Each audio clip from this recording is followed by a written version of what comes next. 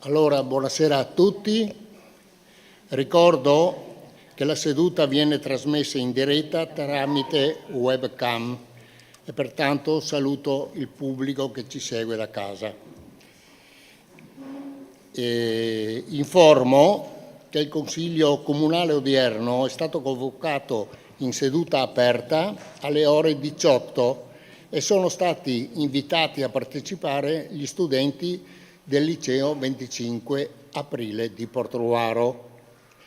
Al termine del loro intervento, la seduta consiliare in adunanza straordinaria tratterà i punti all'ordine del giorno e qualora la trattazione non si esaurisca in data odierna, proseguirà il giorno 21 maggio 2025 dalle ore 19 alle ore 24, come precisato in sede di convocazione e come previsto dal regolamento del Consiglio Comunale. Allora, intanto informo che ci sono alcuni consiglieri comunali in ritardo, mi sembra, no, Camillo è arrivato e c'è l'assessore Lipani che sta arrivando, quindi ci siamo tutti di fatto. È Giuseppin, esatto, il consigliere Giuseppin. Quindi passo la parola al segretario comunale per l'appello. Buonasera. Tofolo Luigi. Arreghini Silvia. Barbisan Leonardo. Bergamo Francesco. Bertoncello Antonio. Camillo Cristian. Drigo Irina. Favero Florio. Geronazzo Luigi. Giuseppin Guido. In arrivo. Marzola Carmen. Moretto Sara. Nigro Filomena. Rambuschi Pietro. Verri Gabriele. Vit Loris. Vivan Matteo. Bene, per quanto riguardano gli scrutatori, nomino i seguenti consiglieri: Giuseppin Guido, che è in arrivo, Marzola Carmen e Camillo Cristian. Ecco, io volevo fare una comunicazione, anche se non è il momento, però ritengo doveroso da parte mia.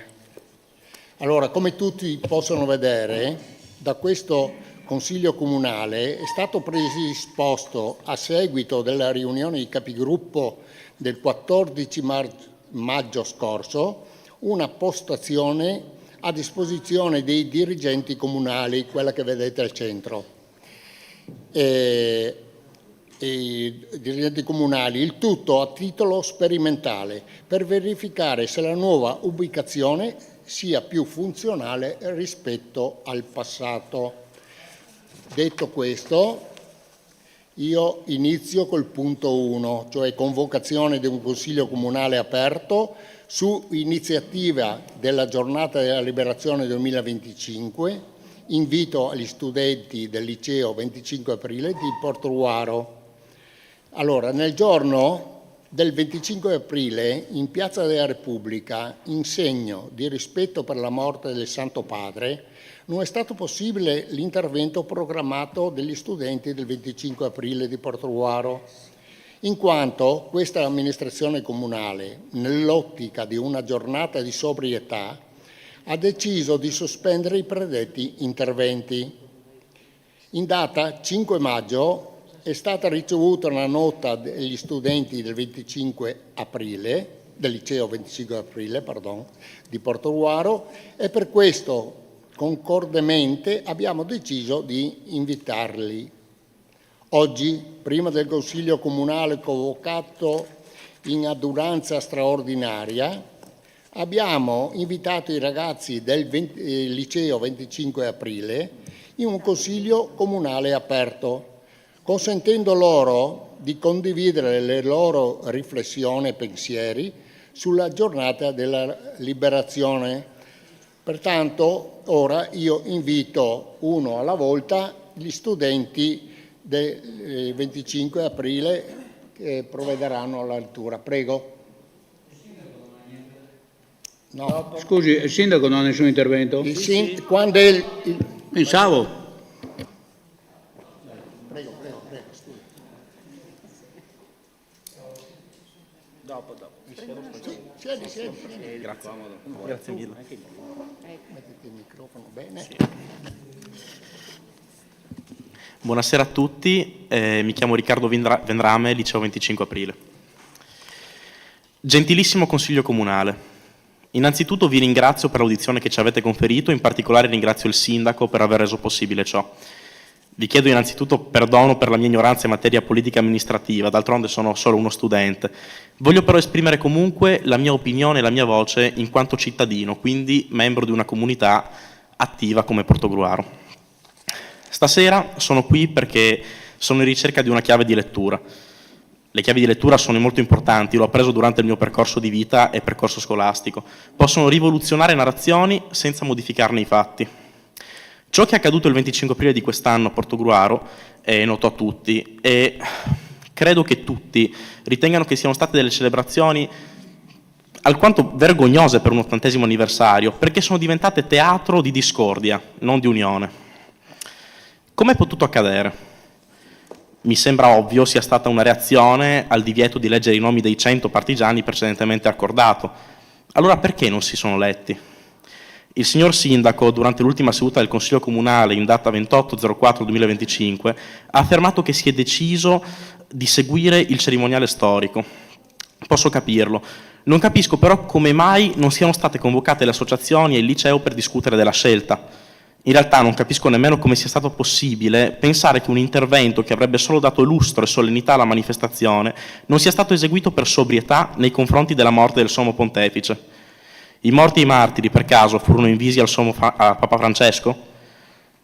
Io vi prego, datemi una chiave di lettura, ve lo chiedo davvero a gran voce e spassionatamente. Sono appena entrato nel mondo del voto pubblico e devo fare i conti con le grandi questioni del Paese, farmi delle solide opinioni. Come posso riuscirci se non comprendo nemmeno la realtà del mio territorio? Ora un appello, facciamo sì che questo spazio diventi uno spazio di crescita per tutti, per noi e spero anche per voi, che ascoltate voci nuove e giovani che solitamente non intervengono in questo tipo di istituzioni. Concludo il mio intervento rinnovando i miei ringraziamenti. Sia che io riesca ad avere ciò che cerco, sia che non ce la faccia, la chiave di lettura ce l'avrò lo stesso. Spero solo di non imparare che gli adulti temono il nome dei morti. Grazie.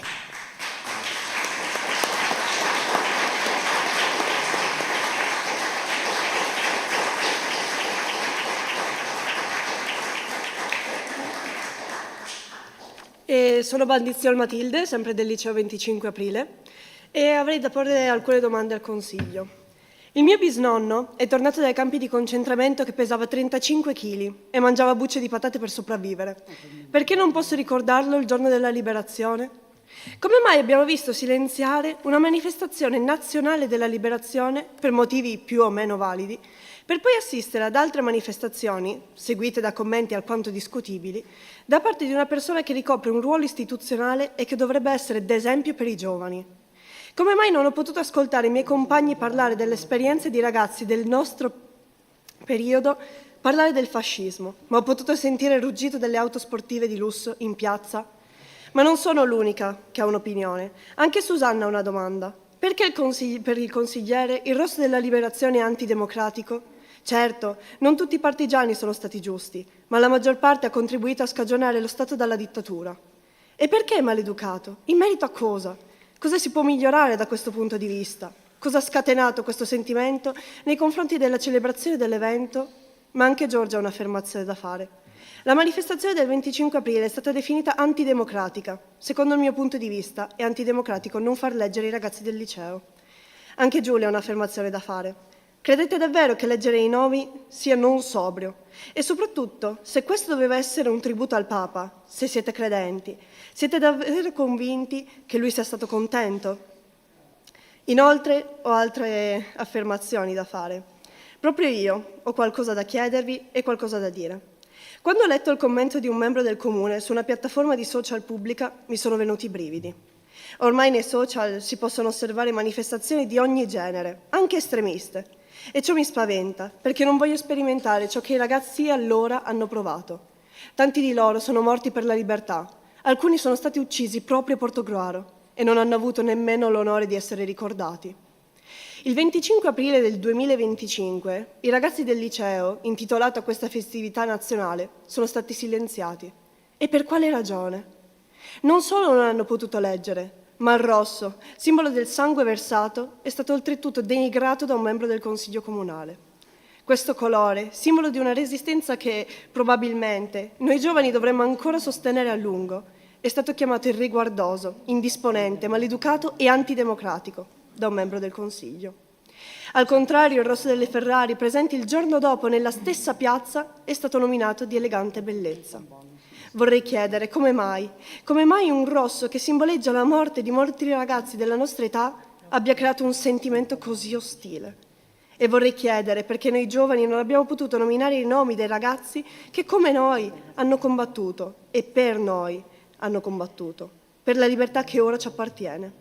Se la risposta è data dal fatto che era un segno di rispetto per la morte del Papa, potrei chiedere se non è considerato irrispettoso permettere ad una manifestazione di auto di lusso di svettare in piazza il giorno dei funerali del Pontefice.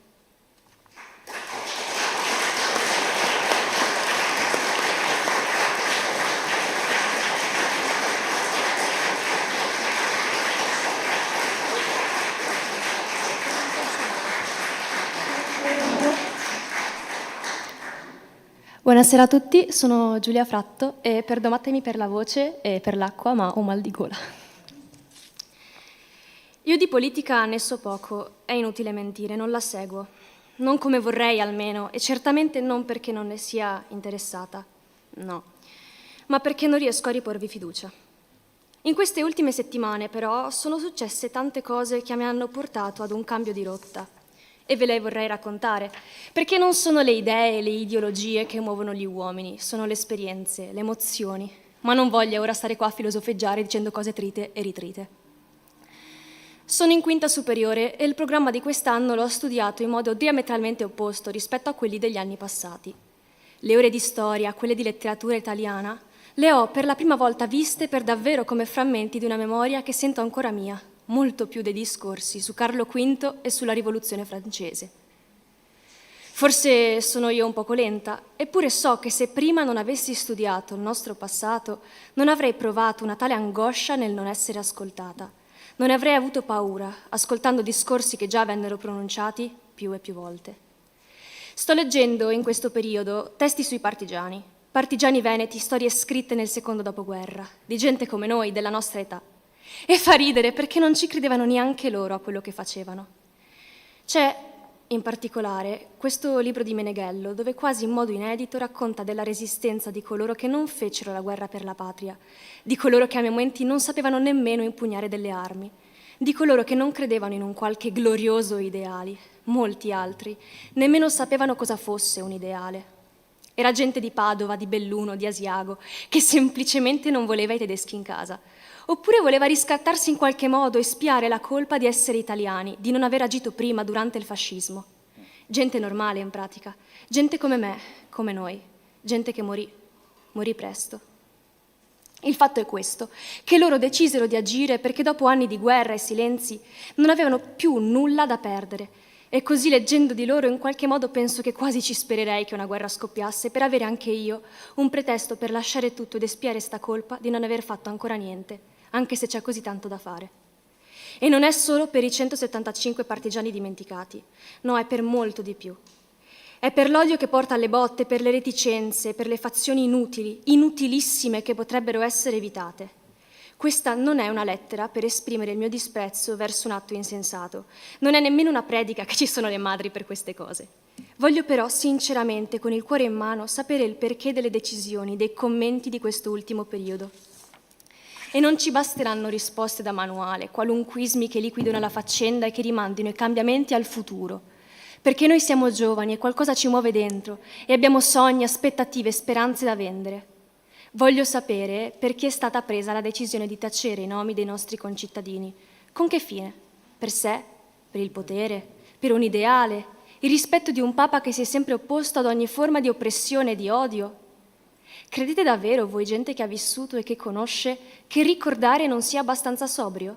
Che Bergoglio avrebbe gioito vedendo che una decisione arbitraria, proclamata in segno di cordoglio per lui, sia stata causa di una silenziosa guerra civile negli animi degli italiani il giorno della liberazione. Mi ha fatto prima rabbia, poi tristezza vedere come in una festa nazionale che dovrebbe avvicinarci tutti quanti, il clima fosse tanto teso da generare vere e proprie discordie. Non leggere i nomi dei martiri della libertà è stato vile, ma quanto è ancora più vile odiarsi in un giorno d'amore. Non chiedo scuse, non le vorrei e sarebbero ipocrite. Chiedo solo che si rifletta, e seriamente, dimenticando per un istante ogni convenzione politica, ogni tesi già scritta e già assorbita da tempo. D'altro canto, però, mi chiedo anche perché il gruppo dei mormoratori abbia deciso di continuare il segno di protesta anche in momenti solenni, come quello in cui sono stati consegnati fiori ai partigiani. Ero lì anche io e quando i soldati urlavano riposo e attenti, la cantavo pure io, Bella Ciao. Opporsi pacificamente a ciò che non si ritiene giusto è la miglior forma dell'essere umano, ma superare il limite del rispetto per puro affronto spoglia dell'onore e riduce la forza di gesti che potevano avere una potenza enorme, e ripeto, enorme davvero. Ecco cosa voglio dire al Consiglio Comunale e cosa vorrei dire a tutti i fieri che hanno cantato, che non è il fascismo di Mussolini al quale oggi ci opponiamo, non è nemmeno un ideale di una certa fazione che stiamo rifiutando. Noi cittadini italiani di destra, di sinistra, di centro, di alto, di basso, di che ne so io, ripudiamo, aborriamo che l'uomo si possa scagliare contro l'uomo in tutte le forme di aggressività psicologica, fisica, subliminale, esplicita. Il 25 aprile è la giornata della liberazione da tutti questi rifiuti della coscienza, da tutti questi scarti di odio dati in pasto a coloro che non sono considerati in qualche modo degni del nostro rispetto. Il 25 aprile 1945 è il giorno in cui gli italiani, anzi gli uomini e le donne di ogni nazionalità che allora combattevano dall'Emilia al Trentino, dalla Toscana alla Valle d'Aosta, coloro che credevano ancora nella forza della civiltà ce l'hanno finalmente fatta.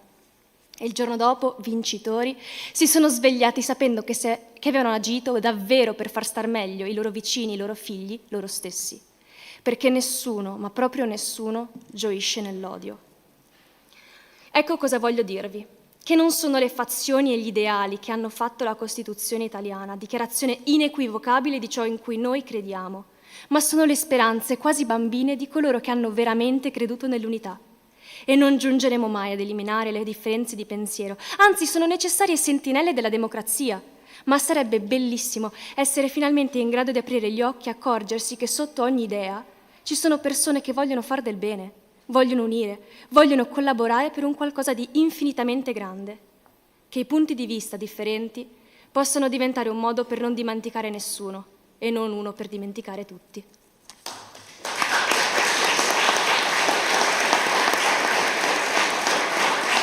Grazie.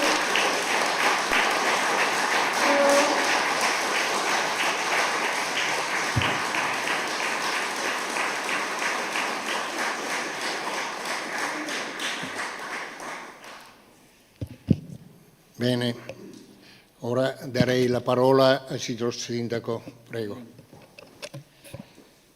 Buongiorno, buon pomeriggio a tutti, buon pomeriggio ragazzi, buon pomeriggio consiglieri, buon pomeriggio a tutti coloro che ci seguono. Questa è una vicenda amara sicuramente, è una vicenda che non ci piace, non abbiamo un sentimento di tranquillità, di serenità sicuramente. Però vorrei dire alcune cose. Beh, intanto grazie per la lettura, per la vostra partecipazione. Questo è un momento di crescita per noi, sicuramente prima per noi e per voi come ragazzi. È un momento di dialettica, di confronto, non di scontro, sicuramente.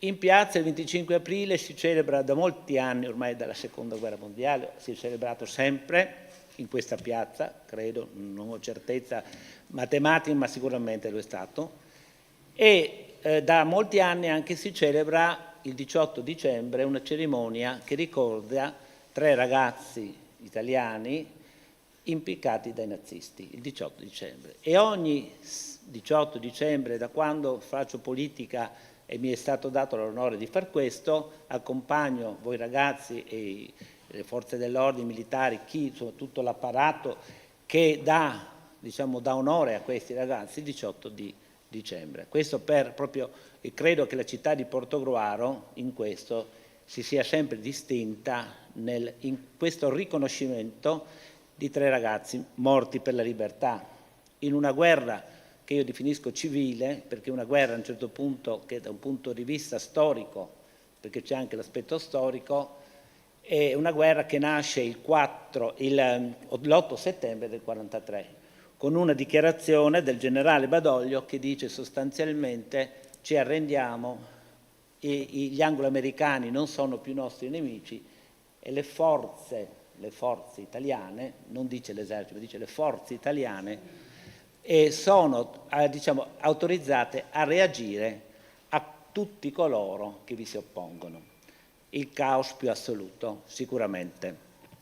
E su questo caos, ovviamente, gli italiani cercano la libertà, e questo anelito di libertà si è tradotto poi in una guerra civile sicuramente. E quindi, tornando al il 25 aprile ogni anno si celebra la fine di questo bruttissimo episodio, perché eravamo divisi in 2, c'erano i tedeschi occupanti a quel punto, gli italiani divisi a loro volta in 2, una Repubblica di Salò e un regno ancora d'Italia che voleva in qualche modo rappresentare l'Italia, e lì si è consumata una grande e brutta pagina di storia. Il 25 aprile, dicevo, che si è sempre celebrato in piazza qui in un determinato modo. Non è per giustificare l'assenza, perché per me la lettura poteva essere una bellissima lettura, una piana lettura di 100 nomi, 10 minuti e la festa è fatta e bella finita. Okay? Forse non eravamo qui a discuterne, ma non è questo il punto è capire se questa lettura in qualche modo disonorasse queste 100 persone.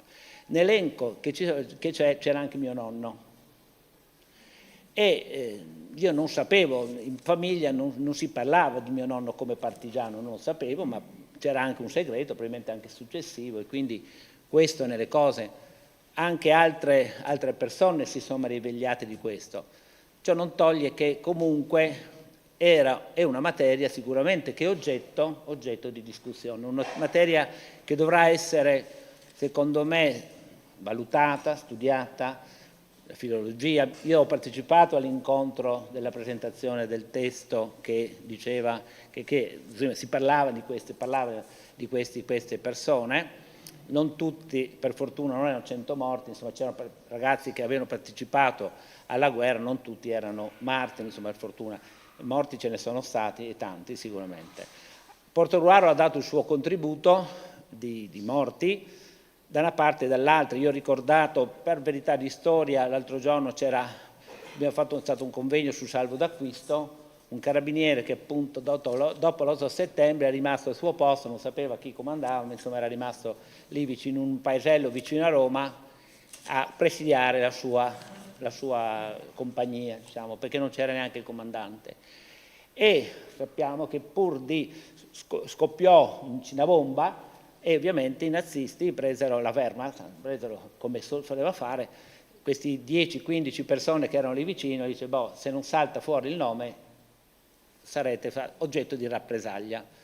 E alla fine, insomma, questo carabiniere, con un atto di eroismo sicuramente per difendere queste persone, si assunse la colpa e fu fucilato. Il comandante sicuramente nazista non poteva neanche fare altrimenti, perché lo fucilavano lui, perché era un esercito. Questo per dire che atti di eroismo. Noi abbiamo un istituto musicale che vanta la bellezza nato nel 1893, o anche prima, nel 1838, comunque sotto l'impero austro-ungarico. E vi era direttore il maestro Michele Casagrande, era un grande compositore, amico di Mascagni, della cavalleria rusticana, il cui fratello passò anche per Portogruaro. Anche lui, per lui vestiva la camicia nera, periodo, e non dirigeva l'orchestra in quel momento, e andò non so per questo, non ritornò più per una vicenda. Era la guerra civile, sicuramente, non entro nel dettaglio. Questo quindi comunque io mi scuso da un punto di vista così della città, se questa mancata lettura può aver dato benché minimo, diciamo, sospetto di una mancanza di rispetto verso queste persone. Lo dimostra quello che ho detto prima, il fatto che ogni 18 dicembre noi li onoriamo tutti i caduti, perché purtroppo abbiamo avuto anche la prima guerra mondiale, giusta o non giusta che fosse, ma qui abbiamo davanti a me, io ho sempre la figura di questo bellissimo monumento e lì ci sono i nomi di altri caduti che lottarono anche quelli per una libertà risorgimentale. Sicuramente le visioni erano diverse, però diciamo, la storia, se noi andiamo in tutte le nostre città, credo che ogni città, anche piccola, abbia un monumento ai caduti. Io così sul momento non ci fai caso bambino, perché insomma, ma caduti, cosa sono? I caduti sono persone, generalmente ragazzi, giovani, che sono morti per un ideale, contestualizzati in una determinata situazione storica sicuramente, ma morti per un ideale, e generalmente per un ideale di libertà, in una guerra o in guerre o comunque per un anelito veramente di libertà. Quindi, ripeto, non c'è nessuna assolutamente, se questa decisione ha provocato questa tristezza, questo rammarico, ripeto, me ne scuso. Il cerimoniale è abbastanza rigido, questo sicuramente a prescindere dal lutto papale, ma è abbastanza rigido, sono interessate molte le forze dell'ordine, tutta una serie di cose, e mi riprometto di partecipare ben volentieri ad un convegno dove sì, anche quella volta è stato fatto, ma altre discussioni che voi vogliate fare, a discussione su questo tema, che è un tema molto importante, nel riconoscimento di chi ha lottato ed è morto, alcuni, non tanti per fortuna, ma molti hanno lottato e qualcuno ci ha anche rimesso la vita,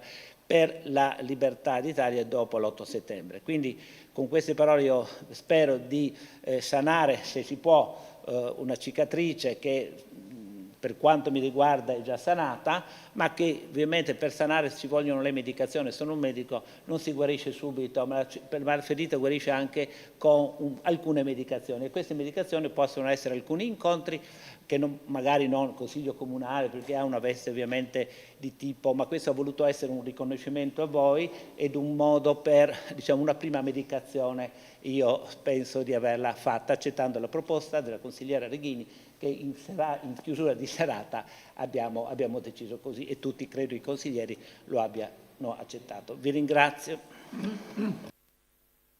Grazie signor Sindaco. Allora, intanto ricordo che, come concordato in sede di conferenza dei capigruppo, può intervenire un consigliere per gruppo per non più di 5 minuti. Quindi chi vuole intervenire, alzi la mano. Grazie.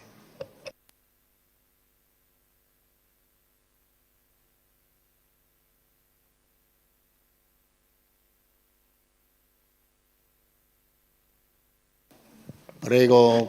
Ah no? Non so, non vedo alcuna mano.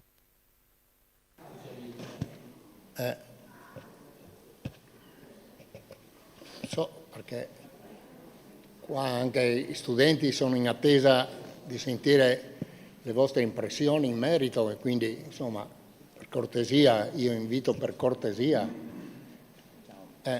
qualche intervento in sostanza.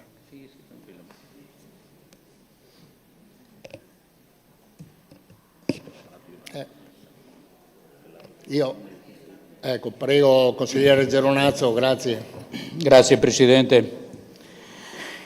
Il mio intervento sarà molto breve. Innanzitutto devo ringraziare questi giovani che sono il nostro futuro, che hanno avuto il coraggio di venire qui in Consiglio Comunale a esprimere le proprie idee e dire finalmente, a mio parere, come si svolge una democrazia. Una democrazia, quando si decide qualcosa, visto che abbiamo un Consiglio Comunale, va fatto una riunione minimo dei capogruppo e si decide tutti assieme se i cittadini possono fare dei nomi il 25 aprile o meno. questo da parte di questa amministrazione non lo ha fatto, non ha coinvolto minimamente la minoranza su decisioni nazionali che riguardano i cittadini di Portogruaro, i cittadini d'Italia. Questo è il problema che loro pongono. Dire partigiani o non partigiani, chi ha lottato per la libertà e perché oggi noi siamo qui per poter discutere liberamente di tutte le nostre cause e come vogliamo, bene o nel male, con le nostre proprie capacità. Ringrazio ancora una volta i giovani che sono il nostro futuro, perché ormai noi, diciamo, siamo datati, ma non datati perché siamo vecchi, datati perché il futuro sono loro. Ci hanno insegnato, questa sera, ci hanno insegnato come ci si comporta, ci hanno insegnato il rispetto degli altri, quello che noi non siamo stati capaci. Quindi, signor Sindaco, mi sarei aspettato da lei, prima che i giovani incominciassero a fare le domande, che lei non ne ha risposto a neanche una, ha risposto a tutta un'altra cosa, ma non ha risposto specificatamente a quello che hanno chiesto. E questo mi sorprende, perché sviare i ragionamenti non va bene. Loro hanno fatto domande precise e concise e noi avevamo il dovere di rispondere precisi e concisi. Se abbiamo sbagliato, diciamo, come ha detto lei, abbiamo sbagliato, ma diciamo perché abbiamo sbagliato. Invece ci siamo rifugiati su discorsi, macro discorsi, su presentazioni di libri. Tutti lo sappiamo che ci sono altre manifestazioni a Portogruaro. Mancherebbe altro che non lo sappiamo, ci mancherebbe altro. Quindi mi rammarico e mi tengo, io personalmente mi vergogno un po' che questa amministrazione non abbia dato voce ai giovani che con duro lavoro ricordavano chi ha reso l'Italia libera e indipendente. Grazie ancora perché avete avuto il coraggio di venire qui nel posto preposto per dire le vostre idee. Grazie. Grazie consigliere.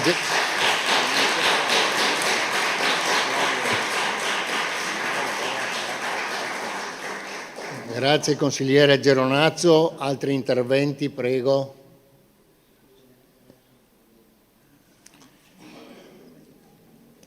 Altri interventi, prego.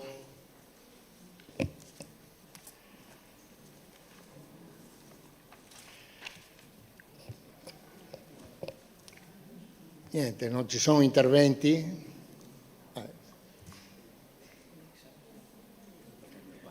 Se non ci sono interventi io non do la parola a nessuno, però consigliere Moretto, grazie. Dai. No, grazie Presidente. No, mi fa specie che si aspettino sempre gli interventi delle opposizioni, però noi non ci tiriamo di certo indietro. Io credo che la vicenda che il Sindaco stesso ha definito amara, che ha portato alcuni studenti del liceo del 25 aprile a chiedere un confronto con gli organi di governo della città, meriti questa sera un definitivo chiarimento. E credo che lo meriti anche per come i ragazzi hanno deciso di avvicinarsi a noi, quindi non con un atteggiamento di sterile protesta, ma con una richiesta di dialogo e confronto, e lo dimostri anche il fatto che sono numerosi qui questa sera. Ringrazio il Presidente del Consiglio perché ha prontamente e senza indugi colto la proposta, che è giunta dai banchi delle opposizioni, l'ho anche detto, di aprire la seduta di stasera con gli interventi di questi ragazzi. Abbiamo, per dire la verità, ricevuto tutti una lettera che conteneva considerazioni importanti che non potevano rimanere inascoltate o ignorate. Devo dire però che di fronte alla franchezza con la quale che hanno dimostrato i ragazzi, questi studenti, sarebbe stato d'obbligo, a mio parere, rispondere con altrettanta franchezza. Magari, signor Sindaco, dicendo un semplice abbiamo sbagliato. Invece questa sera mi pare che si è girato un po' intorno ai fatti, Ci si è chiesti se ancora la vicenda di come sono state gestite le celebrazioni abbia offeso qualcuno. Io credo che sia evidente che qualcuno si sia ritenuto offeso, se no non saremmo qui, non ce lo dobbiamo chiedere, dobbiamo fare un passo avanti e cercare di andare oltre a quello che è accaduto. Come ho già detto in questa sede, nessuna legge o circolare imponeva ciò che questa amministrazione ha scelto di non fare il 25 aprile. Si è scelto di non cantare l'inno nazionale, si è scelto di negare la lettura dei nomi dei resistenti portoghese. Se mi permette, signor Sindaco, dire che insomma intanto in 10 minuti li avremmo letti, la festa è fatta, bella finita, insomma non mi pare che sia forse il giusto approccio per quello che voleva significare in quella data o in altri appuntamenti la lettura dei portoghesi che hanno combattuto per la libertà e la democrazia. Devo dire che sono state delle scelte, quella anche di negare la lettura dei nomi dei resistenti portoghesi, perché così non è accaduto in diversi comuni limitrofi dove invece tali nomi sono stati letti e dove l'80° anniversario della liberazione dal nazifascismo è stato celebrato con estrema solennità. Io, signor Sindaco, questa sera mi sarei aspettata delle risposte. Devo dire che invece ho ascoltato una ricostruzione della liberazione e della resistenza che un po' mi è sembrato corresse anche il rischio di mettere sullo stesso piano oppressi e oppressori. Credo che insomma invece forse su questo ci dovrebbe essere un pochino più di chiarezza. Io mi sarei, ripeto, aspettata delle risposte, come credo se le aspettino, anzi ce l'hanno detto chiaramente Riccardo, Matilde e Giulia, che sono intervenuti questa sera anche a nome degli altri ragazzi che sono qui presenti. Loro si aspettavano delle risposte, ma forse anche la città si aspetta delle risposte a domande che rimangono ad oggi ancora aperte e che io questa sera vorrei riproporre, non per alimentare polemiche o individuare responsabilità, ma per cercare di trovare una strada giusta, quella che ci eviti di ripercorrere, rifare gli stessi errori in futuro. Per cui io credo che sia giusto chiarire innanzitutto chi ha deciso di non leggere i nomi dei resistenti portoghesi. È stato il sindaco, è stata la giunta, è stato consultato il comitato che dovrebbe, secondo il regolamento, gestire le celebrazioni? Questo ancora i portoghesi non l'hanno capito. E le chiedo, signor Sindaco, lei è ancora convinto della giustezza della decisione che ha assunto? Forse, come ripeto, come ho detto all'inizio, un semplice abbiamo sbagliato, abbiamo capito di non aver fatto la scelta giusta sarebbe stato molto più semplice. E credo che questa sera sarebbe stata anche l'occasione per dare risposta, oltre che agli studenti, anche alle associazioni che hanno chiesto appunto la istituzione di un comitato specifico per la gestione delle celebrazioni del 25 aprile. Anche su questo risposte vaghe nella scorsa seduta, questa sera è l'occasione di dare queste risposte. E direi anche che forse c'è anche l'opportunità questa sera di ricucire incomprensioni e malintesi nel modo più semplice e concreto, ovvero quello, se gli studenti ovviamente sono pronti o disponibili, di leggere qui questa sera i nomi dei liberatori e noi ascoltarli in segno di rispetto in questa seduta di consiglio. Io credo di non aver utilizzato tutto il tempo e lo cedo volentieri alla lettura dei nomi se i ragazzi saranno disponibili e credo che forse questo sarebbe il vero modo per provare a ricucire uno strappo che pure si è consumato tra l'amministrazione comunale e la città di Portogruaro.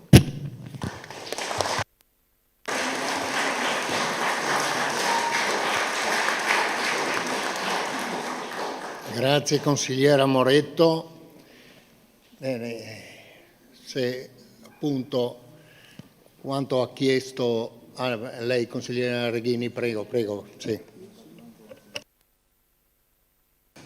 Buonasera a tutti, a chi è presente da casa e anche qui. E ringrazio anch'io i ragazzi perché il coraggio che hanno avuto l'ho già detto nella seduta scorsa e ci tengo a precisare che tutta l'opposizione voleva che i ragazzi fossero qui stasera e tutti i gruppi consigliari hanno sostenuto questa idea. Io, proprio per il coraggio che hanno avuto e proprio perché la politica mi sono piaciute molto le parole dei ragazzi che sono liberi di pensare al di fuori degli schemi, come a volte in questi luoghi e nei luoghi della politica si fa fatica a fare. E cederei anche molto volentieri i miei 5 minuti di intervento a qualcuno di loro se ha qualcosa da dire in replica a quanto vi è stato detto. Perché io personalmente, posso parlare tranquillamente perché posso intervenire, però credo veramente che la vostra replica sia, se volete, se ritenete, ve li cedo volentieri perché noi abbiamo già parlato tanto. Ecco, Matilde quindi.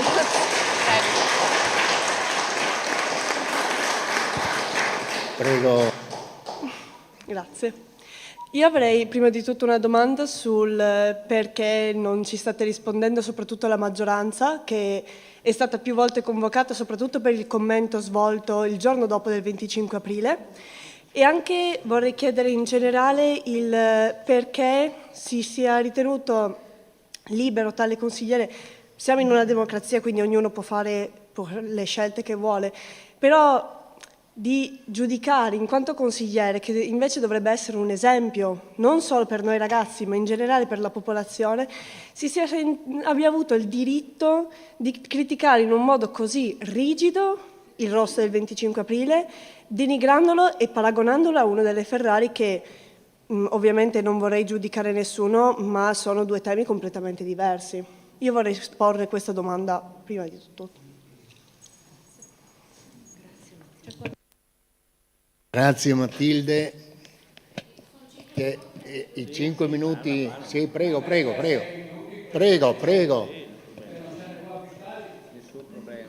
accendi il microfono.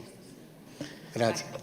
Allora, credo che Matilde abbia già delineato generalmente tutto quello che noi ribadiamo, ossia che ci vengano date delle risposte alle domande che abbiamo fatto, che non mi sembra fossero tanto fuliginose ma molto concise, e perciò credo che non in quanto studenti del 25 aprile debbano essere privilegiati, ma proprio in quanto cittadini di Portogruaro. Questo è un consiglio comunale che dovrebbe fare l'interesse di Portogruaro, dei cittadini di Portogruaro. Quando i cittadini di Portogruaro hanno una domanda, hanno un sentimento contrario rispetto a ciò che è stato fatto, mi sembrerebbe d'obbligo che venga risposto in modo molto chiaro e molto trasparente. Mi auguro che questa seduta porti a questo, però attualmente non mi sembra stia andando così, ecco. Grazie.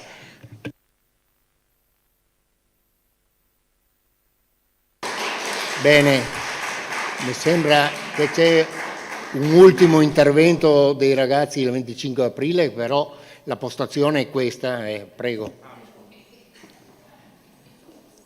Un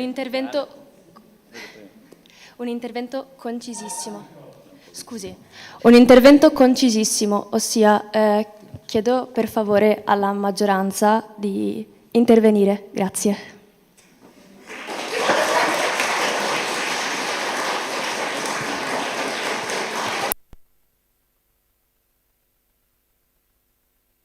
Prego, signor Sindaco, prego. Allora, risposto anch'io, sarò breve. Penso di essermi dilungato abbastanza. La mia introduzione era un'introduzione storica perché io amo contestualizzare i problemi.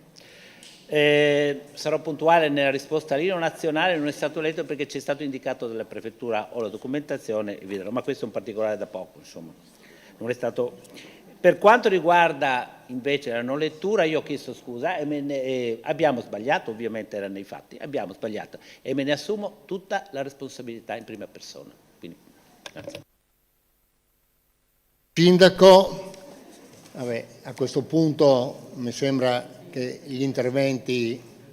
no, prego, consigliere Favaro, prego.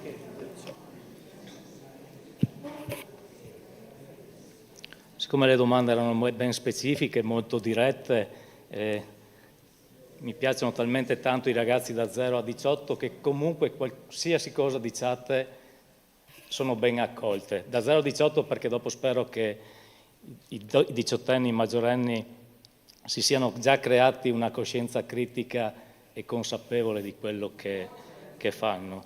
Mi sentono, vi sentite anche voi. Io credo che sul post, siccome avete fatto riferimento al post, ci siano stati ovviamente più vicino, cos'è?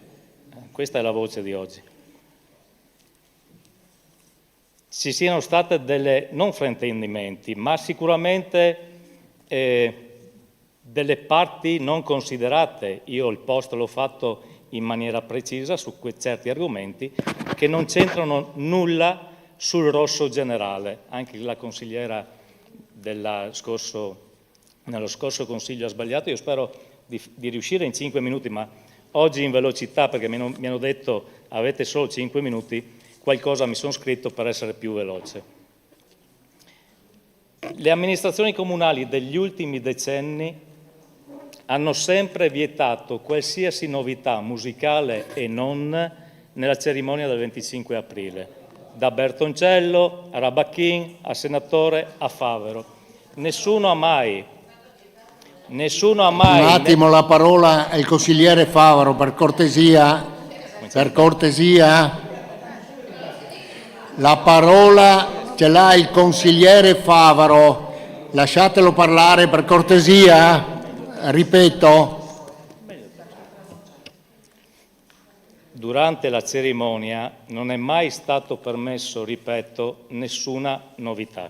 Durante la cerimonia, alla fine della cerimonia, i gruppi hanno sempre cantato, anche nella mia consigliatura, hanno sempre cantato Bella Ciao e nessun problema. Il Piave qualche volta, però nella mia consigliatura, e ci sarà stato un motivo da questo punto di vista, perché le cerimonie commemorative sono importanti nella costituzione di identità nazionali e locali e nell'affermazione di valori etici e politici. Lo dice, non lo dico io, lo dice la storiografia e le scienze sociali più recenti, che affermano dopo studi sulle commemorazioni qual è l'importanza della commemorazione ufficiale.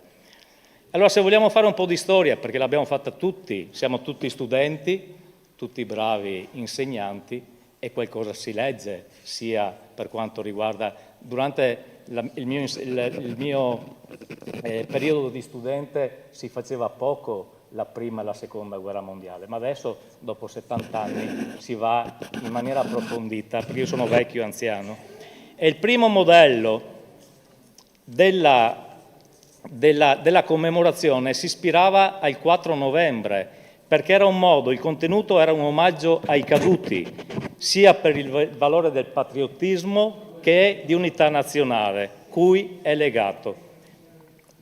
In questo senso e in questi momenti c'è sempre il riconoscimento di un'identità comune.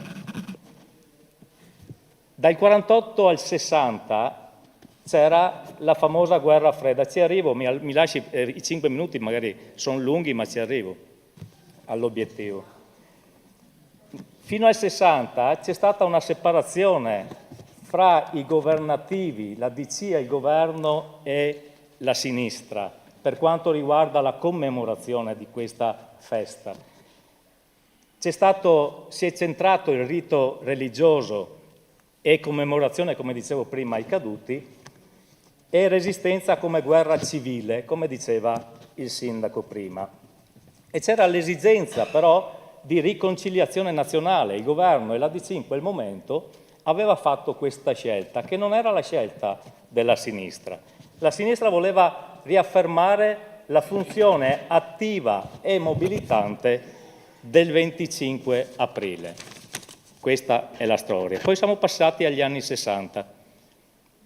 Tanti giovani entrano in politica, siamo al periodo del 68, dal 60 al 70, e questi giovani assumono il motivo come mito fondatore della resistenza e dell'antifascismo come motivo propulsore dell'impegno militante, dai quali però l'ANPI, qui abbiamo i simpatizzanti, gli iscritti, non certo quelli che hanno vissuto l'esperienza viva della Resistenza, ma l'ANPI in quel periodo si dissociava quasi sempre da questo modo di voler commemorare il 25 aprile.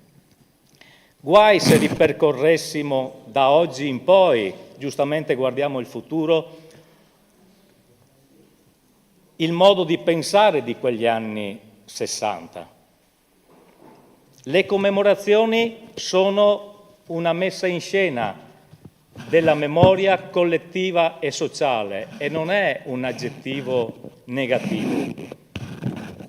I rituali commemorativi sono pratiche sociali in cui tutto si muove in uno spazio ben definito. C'è una sequenza precisa che non dà spazio all'anarchia di alcuno. Provate a pensare se potesse succedere, cosa succederebbe se durante una messa religiosa, quando il parroco dice la predica o quando il parroco comunque fa i suoi riti, se qualcuno accendesse il cellulare e facesse sentire un alleluia, che comunque è una musica religiosa. Oppure cosa succederebbe al Quirinale se durante una commemorazione qualcuno facesse sentire anche il va pensiero. Il 25 aprile fa parte indubbiamente di una tipologia celebrativa seria, istituzionale e formalmente controllata. Tutte le regole non sono scritte, ma sono ben precise. Non c'è spazio per improvvisazioni di terzi, perché sarebbe l'anarchia, sarebbe, come lo è stato, pura provocazione. Consapevole che il mio post avrebbe mosso gli animi, ma il mio post è acqua di rose rispetto al despota subito da un capogruppo consigliare nei nostri confronti e nei miei confronti, oppure addirittura di aver subito da un ex alta carica di passate amministrazioni del bifolco attraverso Facebook. Ma questo è secondario rispetto al problema. Il mio obiettivo non è quello di zittire. Certo che è un'autodifesa. Il mio obiettivo non è quello... Presidente, è un'autodifesa. Andiamo nell'argomento. Siamo nel pezzo. La sento nervoso. Il mio obiettivo non è quello di zittire quel gruppetto, ed è quello di difendere proprio la storia del 25 aprile, che non accoglie occasionali variazioni, ma che semmai in altri momenti ha la possibilità di mettere in risalto valori universali quali i diritti umani, la non violenza e la pace, valori sentiti, molto sentiti, soprattutto da voi giovani. Ma l'obiettivo è anche quello di difendere le istituzioni e le principali figure istituzionali repubblicane, come il sindaco, uniche garanzie permanenti per la nostra libertà, ma anche quello di difendere la rispettabilità delle alte cariche presenti, militari, civili e religiose, che hanno assistito a un'ingenerosa ingerenza impropria. Rassegnarsi ad una logica dello spettacolo crea il rischio di snaturare il significato stesso del commemorare, che significa del ricordare insieme. Se quel gruppetto si sente fiero di quello che ha fatto, può facilmente reiterarlo. Come avete visto, nessuno l'ha vietato. Ma così facendo allontanerà tante persone che non si riconoscono in questi atteggiamenti, ma che vorrebbero con me festeggiare e ricordare in una cerimonia seria un momento gioioso dalla liberazione del nazifascismo. Le ricordo che ha ancora un minuto, grazie.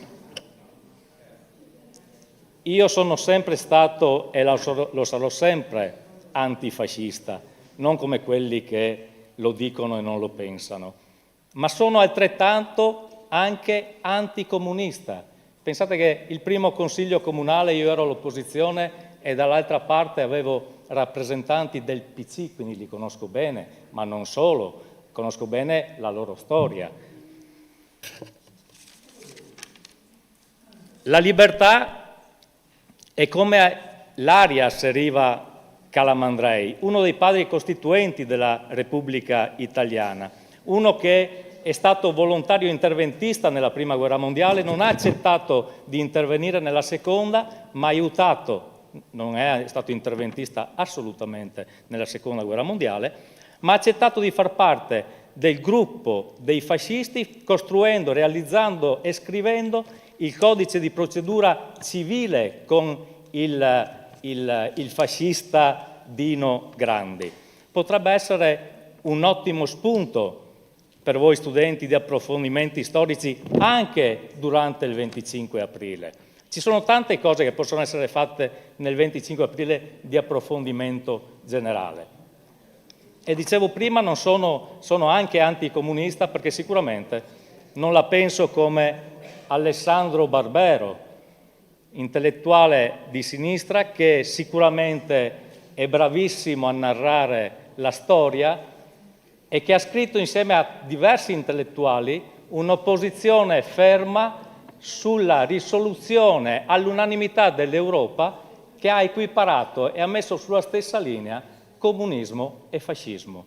Uno può anche non essere d'accordo, io lo rispetto, però posso anche essere in disaccordo e non accettare le sue idee. Sicuramente i due ismi hanno creato tantissimi morti, anche milioni, e sicuramente il comunismo ne ha creati più di tutti.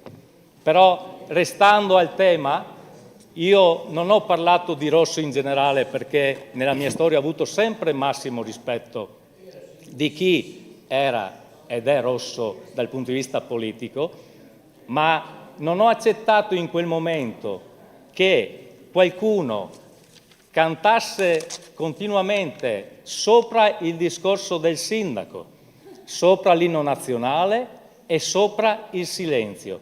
Nessuno riuscirà mai a sentire le parole di un altro se canta.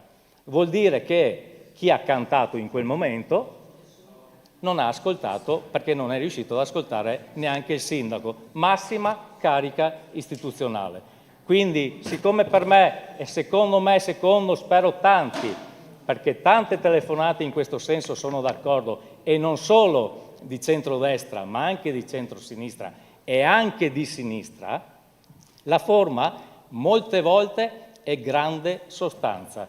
E quindi, se vogliamo unire questa festa con tutti ed essere festosi della liberazione antifascista di tutti, bisogna non prevaricare, non far in modo di far vedere all'altro che si è più belli o più bravi, ma si cerca di dare un contributo per la risoluzione positiva.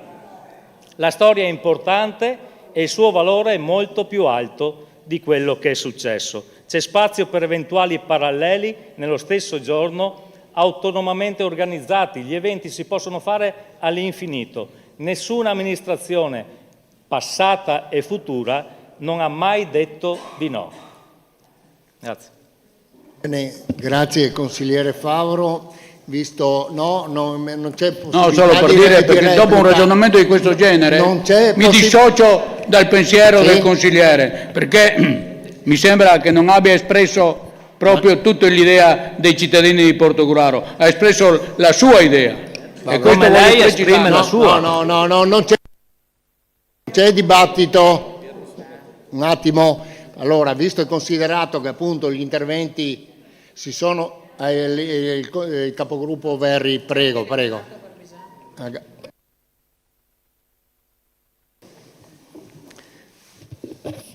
Buonasera a tutti e soprattutto ai ragazzi che ho veramente apprezzato per la loro presenza.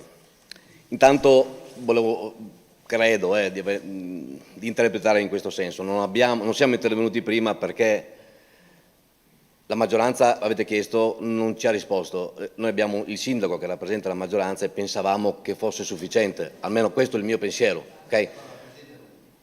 Sì, rappresenta tutti, però, sì, però ecco, bisogna essere anche obiettivi, insomma, pensavamo che fosse quella la risposta.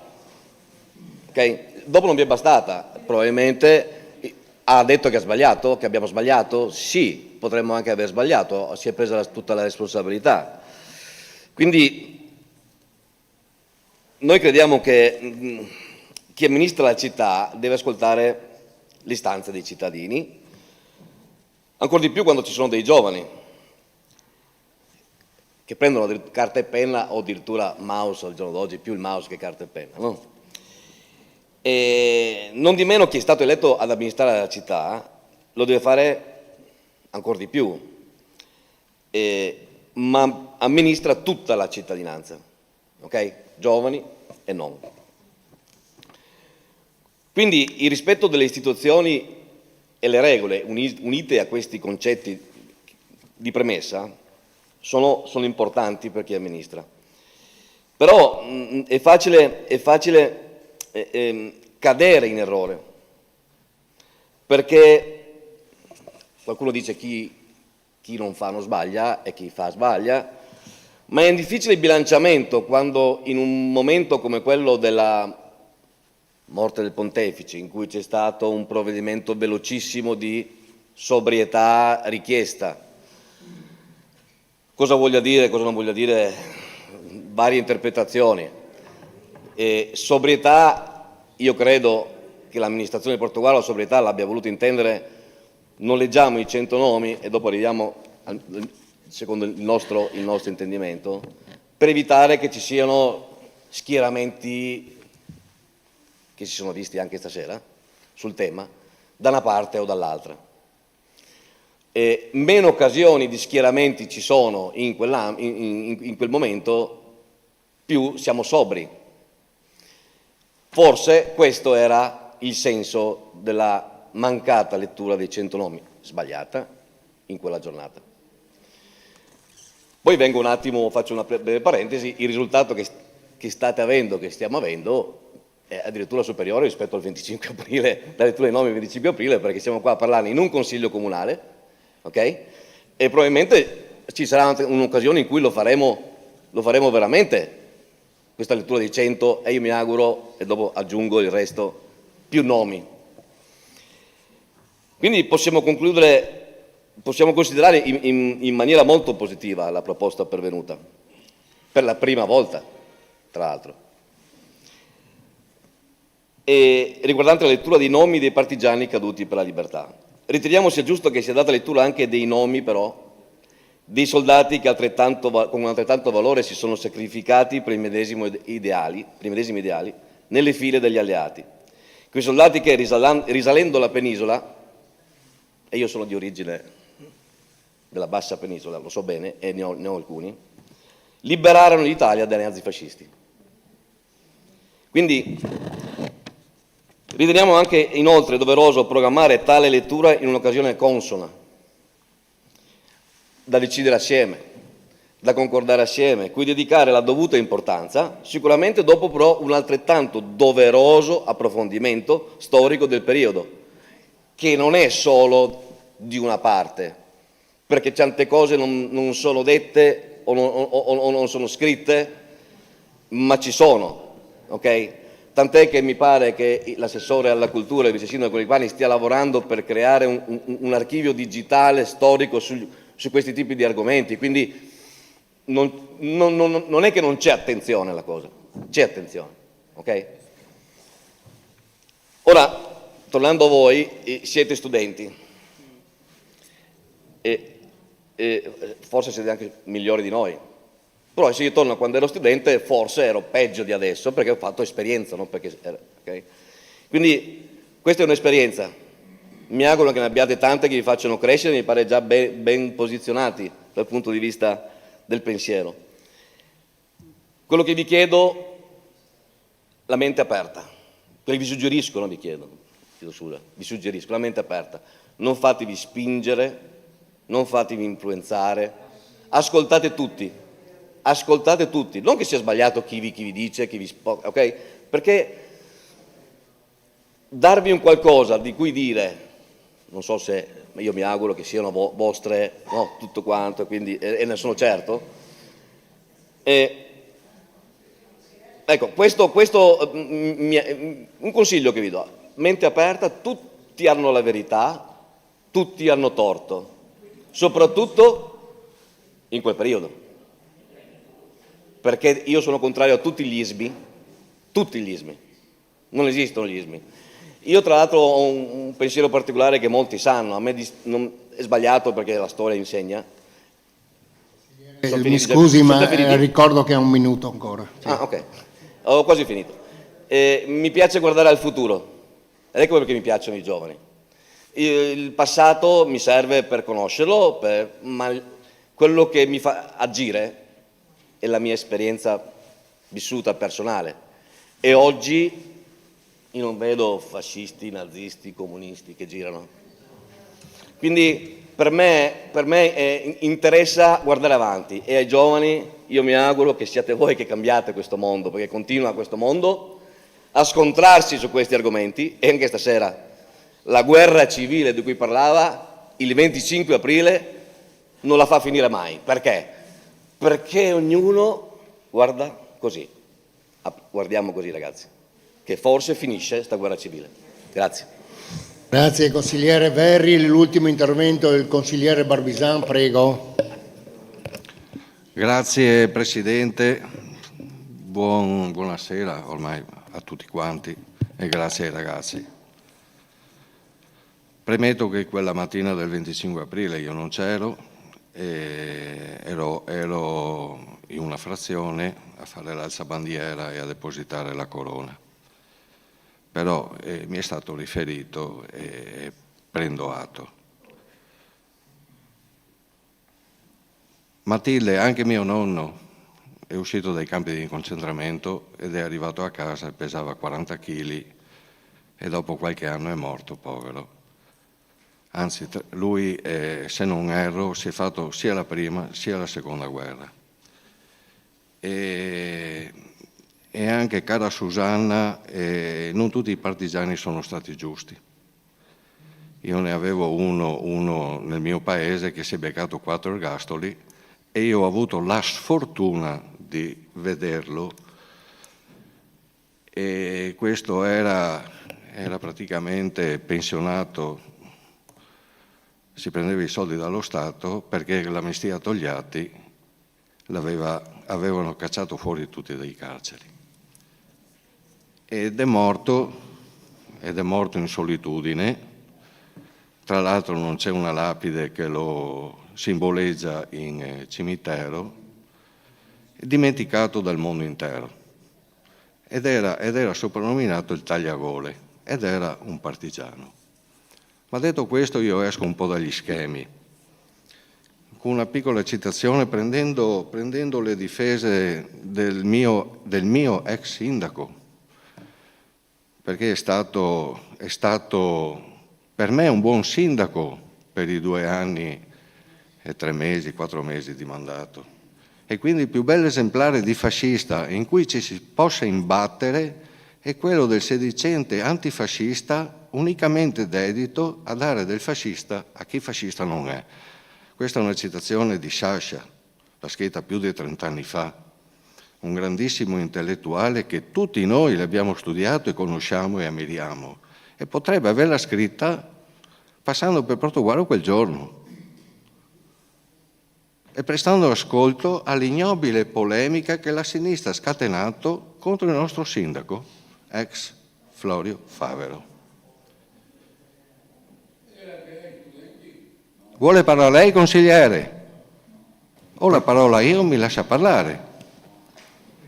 Prego, consigliere Barbisan. Consigliere Geronazzo, per cortesia. Contro il quale la pochezza delle idee, l'assenza totale di contenuti politici ha dato del suo meglio o del suo peggio, che, che è praticamente uguale, la stessa identica cosa.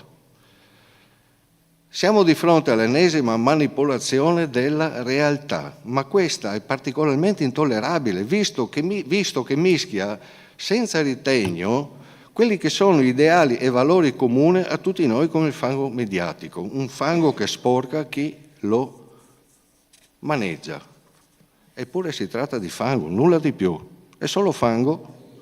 È forse un reato, lo chiedo a tutti, aver mostrato un apprezzamento per un'eccellenza italiana, un luogo, un marchio, un simbolo di quanto il meglio esiste nel mondo per quanto riguarda stile, design e lavoro. Questo innanzitutto è la Ferrari, un luogo di lavoro dove la forza lavoro e anche a disparità di mansioni, praticamente un ingegnere guadagna più di un operario, ma il loro lavoro ha lo stesso peso, identico, tale e quale, un'eccellenza in tutti i sensi da rispettare e valorizzare. Probabilmente era già in programma quella mattina lì, era già in programma e quindi non si poteva dirgli di no. E quindi abbiamo avuto noi il piacere di ospitare nella nostra splendida piazza degna di cornice con un rosso degno Ferrari. Grazie Presidente, grazie ai ragazzi. Grazie a lei, consigliere Barbisan. Quindi il Consiglio, sono le ore 19. Consigliere Moretto. Volevo capire, siccome io ho concluso il mio intervento con una proposta, che era quella di leggere i nomi questa sera, chiedo, anche questa sera c'è un no alla lettura dei nomi dei partigiani e dei patrioti portoguaresi?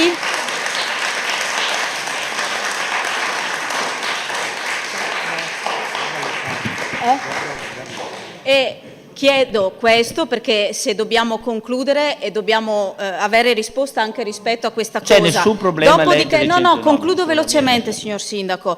Dopodiché io credo che questa sera né i ragazzi né i componenti dell'opposizione siano scivolati in una contrapposizione né politica né partitica sul 25 aprile, anzi gli studenti, se non sbaglio, hanno proprio parlato di unione e mi è dispiaciuto sentire certe richieste anche di revisione della storia per quanto mi riguarda, e credo che quello che avremmo dovuto fare questa sera sarebbe stato quello di stare proprio nel merito di quanto accaduto, fornire le risposte ai ragazzi ed evitare considerazioni che sono molto più scivolate sulla politica e anche con affermazioni quanto discutibili. Faccio presente che l'amnistia Togliatti ha salvato più fascisti che partigiani, quindi bisogna, se dobbiamo rileggere la storia, rileggiamola davvero tutta, e credo quindi che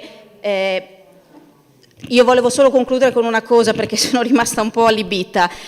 Noi qui abbiamo assistito a degli interventi non di bambinetti che non hanno senso critico o che si fanno influenzare. Abbiamo sentito ragazzi di 18 anni che hanno quindi anche il diritto di voto, che stanno studiando e che immagino abbiano sia prima di tutto una loro idea e in secondo luogo la capacità di avere un senso critico. Io ritengo offensivo pensare che questi ragazzi siano qui perché non hanno le idee chiare o devono ancora maturare il loro percorso. Tutti cresceremo, tutti cambieremo magari anche idea, ma per cortesia non diamogli ai ragazzi Lo che ho detto, per favore. L'idea che non sono in grado loro lo hanno capito meglio di lei. giudicare o di avere un senso critico. Un Grazie. attimo.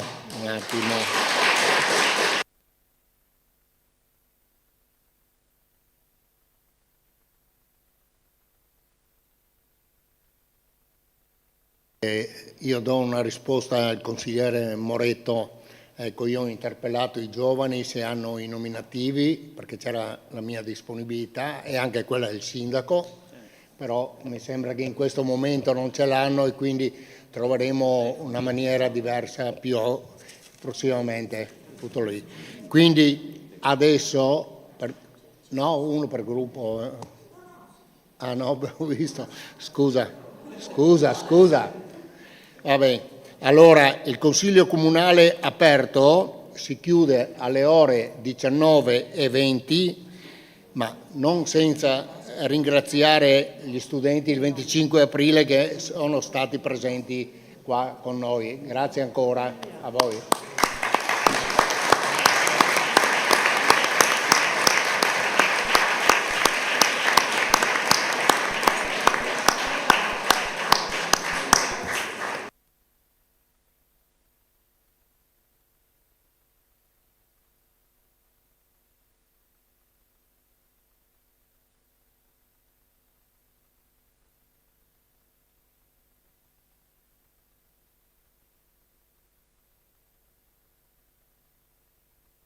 Allora, visto e considerato che dovevamo arrivare alle 19:30, ci sono circa 10 minuti di pausa. Chi vuol rimanere rimane e gli altri se ne possono andare. Va bene? Quindi 10 minuti di pausa, grazie.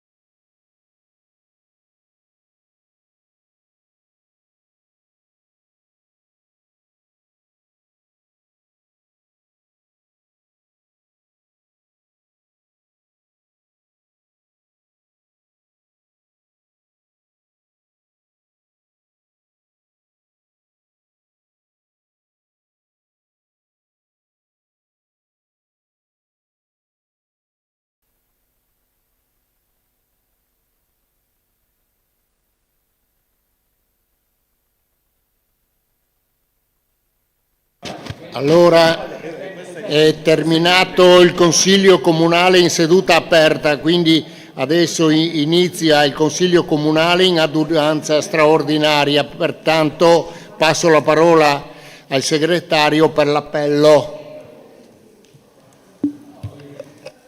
Buonasera. Toffolo Luigi, Arreghini Silvia, Barbisan Leonardo, Bergamo Francesco, Bertoncello Antonio, Camillo Cristian, Drigo Irina, Favero Florio, Geronazzo Luigi, Giuseppin Guido, Marzola Carmen, Moretto Sara, Nigro Filomena, Pietro Rambuschi, Gabriele Verri, Vit Loris e Vivan Matteo. E il banco degli imputati con i dirigenti. Bene, allora io riconfermo quali scrutatori Giuseppin Guido, Marzola Carmen e Camillo Cristian e passo al punto 2, comunicazioni, quindi darei la parola al signor Sindaco per le comunicazioni, prego. Un paio di comunicazioni. L'oggetto è il 108° Giro d'Italia, 14ª tappa, Treviso, Gorizia, Nova Gorizia. Piano operativo di protezione civile ed evento rilevante per impatto locale, attivazione del servizio intercomunale di protezione civile portoghese.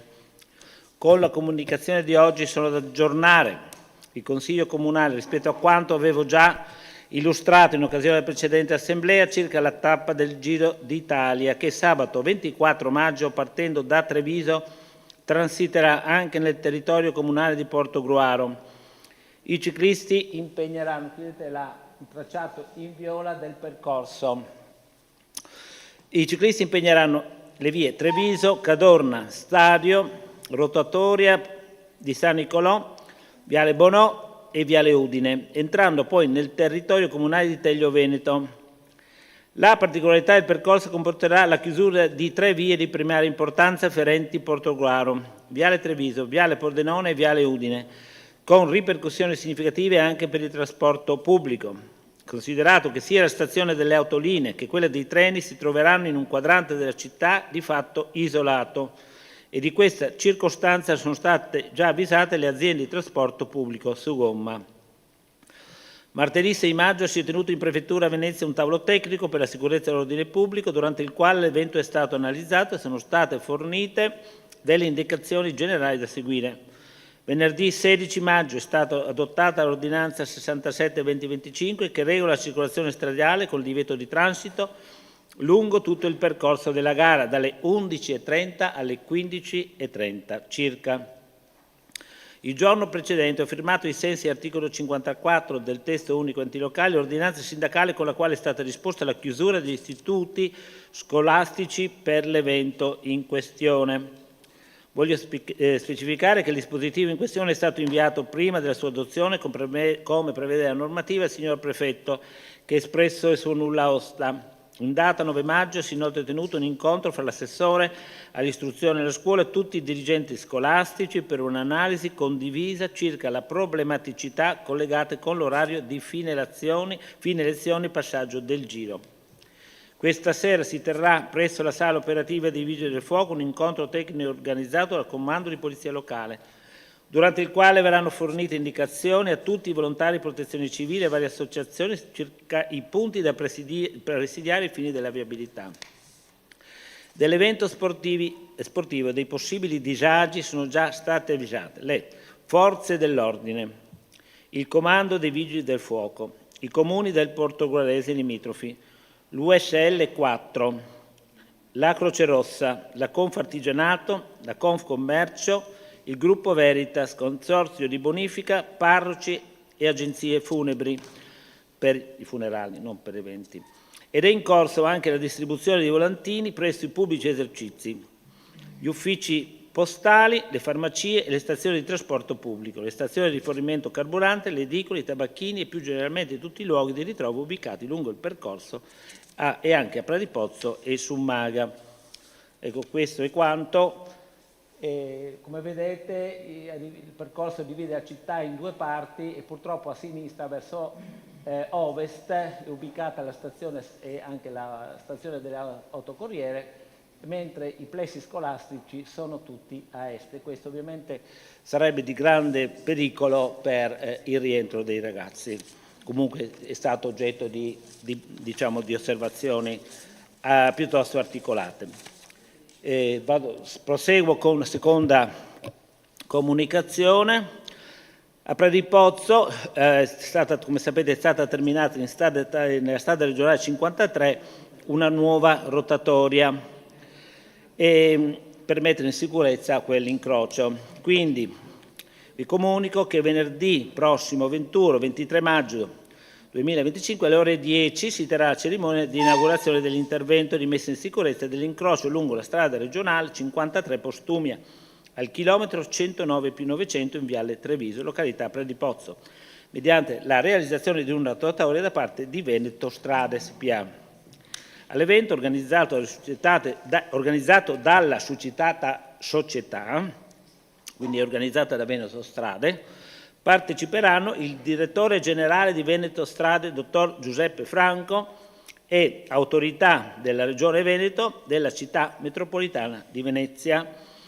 L'invito ovviamente è esteso a tutti voi consiglieri e nonché alla cittadinanza, in particolare alla cittadinanza di Predipozzo che è direttamente interessata. Abbiamo provveduto a inoltrare in particolare nella località di Predipozzo questo, oggi i messi mi pare hanno distribuito in 11 punti di Predipozzo questo volantino di avviso e anche di invito. Ecco, ho terminato. Grazie. Grazie signor Sindaco. Adesso sempre il punto 2, comunicazioni. Ricordo che la durata massima è di 3 minuti e 1 per gruppo. Prego, consigliere Geronazzo. Grazie Presidente. Prima di iniziare il mio intervento volevo solo sottolineare il fatto che all'inizio della seduta precedente lei, signor Presidente, ha detto che quel banchetto lì è in fase sperimentale. Questo non è stato deciso in capogruppo in fase sperimentale. Non è scritto nel verbale e non è scritto da nessun verbale. Apro e chiudo. Non è in fase sperimentale. Invece nei capogruppi abbiamo detto di trovare una sistemazione consona e dignitosa ai dirigenti. Questo è stato chiesto. Non vorrei che queste cose si strumentalizzassero. Punto. Dopodiché mi aggancio al ragionamento che il signor Sindaco ha fatto in quanto alla rotonda di Predipozzo. Finalmente a Predipozzo abbiamo una rotonda. Questa rotonda è stata iniziata ancora nel lontano 2022-2020, insomma sono diversi anni che si lavora per mettere in sicurezza quell'incrocio.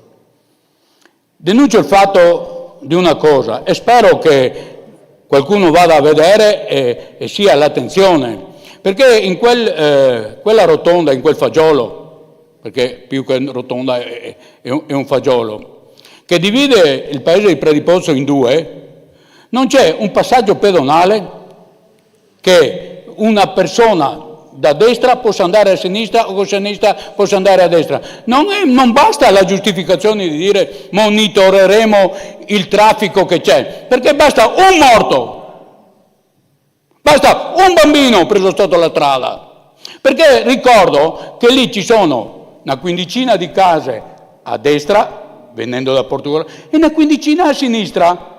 Le quindicine di case che si trovano alla sinistra, signor Sindaco, non ci siamo neanche preoccupati di dire ma quelle 15 abitazioni per andare in paese, quelle persone anziane, devono transitare in mezzo alla rotonda?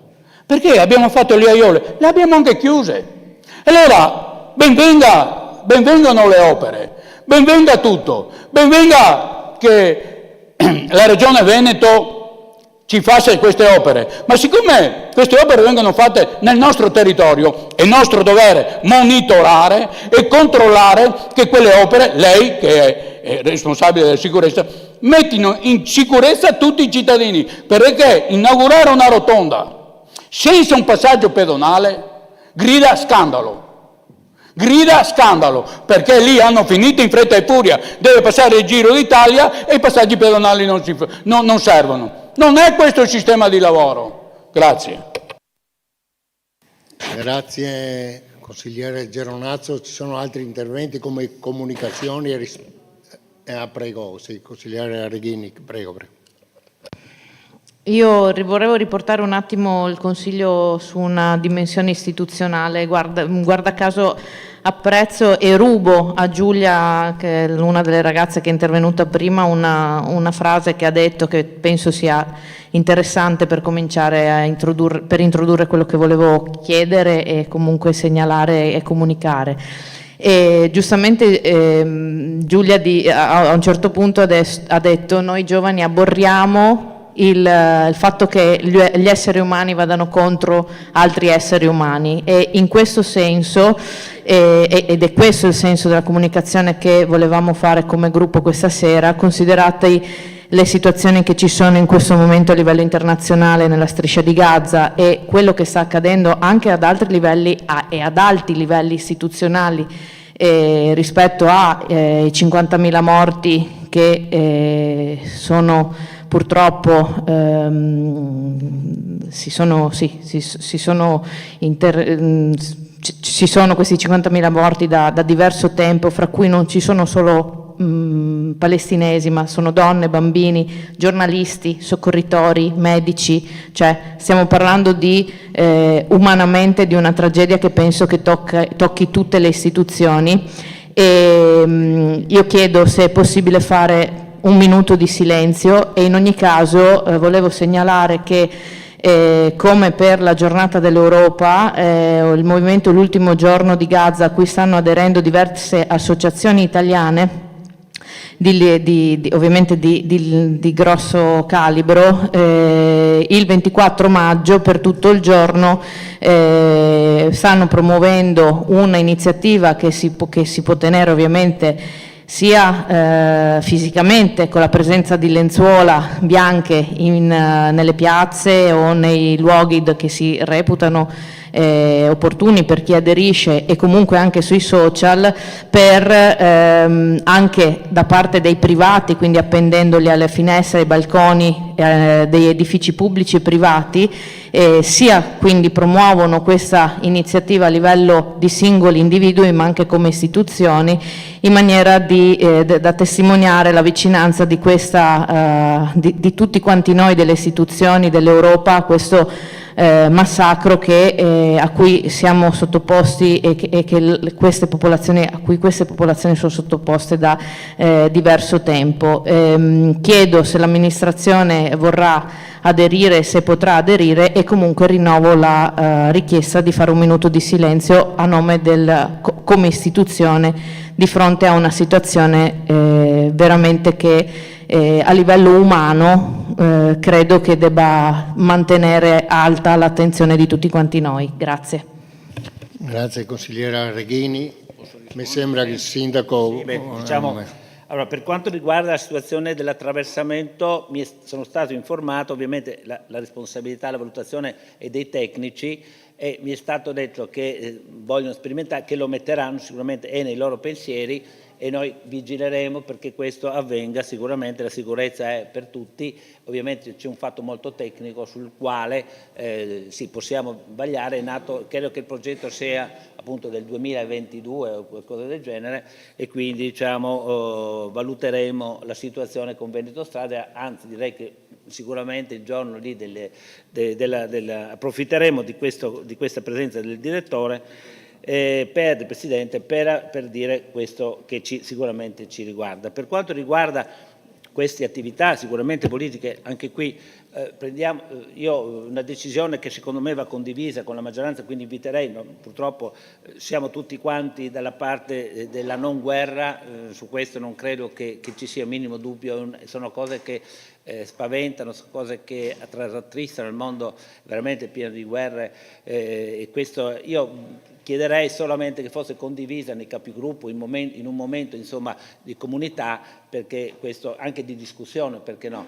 Perché ovviamente se no sono iniziative che sicuramente vorrei che fossero un attimo condivise con tutti quanti per parlare di questo argomento. Sono argomenti che esulano un po' dall'apparato amministrativo, ma che sicuramente come cittadini e come persone ci toccano e ci addolorano, perché quello che sentiamo sicuramente non è una cosa buona. Quindi io inviterei insomma, a livello almeno di capigruppo di condividere questo percorso. Presidente, rispondo. Prego. Sì, per me va bene se dobbiamo concordarlo nei capigruppo. Ho chiesto un minuto di silenzio, possiamo interromperci 5 secondi, decidere se fare un minuto di silenzio a nome di questa cosa e non aspettare sempre le sedute. Però se il resto dei capigruppo non vuole tutto ciò, prenderemo atto sì. Cioè si tratta di un minuto di sospensione, di decidere se facciamo un minuto di silenzio e prendere la proposta e dopodiché farla. Bene, allora 5 minuti e sospensione. Tra l'altro, scusate, senza sospendere ci si può anche esprimere in diretta qui direttamente. Valutate voi questo. Andiamo sull'ufficio dei gruppi consigliari. Avanti, i capigruppo per cortesia.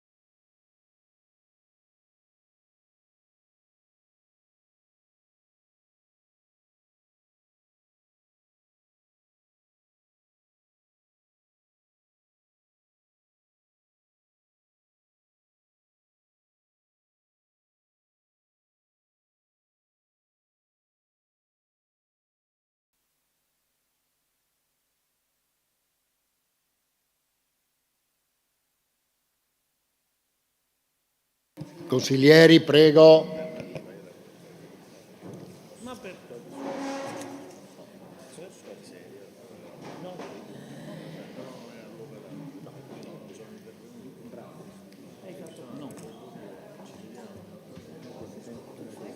Allora, nella riunione di capigruppo abbiamo concordato un minuto di silenzio per tutte le vittime della situazione in Medio Oriente dalla ripresa delle violenze degli ultimi 2 anni. Quindi un momento in piedi, grazie.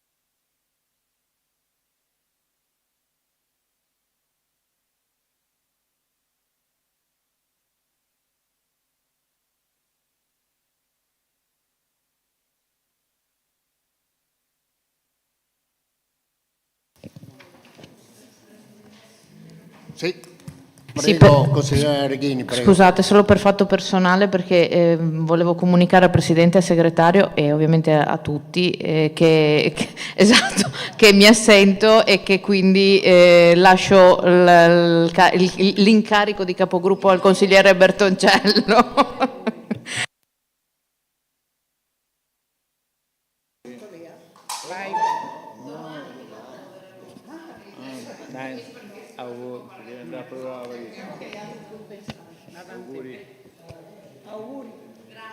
Bene, gli auguri ovviamente di tutto il Consiglio Comunale e arriverei nuovamente al punto 2, se c'erano comunicazioni, altrimenti proseguo al numero. Prego, consigliere Camillo. Grazie Presidente. Volevo portare all'attenzione di questo Consiglio Comunale il disagio e la preoccupazione di molti cittadini riguardo la situazione del traffico cittadino nelle zone di Portogruaro, in cui insistono ormai da mesi i lavori di riqualificazione viaria. Purtroppo ci sono momenti della giornata, soprattutto il mattino presto, che per recarsi al lavoro o portare i figli a scuola, oggettivamente attraversare tutta la città di Portogruaro diventa molto problematico. In data 8 maggio, con determina dirigenziale, è stata autorizzata una proroga di 90 giorni, tra i quali su tutti i cantieri, in particolar modo quello di via Manin, che forse è il più problematico. Visto che per il signor Sindaco i disagi per le imprese e a questo punto anche per i cittadini portogruaresi sono un sacrificio necessario, chiedo che almeno vengano date delle date certe sulla durata dei lavori. Grazie. Grazie consigliere Camillo, grazie. Qui ci siamo sulle in generale. Sulle comunicazioni siamo. Mi ha chiesto. Quindi no, a parte il sindaco, sempre il sindaco. Però visto che ci sono le comunicazioni, andiamo. La consigliera Areghini è intervenuta prima. Va bene, prego consigliere Bertoncello, 3 minuti, grazie. Anche meno. Allora, volevo chiedere, c'è un'iniziativa a Lugugnana, è una iniziativa che riguarda l'eccidio di Torlano. La fanno in Brussa, è un'iniziativa che cerca di ricordare la famiglia De Bortoli. Il comune di Caorle ha dato il patrocinio, il comune di Portogruaro no. C'è qualche ragione particolare? È una domanda che faccio. Lugugnana, Brussa.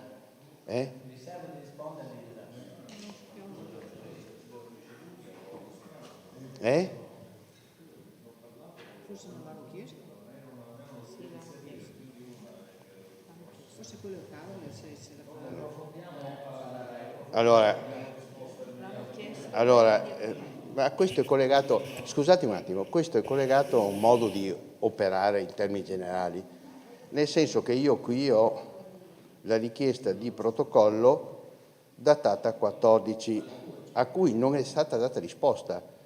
Il problema è il 14 di aprile, è protocollata, è scritta sulla modulistica del comune, quindi, e io ho qui la fotocopia, 15 aprile, protocollo numero 17247. Almeno una risposta. L'altra comunicazione che volevo fare, una volta precedente avevo chiesto se per cortesia nelle determine venivano messe le aziende e a che cosa erano riferite. Alcuni uffici e alcuni assessori lo stanno facendo, altri no. Per esempio, qui c'è, ve lo dico alla segretaria, qui c'è una determina, fatture varie, dopodiché c'è il visto di regolarità contabile 0. Non c'è, come l'altra volta, non c'è, è 0. E volevo chiedere a chi è in grado, è sulla comunicazione di 3 minuti. Nella determina 1167 del 75, gruppo Giovannini SRL 25.000 euro. Vi eravate impegnati di dire a che cosa si riferiva, io ce l'ho qua, a me non c'è modo. Sì. Determina 1177, io penso che il dirigente sappia chi è il gruppo Giovannini SRL, allegato A che non c'è, siccome sono 25.000 euro, il gruppo Giovannini tratta impianti elettrici, non si sa per cosa, per come, l'avevo già chiesto, avevo avuto rassicurazioni la volta precedente che si sarebbe intervenuto, ma non ho ricevuto riscontro. Quindi io chiedo se in Consiglio Comunale la Giunta si impegna e condivide che è giusto che le determine siano messe in maniera puntuale con gli allegati adeguati e anche capire di che cosa si tratta, avevamo chiesto la volta passata, io vedo che ancora questo non avviene, o meglio, per una maggiore precisazione, ci sono alcune strutture che lo fanno, dove è scritto in maniera puntuale e precisa. Un esempio per tutte, l'assessore al turismo nella determina 380.000 euro, c'è scritto cosa costa e cosa era riferita, che erano alle 3 bandiere durante il gemellaggio. Quanto? 380 adesso. No, 380, scusate, 380.000, lei ha dichiarato in Consiglio che lei opera senza risorse. No, chiedo scusa, alcuni uffici lo stanno facendo, altri meno. Se volete metterci in condizioni di fare il nostro lavoro, io invito ancora la segretaria a questo punto di fare una circolare sulle modalità della, compilazione delle determine. Aspetto però a che cosa è riferito questa ditta, perché l'importo è rilevante, sono 25.000 euro, quindi grazie. Grazie consigliere Bertoncello. Allora, visto che sono terminate le comunicazioni, io passo al punto 3, ratifica e deliberazione della Giunta Comunale. Prego, chi era? Consigliera Moretto? Se posso intervenire per mozione d'ordine, Presidente? Sì. Io intervengo, Presidente, per il rispetto del regolamento del Consiglio Comunale, all'articolo 27, e degli indirizzi per la nomina, la designazione e la revoca dei rappresentanti del Comune presso enti, aziende e istituzioni, approvato all'unanimità da questo Consiglio Comunale. Io le chiedo, Presidente, se ritiene lei di farsi definitivamente carico del dovere di eseguire quanto previsto da delibere votate da tutti in questo Consiglio, o se dovremmo, come opposizioni, rivolgerci ad enti sovraordinati o alla Prefettura per vedere rispettati i diritti dei consiglieri e soprattutto le norme che abbiamo tutti insieme condiviso. Abbiamo ricevuto, dopo 2 mesi dalla richiesta e dopo un sollecito, che credo sia stato decisivo, le relazioni sulle attività svolte dai nominati negli enti e nelle aziende. Aspettiamo però da 5 mesi la data di audizione, sempre prevista dalle linee di indirizzo approvate all'unanimità, ripeto, della Presidente della Residenza per Anziani Francescon. La Presidente stessa aveva dato la sua disponibilità nella lettera di accompagnamento della relazione sull'anno 23, aspetteremo a breve immagino quella sull'anno 24.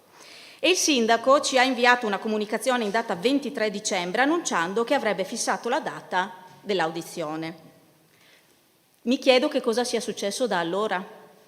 Sono passati 5 mesi. Non so se la reticenza a procedere, si può dire reticenza? Sì, penso di sì. Non so se la reticenza a procedere sia sua, signor Sindaco, o della Presidente. Certo è che non si può sfuggire ad un dovere, ad un impegno che è previsto da un documento ufficiale approvato dal Consiglio Comunale e contenuto anche nell'atto di nomina che è firmato da entrambe le parti.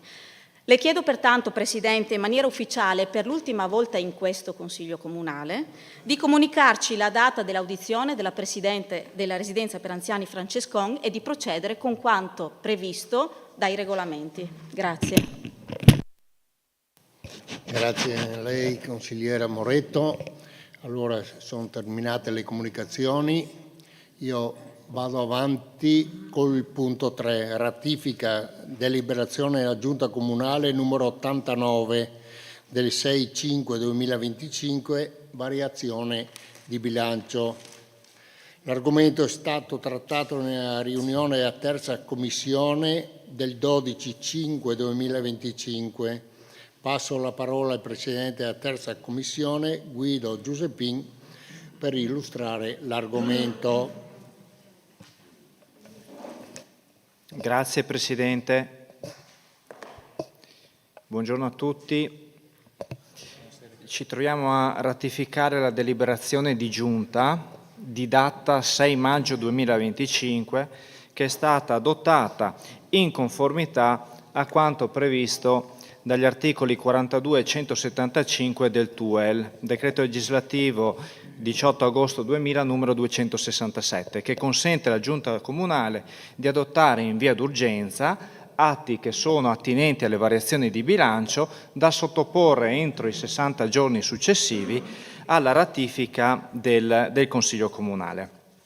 Nel caso di specie la presente delibera di Giunta si riferisce all'attuazione dei decreti del Presidente della Repubblica pubblicati in Gazzetta Ufficiale il 31 marzo 2025, mediante i quali vengono convocati per i giorni 8 e 9 giugno 2025 i comizi elettorali relativi a 5 referendum popolari.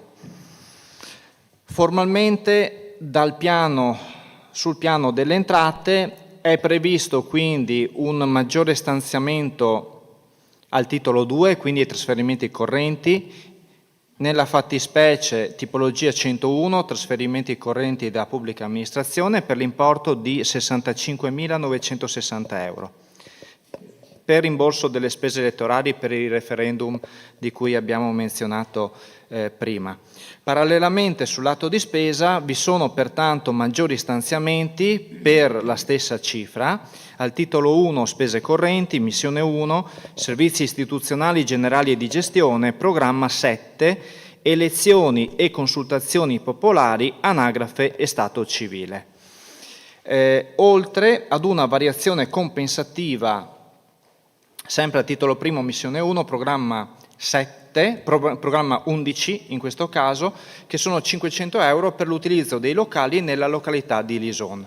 Da un punto di vista formale registro che in maniera corretta è stato acquisito il parere di regolarità tecnica da parte del responsabile del servizio atti e affari istituzionali, il parere di regolarità contabile dal responsabile dell'area economico-finanziaria e è pervenuto in data 14 maggio 2025 anche il parere favorevole da parte dei revisori dei conti. Grazie. Grazie consigliere Giuseppin. Ci sono interventi in merito? Prego, consigliere Bertoncello. Sì, come ho già avuto modo di dire in commissione, questa era una variazione di bilancio, o meglio doveva essere già inserita nel bilancio di previsione, o perlomeno non con la motivazione d'urgenza, perché il fatto che ci siano i referendum l'8 e il 9 giugno non è di ieri mattina neanche e non il 6-5, doveva essere previsto a bilancio, come si fa quasi sempre, perché le date non sono preciso, ma il fatto che i referendum si dovevano fare erano già previste a suo tempo, quindi anche questo è una modalità che continuate ad avere. Però, voglio dire, noi su questo ci asteniamo e mi fermo qua, insomma, nel senso che c'è una modalità che noi non condividiamo, insomma. Grazie consigliere Bertoncello. Ci sono altri interventi in merito? Perché se non ci sono altri interventi, allora pongo in votazione la presente. Prego? Va bene. No, io pongo in votazione la presente deliberazione con voti palesemente espressa per alzate di mano. Chi è favorevole? Sono 11, se non sbaglio. Contrari? Astenuti? Sono 3 e 2, 5 astenuti. 5, 11, contrari nessuno. Bene, passo al punto 4. Quarto punto dell'ordine del giorno, che è contributo alla finanza pubblica ex articolo 1, comma 788 della legge 207 del 2024, variazione di bilancio di previsione 2025-2027. L'argomento è stato trattato nella riunione della terza commissione del 12/5/2025. Passo la parola al Presidente della terza commissione, Guido Giuseppin, per illustrare l'argomento. Grazie. Grazie Presidente. La presente proposta di deliberazione è in attuazione al decreto del Ministro dell'Economia e delle Finanze, di concerto con il Ministro dell'Interno, che è stato pubblicato in Gazzetta Ufficiale il 22 aprile 2025, per gli importi di finanza pubblica a carico di ciascun ente per le prossime annualità. Passo la parola all'assessore per la trattazione del punto. Grazie. Bene, grazie consigliere Giuseppin. Allora, assessore Cirfera, prego. Grazie Presidente e buonasera a tutti. Allora, per quanto riguarda l'argomento oggetto del contributo alla finanza pubblica, sappiamo benissimo che è un argomento che abbiamo già trattato, comunque ne abbiamo accennato anche in precedenza, sia durante il bilancio di previsione di fine anno, perché pensavamo, quindi ci aspettavamo un'ulteriore variante dalla futura legge di bilancio, sia anche in sede di rendicontazione ne abbiamo detto che ci sarebbe stato naturalmente questa ulteriore variante, che comunque c'è stato un decreto del 4 di marzo che poi è andato a approvazione alla Corte dei Conti e poi successivamente è stato pubblicato sulla Gazzetta Ufficiale in data 22 maggio.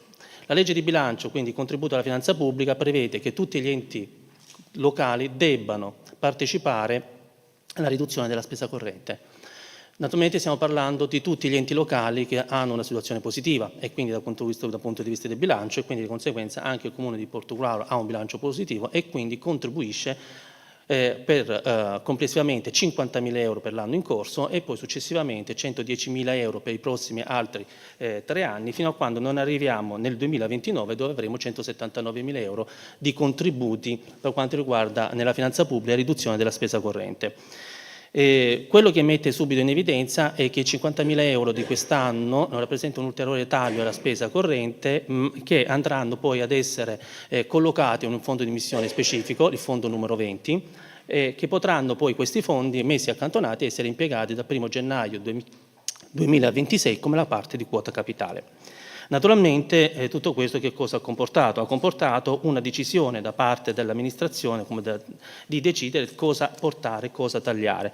Sicuramente avevamo già detto in serie di altre occasioni che non avremmo toccato tutta la parte del sociale e così abbiamo continuato a fare. Però naturalmente tutto questo allora cosa si va a toccare? E proprio in questi giorni, vorrei anche portarlo all'attenzione, è un articolo di giornale. Io parlo di Italia Oggi, è una rivista proprio specifica per quanto riguarda la spending, per quanto riguarda appunto vista economico, e che parla appunto di spending review delle spese correnti. Infatti mette in evidenza che cosa? Il decreto del MEF pubblicato in Gazzetta Ufficiale ha portato avanti il contributo alla finanza pubblica anno 2025 in attuazione dei vincoli economici e finanziari della nuova governanza europea. E proprio in questo reticolato che si stabilisce che saranno gli enti sani a dare e a dover effettuare il continuamento della spesa. Dal momento che la spesa dovrà essere spacchettata, non potrà riguardare spese strutturate come personale e servizi necessari. La diminuzione andrà ricercata tra le spese volontarie, come quelle ad esempio destinate alla cultura o alla realizzazione di eventi. Ed è questo fondamentalmente che noi, tra virgolette, abbiamo fatto, ma non perché volevamo, perché le spese volontarie sono quelle spese che, tra virgolette, sono ancora sulla possibilità di poter gestire. Di quei 50.000 euro, anche dall'email successivamente che mi avete chiesto, ho inoltrato a tutti, come in sede di commissione e sullo spacchettamento naturalmente, avete potuto vedere che su 50.000 euro, 3.000 euro derivano da maggiori entrate e quindi di conseguenza non sono 50.000 ma sono 47.000. Di quei 50.000 abbiamo fatto un'altra scelta. La comunicazione è importante, però per quest'anno abbiamo deciso che deve essere tagliata la spesa sulla comunicazione per 12.500 euro. Abbiamo anche portato ulteriori tagli per quanto riguarda la maggior parte sugli eventi, perché sono quelli laddove la spesa è fondamentalmente si può lavorare, ma non perché gli eventi non siano importanti, non perché le attività culturali non siano importanti, ci mancherebbe altro. Si dovranno trovare delle soluzioni alternative. In questo caso già l'assessore Lipani, assessore alla cultura e agli eventi, sta cercando degli sponsor per poter riuscire effettivamente a fare quegli eventi che forse non potranno essere svolti con le somme che abbiamo a disposizione. Ma il principio forse è anche un altro. Nel momento in cui si fanno dei tagli bisogna anche capire che forse, vedremo poi da qui come effettivamente poi si evolve il bilancio, potranno essere fatte in un modo forse meno importante, ma sicuramente importante farle. È importante continuare a farle, ad esserci. Le manifestazioni dovranno esserci, dovranno essere riviste, cercare di mettere i punti di equilibrio tra quelle che sono le risorse disponibili e quello che effettivamente è il messaggio che si vuole dare all'interno dell'amministrazione, all'interno anche della cittadinanza di Portogruaro. Siamo intervenuti anche ad effettuare dei tagli sulla spesa per quanto riguarda le attività produttive per 13.000 euro. Questo è per quanto riguarda l'anno in corso. Successivamente, il 2026 e del 2027 abbiamo fatto, perché siccome abbiamo un bilancio di previsione triennale, abbiamo fatto anche i tagli di spesa per 26 e 27, ma naturalmente saranno oggetto di rivisitazione al 31 dicembre quando presenteremo il nuovo bilancio di previsione, quindi verificheremo con maggiore puntualità e anche condivisione quelli che sono effettivamente i tagli da effettuare.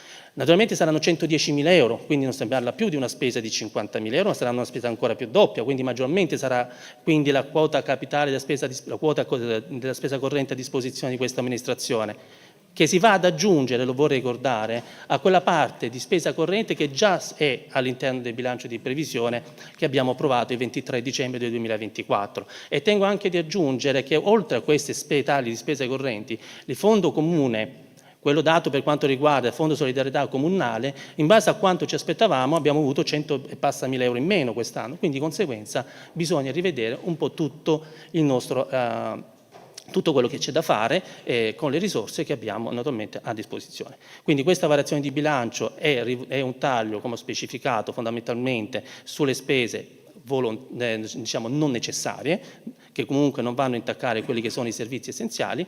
Sicuramente, lo ribadisco, e come è stato detto in altre occasioni, non abbiamo toccato l'ambito del sociale e delle famiglie. Grazie. Grazie, Assessore Cirfera. Ci sono interventi? Prego, Consigliere Bertoncello. Allora, il fatto voglio dire che non si è intaccato il settore sociale, io credo che sia stata una scelta opportuna. Ricordo però a questo Consiglio che il gruppo di opposizione aveva già evidenziato che rispetto alla partita sociale, a consuntivo, sono andati molte risorse in avanzo di amministrazione che riguardavano proprio il sociale. Io non voglio occupare molto tempo, ma ho anche la documentazione per sapere per disabilità, anziani, eccetera, quanto voi avete scelto non di utilizzare le risorse, ma mandarle in avanzo di amministrazione. Non ci è dato sapere se c'era la possibilità di inserire alcune di queste somme nel fondo vincolato, perché non sappiamo quali sono i tempi di comunicazione di eventuali contributi da parte degli enti sovraordinati. Il fatto che l'assessore di riferimento abbia riportato a nostra conoscenza un articolo di Italia Oggi, se non ho capito male, ricordo a questo Consiglio che i gruppi di opposizione hanno già sollevato il problema di come l'amministrazione comunale ha usato l'avanzo di amministrazione. È vero che l'avanzo di amministrazione può essere utilizzato anche per le spese correnti da un po' di anni, è vero anche che quando si fanno queste scelte bisogna tener conto, non solo adesso, ma anche bisognava tener conto prima, quello che ci ha ricordato l'assessore, ma che sta nelle cose, cioè l'indicazione di fare i tagli non sulle spese continuative, ma nelle spese, voglio dire, occasionali. Ed è un principio che noi abbiamo sempre ribadito, che è corretto, perché nel tempo potremo trovarci in difficoltà se non scegliamo questa strada. Quindi io ringrazio l'assessore, ma questo argomento l'avevamo già posto all'attenzione di questo Consiglio comunale. E io mi auguro, voglio dire, che questa attenzione anche per i prossimi mesi venga tenuta in debita considerazione. Io ho anche difficoltà a volte di entrare nel merito e di capire quanto precaria, e qui non è colpa dell'assessore, ma evidentemente della struttura, come si opera in termini di varianti, in termini di spostamento di poste nei macro aggregati, che non ci consente di avere una visione complessiva sulle attività che si vuole realizzare. Prima l'assessore ha detto che il vice sindaco si interesserà per recuperare le risorse tagliate attraverso anche un maggior coinvolgimento degli sponsor. Io credo che anche questa attività sia un'attività istituzionale, cioè nel senso che non è, voglio dire, rispetto alla situazione che viviamo tutti in termini economici, questa attività di coinvolgimento del privato sia un fatto straordinario per effetto di queste cose. Dovrebbe essere una prassi costante, e io mi auguro che venga sempre fatta. Uno, perché coinvolge la collettività, l'altro perché fa contenere i costi di gestione da parte del Comune. E vi vorrei fare un esempio perché l'assessore è sempre molto puntuale, molto preciso, risponde a tutti i quesiti che poniamo, però vedete, a bilancio era previsto come spese del centro polifunzionale di Pradipozzo, prima 0, poi 1000, e adesso aveste tolto 3.000 euro dalle iniziative sportive alla gestione delle spese del palazzetto centro polivalente di Pradipozzo. All'interno del macro aggregato l'avete spostato. Allora, da qui si capisce come viene gestito il bilancio. Allora, ci avete comunicato che il centro polivalente si sarebbe aperto nel corso dell'anno. Avevate fatto una convenzione che scade a giugno, il vice sindaco si è impegnato entro giugno, lo so bene, con il rischio che non si sa mai chi fa le pulizie. Però vedete, se l'amministrazione prevede 0, poi 1.000 euro, adesso 4.000 euro, 1.000 più 3.000, e questi soldi li togli dagli eventi sportivi. È il gioco delle tre carte. Difficilmente nelle precedenti amministrazioni ho trovato una situazione, abbiamo registrato una situazione così continua, di situazione che dà l'impressione che le cose si rincorrono, che non c'è pianificazione e che non c'è certezza. A me piacerebbe, per esempio, sapere dall'assessore allo sport questo centro polivalente, quando si avvierà il completamento, chi lo sta utilizzando, per quanto tempo o perché e con che convenzione. Nel senso che noi non siamo, voglio dire, preventivamente contro a nulla, anzi, però è un modo di operare che non è consono alla buona amministrazione. Potrei su questo anche andare avanti. Quindi ci troviamo di fronte a una rincorsa costante, alla necessità di cambiare delle risorse all'interno di macro aggregati e quindi determinazioni che non servono deliberazione di giunta, ma è compito del dirigente della struttura, e variazioni di bilancio, voglio dire, che non ci convincono. Sappiamo tutti, voglio dire, che c'è difficoltà economiche, le risorse sono poche, dopo lo vedremo anche su altri argomenti, però io veramente faccio, voglio dire, un appello, insomma, per cercare di risolvere questi problemi, di fare, ormai è un anno che siete lì, che siamo qua, circa, ed è dal 2015 che governate questo comune a livello di maggioranza. Non ci sono più alibi che dobbiamo capire, dobbiamo fare chiarezza, dobbiamo programmare, non abbiamo le informazioni. Io credo che ormai il tempo che avevate a disposizione è più che sufficiente per evitare di registrare queste situazioni. Grazie consigliere Bertoncello, prego l'assessore deve intervenire, prego, sì, prego. Velocemente, così diamo poi la possibilità di continuare il dibattito. Allora, avanzo di amministrazione può essere usato anche per la spesa corrente. Faccio presente, è giusto perché da quando comunque noi siamo, diciamo, da quando comunque è arrivato anche, siamo noi qui da luglio fondamentalmente, perché la prima variante era già qualcosa di pronta e abbiamo fatto anche altro provarla, ma da quelle successive non è stata fatta una, con l'avanzo di amministrazione non è stata spesata nessuna spesa corrente da quando siamo qui, mai, mai. Perché? Non perché non fosse previsto, attenzione, io non voglio dire questo, che sia ben chiaro. Io parlo che le spese correnti possono essere per attività non ricorrenti, ok? E questo è vero.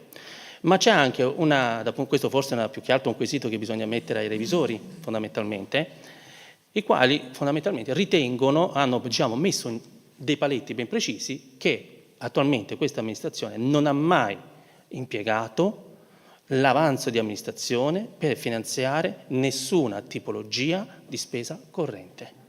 È un dato di fatto. Quindi è un dato di fatto. Per quanto riguarda, se mi indica la voce della sportivo sul Mago Grado 2025, così, perché onestamente io non l'ho vista, quindi non riesco a vederla sul bilancio, le somme, se sono del 2025 o del 2026, giusto per 25. Riguardo meglio perché non la vedo. Ok, io sto vedendo questo, in questo momento. Certo, ma infatti io sto prendendo questo, sono 2.500 euro, ma che sono... Allora, attenzione, sulla parte erano 2.500 euro per attività culturali inerenti allo sport. Punto, questo. Ma mi sembra che il suo intervento era su togliere fondi sull'attività di Pradipozzo per quanto riguarda il palazzetto. Credo che siano forse due cose differenti, cioè tra fare attività inerenti allo sport oppure attività togliere ad un palazzetto. Solo questo volevo specificare. Credo che non ci siamo capiti.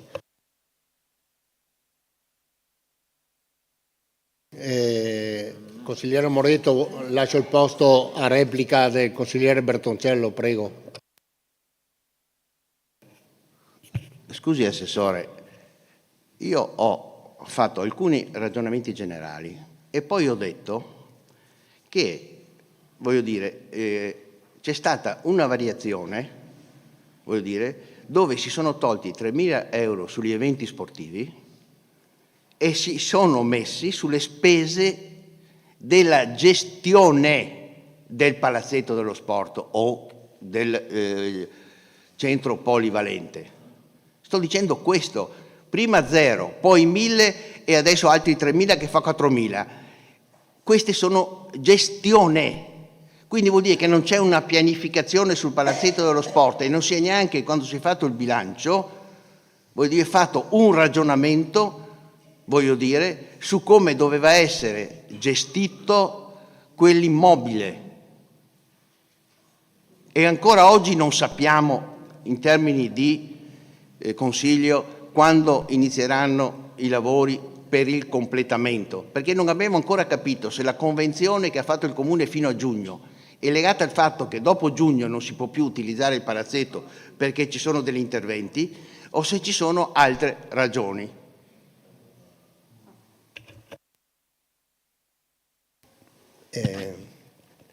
Prego, Assessore Lipani, prego. Grazie Presidente. No, in merito a questa ultima richiesta fatta dal consigliere Bertoncello, allora il palazzetto di Pradipozzo, come sapete, manca ancora di alcune superfettazioni per essere completato, cioè la pavimentazione in legno, le gradinate e l'ascensore. E noi siamo avviati a cercare fondi per poterla finire. Lavori pubblici sono al lavoro da questo punto di vista, stiamo identificando bandi e fondi per poterlo finire. La convenzione fatta, scusi un attimo, la convenzione fatta con la Division e con le Frecce, che sono le due società che sono dentro in questo momento, per utilizzarla, Frecce e Division, sono due società, chiunque può fare richiesta di utilizzare il palazzetto di Pradipozzo, lo affittiamo per il momento con un contratto di affitto a ore in base al regolamento vigente dal 2012 che deve essere rivisto e rifatto. Sì, esattamente, non ho motivo di negare l'evidenza dei fatti. Il 2012 vuol dire 2012, ancora prima che si insediasse la senatore. Allora, questo regolamento va rivisto sicuramente perché è troppo vecchio e i costi dell'energia elettrica e di altre utenze sono aumentate di molto, quindi va razionalizzato a quella che sono i costi di oggi. Il motivo per cui è stata data in utilizzo fino al 30 giugno. Io dovrò ricevere un report adesso da parte degli uffici per quel che riguarda i costi di gestione di tutti gli impianti sportivi di Portogruaro e dal 1° luglio si partiranno delle nuove tariffe più consone a quella che è il punto di equilibrio e di caduta tra una parte che va come investimento sociale, perché lo sport non ci dimentichiamo che è sociale, e quella che è un giusto equilibrio di pagamento di costi per la gestione degli impianti. Questo avverrà a fine giugno. Quindi da questo punto di vista siamo tranquilli, è una nuova struttura che sta partendo, va a regime, la monitoreremo e sapremo quanto sarà il costo annuo di tutto l'impianto, anche comprese le utenze. Dopodiché, andando avanti, chiaramente saranno modulati i costi in base a quelle che vedremo essere in atto durante l'annata. Non c'è niente di strano quando c'è un'azione, qualcosa che parte. Non si pensava di farla partire subito dandola solo per gli allenamenti. L'abbiamo fatto, ben venga, perché ci sono due società che devono allenarsi e per noi in questo momento va bene così. Dal 1° luglio cambieranno alcune cose sicuramente, perché non si può andare a regime con tariffe vecchie al 2012. Grazie Assessore Ilpani, prego consigliera Moretto.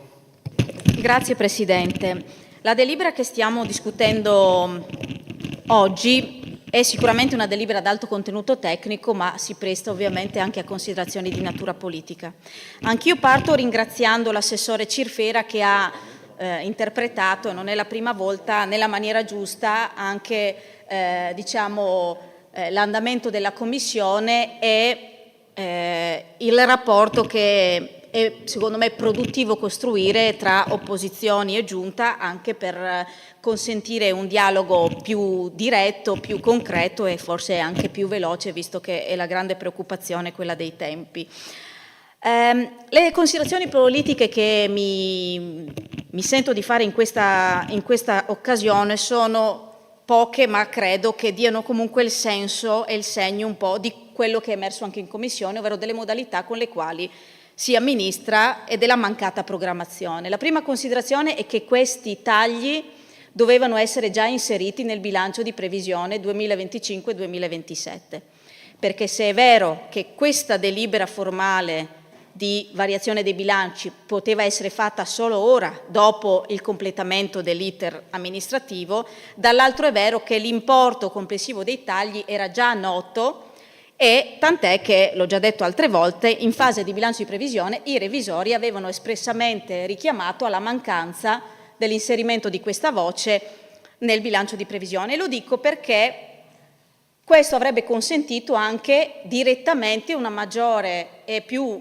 precisa gestione delle risorse per il 2025 in particolare, senza dover oggi dare a tutte le associazioni o a chi viene a fare richiesta la risposta è adesso ci sono i tagli e non possiamo dare soldi a nessuno. Che c'erano i tagli si sapeva a dicembre e si poteva pianificare l'attività e scegliere come distribuire questi tagli già nel bilancio di previsione 2025 e 2027.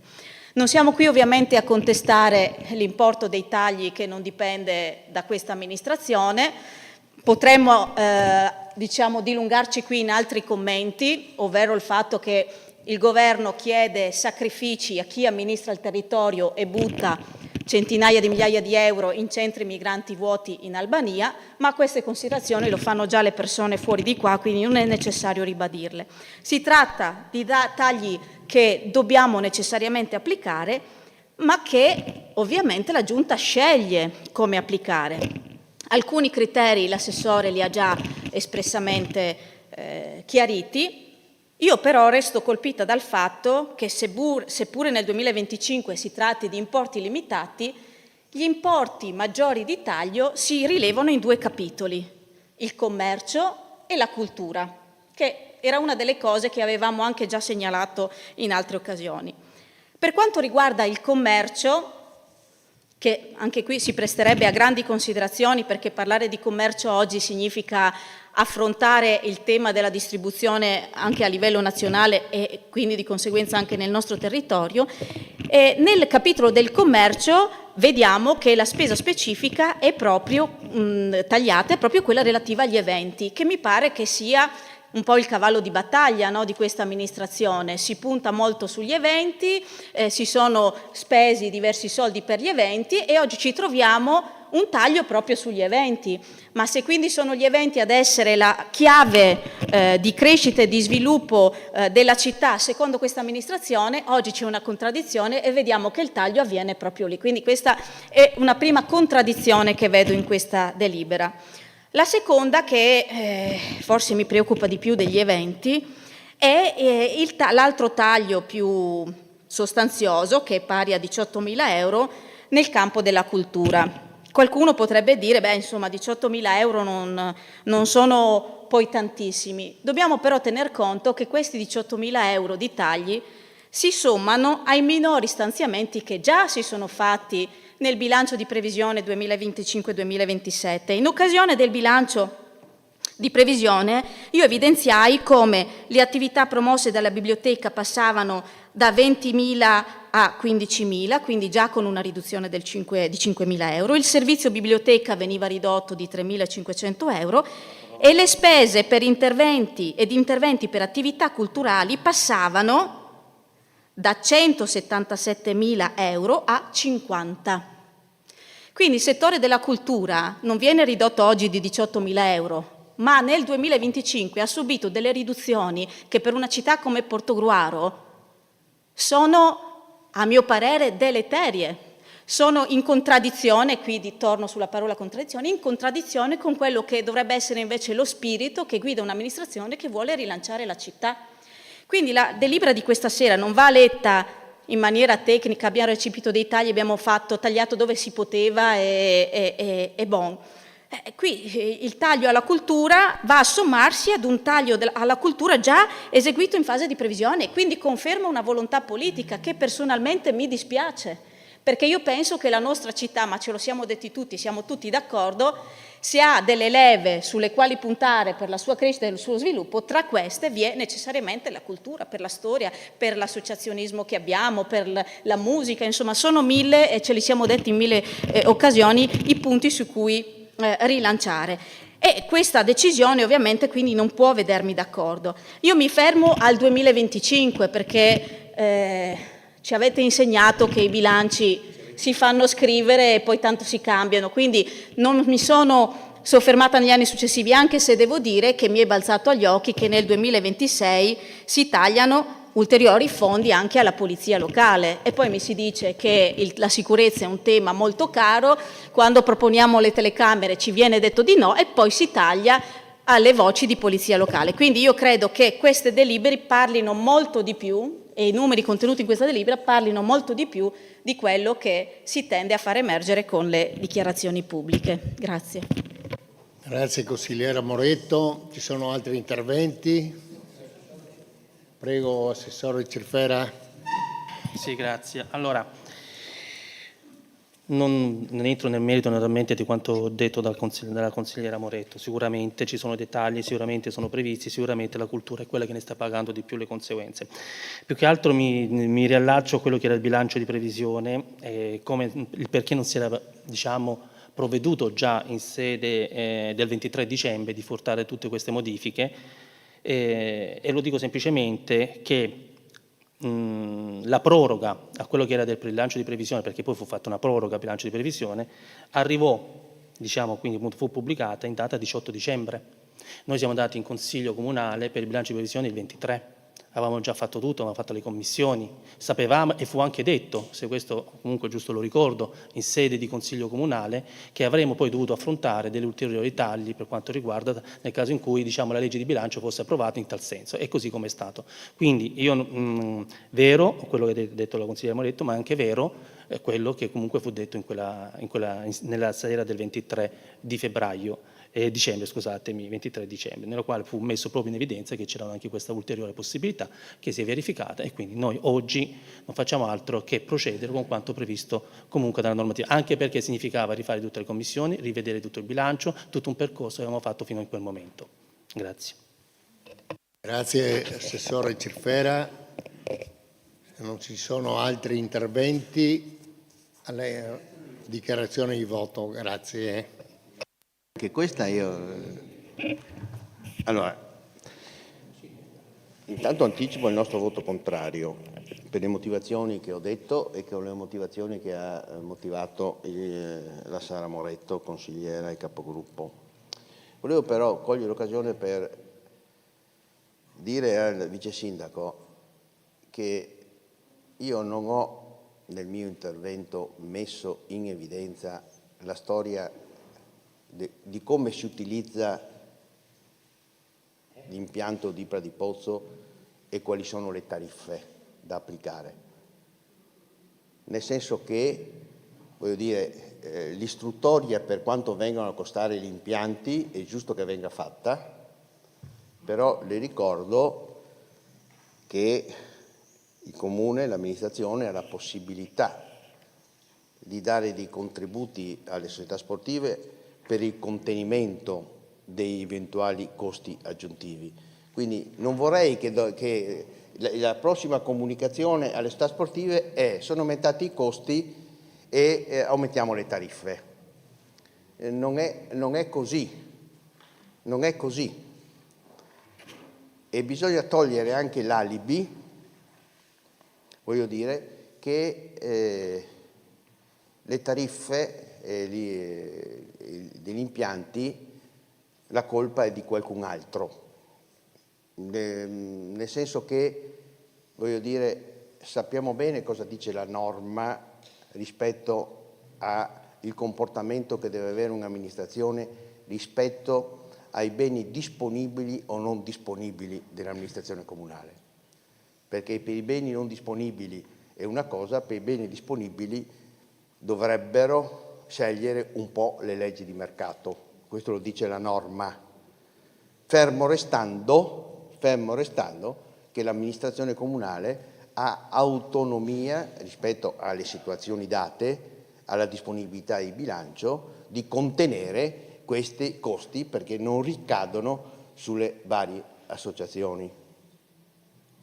Quindi non vorrei che, voglio dire, del mio intervento, che era di natura contabile, passasse come dire noi vogliamo aumentare, voglio dire, le tariffe o limitiamo l'uso degli impianti.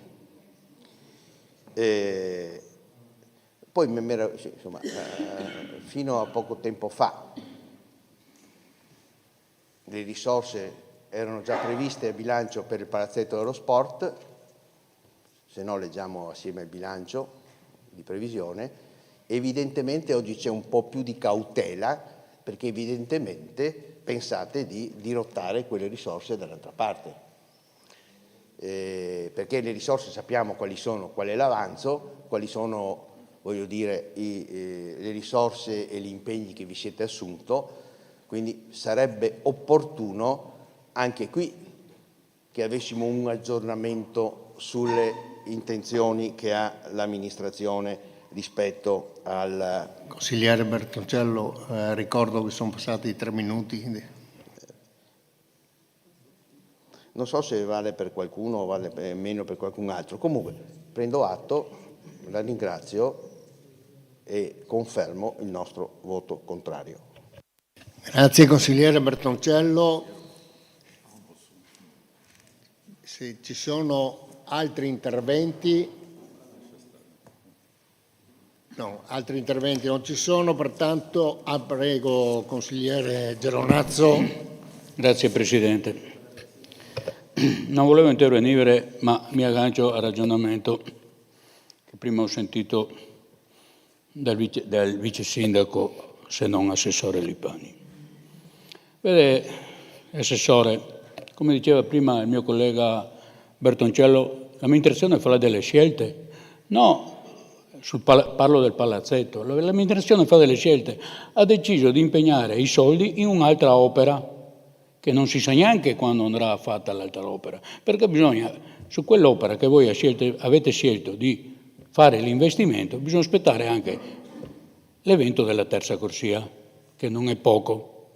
Quindi non dite l'amministrazione si sta impegnando per trovare fondi, l'amministrazione non vuole finire quell'opera, perché voi in campagna elettorale vi eravate impegnati che quell'opera venisse finita, invece avete sospeso quell'opera per iniziarne un'altra opera che andrà all'infinito, perché bisogna aspettare l'allargamento del sottopasso, bisogna aspettare che venga fatta la terza corsia e quei soldi lì verranno congelati fino a quando tutti questi lavori non saranno fatti.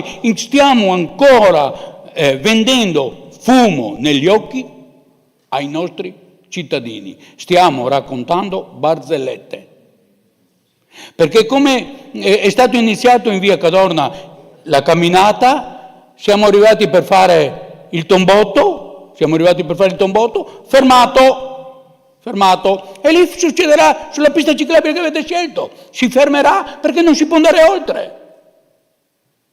Allora, come si può lavorare a vista senza un progetto definitivo, senza vedere la fine di un lavoro. Dopodiché, signor Sindaco, visto che... Sì, lo sa bene che è via Pratriguori.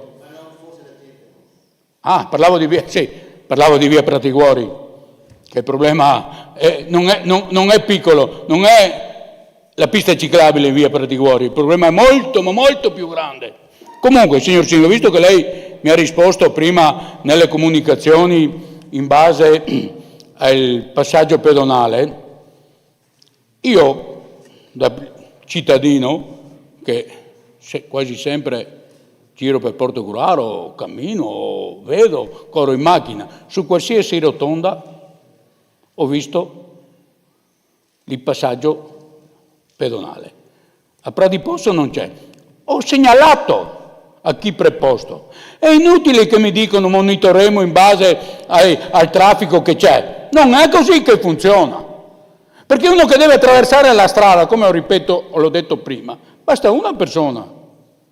No, in base alle persone. Quindi se io sono che abito di là, non posso mai venire di qua, perché passo una volta al giorno. Non è questo il sistema. Mi aspettavo da lei che mi dicesse sì, ha ragione e manderò in sopralluogo. No, vedremo cosa fare, intanto inauguriamo e dopo vediamo. Non è così che funziona la sicurezza. Noi inauguriamo e dopo vediamo cosa facciamo. No, mandiamo dentro gli atleti ad allenarsi e dopo vedremo di finire il palazzetto. Tutto così. Dopo vedremo, intanto abbiamo fatto bene. Mi salta all'occhio su questa delibera, taglio dei 13.000 euro al commercio, con tutti i disagi che stiamo dando al commercio a Portogruaro. Ci rendiamo conto quanti disagi hanno questi negozi, come ha detto lei, con i lavori che si dovevano fare? Non ci si limita a dire il centro chiuso o il centro aperto. Avevamo proposto di dare un aiuto, non ci sono soldi e con più li abbiamo tagliati, non ci sono soldi, ma li abbiamo anche tagliati. E questo è l'occhio di riguardo che abbiamo delle nostre attività, perché Portogruaro vive con commercio al dettaglio e con gli artigiani, non vive con le grandi industrie.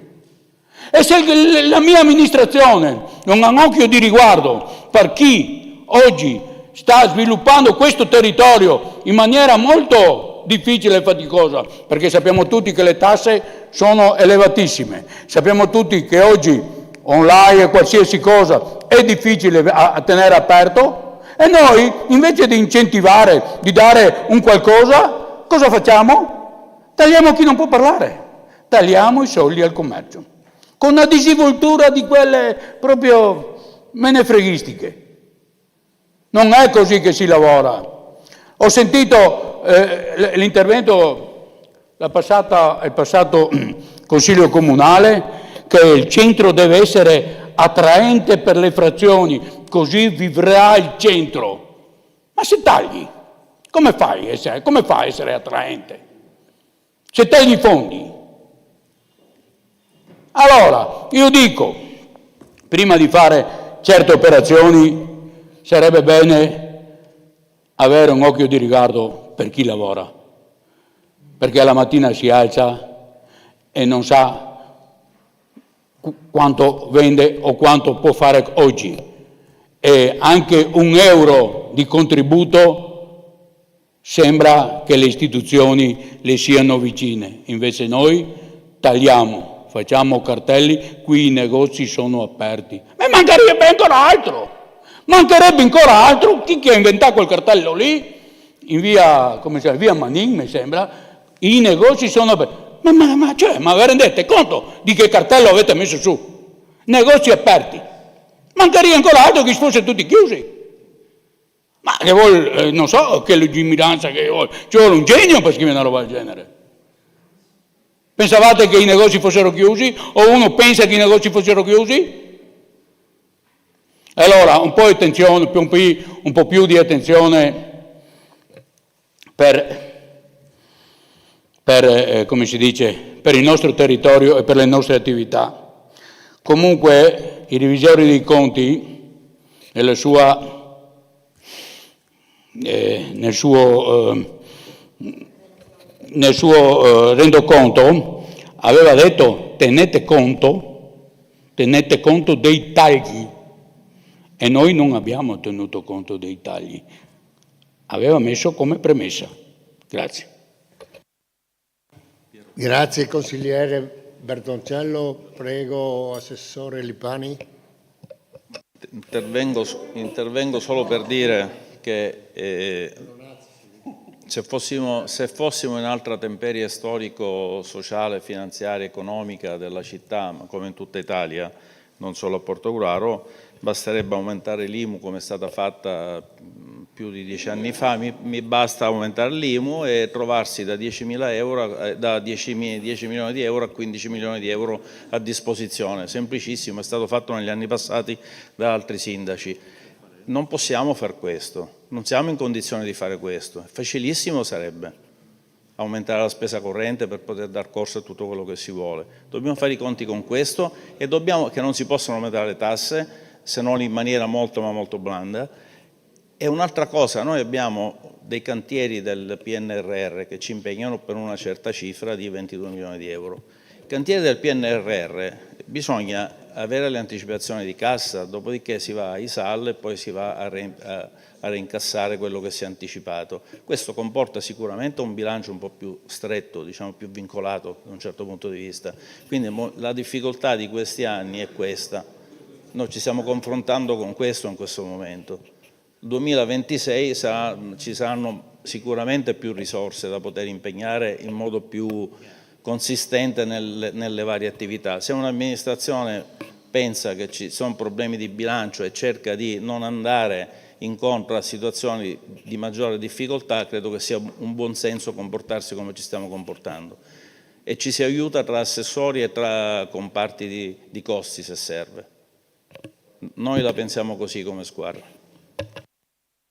Grazie assessore Lipani, quindi se non ci sono altri interventi, prego. Per dichiarazione di voto, non sono per niente d'accordo sul tipo di ragionamento che ha fatto l'assessore Lipani, lo so bene, non sono d'accordo, perché io chiedevo non ho chiesto sui fondi PNR o quant'altro, io ho fatto un'altra domanda, ho chiesto all'amministrazione di avere un occhio di riguardo alle attività che abbiamo, e noi abbiamo tagliato proprio dove dovevamo avere l'occhio di riguardo. Abbiamo tagliato nella cultura un suo cavallo di battaglia, perché nella sua relazione a fine anno ci ha illustrato che la luna nel pozzo. Quindi se i tagli sono questi non mi va bene. Comunque se risponderò anch'io. Voglio solo... Un attimo. Io Presidente ho fatto un ragionamento politico. Sì, vabbè. Volevo solo rassicurare chi ci segue da casa che la cultura non chiude a Portogruaro, anzi verrà rilanciata anche con meno risorse, perché si tratta di ottimizzare i costi e di trovare a volte dei punti di caduta per svolgere attività culturali di grande livello a cui vi auguro e anzi vi invito a partecipare, perché non ho mai visto nessuno della minoranza partecipare alle attività culturali. Forse scusa, no. L'assessore si sbaglia che non ha mai visto nessuno. Non è che io quando vengo a Portogruaro devo andare a presentarmi dall'assessore perché sono qui. Io non vado davanti al taglio dei nastri per farmi vedere che ci sono. Io rimango tra il pubblico e chi vuole mi vede. Non vado davanti al taglio del nastro, ci sono. A spintoni per chi è più prima. Con 3 fasce, presentati per fare 3 fasce. Ma scherziamo? E dopo denuncio un'altra cosa. Presidente, la fascia tricolore deve essere rispettata. Quando si usa, si deve usare solo in casi istituzionali. No, perché io sono il sindaco o perché io sono della maggioranza la posso indossare quando mi pare, mi fa comodo. Non funziona così, perché ci vuole rispetto come dicevamo prima, del 25 aprile, ci vuole rispetto, perché quando si indossa la fascia tricolore è una cosa seria. Grazie consigliere Geronazzo, consigliere Moretto. Per dichiarazione di voto, Sì, Presidente. certo. Come ho già detto nel mio intervento precedente, le motivazioni per le quali voteremo contro questa delibera sono politiche.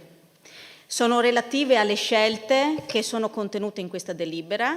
Siamo tutti consapevoli che i tagli, e lo ripeto, non dipendono da questa amministrazione.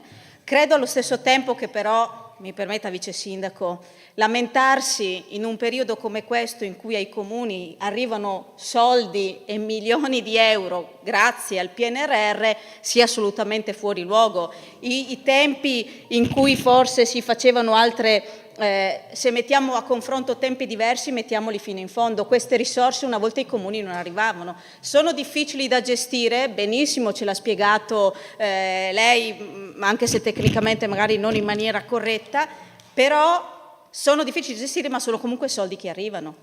Quindi non lamentiamoci dei soldi, lamentiamoci dei tagli che arrivano dal governo, che impongono alcune scelte e personalmente, come sono già intervenuta, sono scelte che non condivido per i motivi nei quali che ho già detto prima. È evidente che se lei sarà in grado di rilanciare la cultura nonostante i tagli, noi ne saremo ben contenti, probabilmente, insomma, non lo so, o che adesso si sprecano, vengono usati male, ma se lei saprà rilanciarla con minori soldi, noi saremo assolutamente tutti contenti. Ci permetta di esprimere questa sera un giudizio politico sulla scelta di ridurli ulteriormente, che è un giudizio assolutamente negativo. Credo poi che fare questo ragionamento di lamentela rispetto alla impossibilità di utilizzare dei soldi perché sono oggetto di tagli gridi vendetta rispetto a quello di cui abbiamo già discusso ampiamente, ovvero il fatto che se addirittura i soldi ci sono e non li sappiamo impiegare entro la fine dell'anno,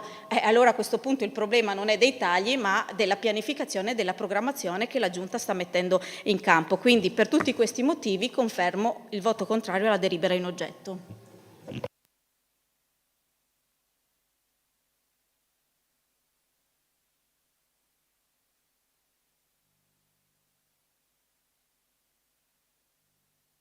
Intervenire proprio Sì, solo 2 minuti, per onestà intellettuale non ho assolutamente dato la colpa e mi rammarico del perché ci sono i soldi del PNRR, figuriamoci, ben vengano, grazie Florio, ma ci mancherebbe altro. Non ho assolutamente detto questo, ho solo spiegato tecnicamente il perché c'è più difficoltà di spesa corrente, c'è più difficoltà nell'affrontare determinate situazioni. Tutti vorremmo spendere molto di più. Questa situazione un pochettino ci stringe un po', ma non è un problema, abbiamo affrontato situazioni peggiori e affronteremo anche questa. Portogruaro non piangerà per questo, state tranquilli. Prego. Sì, dai. No, dai. Dichiarazione di voto? Ho già fatto dichiarazioni di voto. Io l'ho Ma non si interviene dopo le dichiarazioni di voto per rispondere, perché non possiamo più replicare. Allora, siamo corretti. Anche lei, Presidente, rispetti le regole.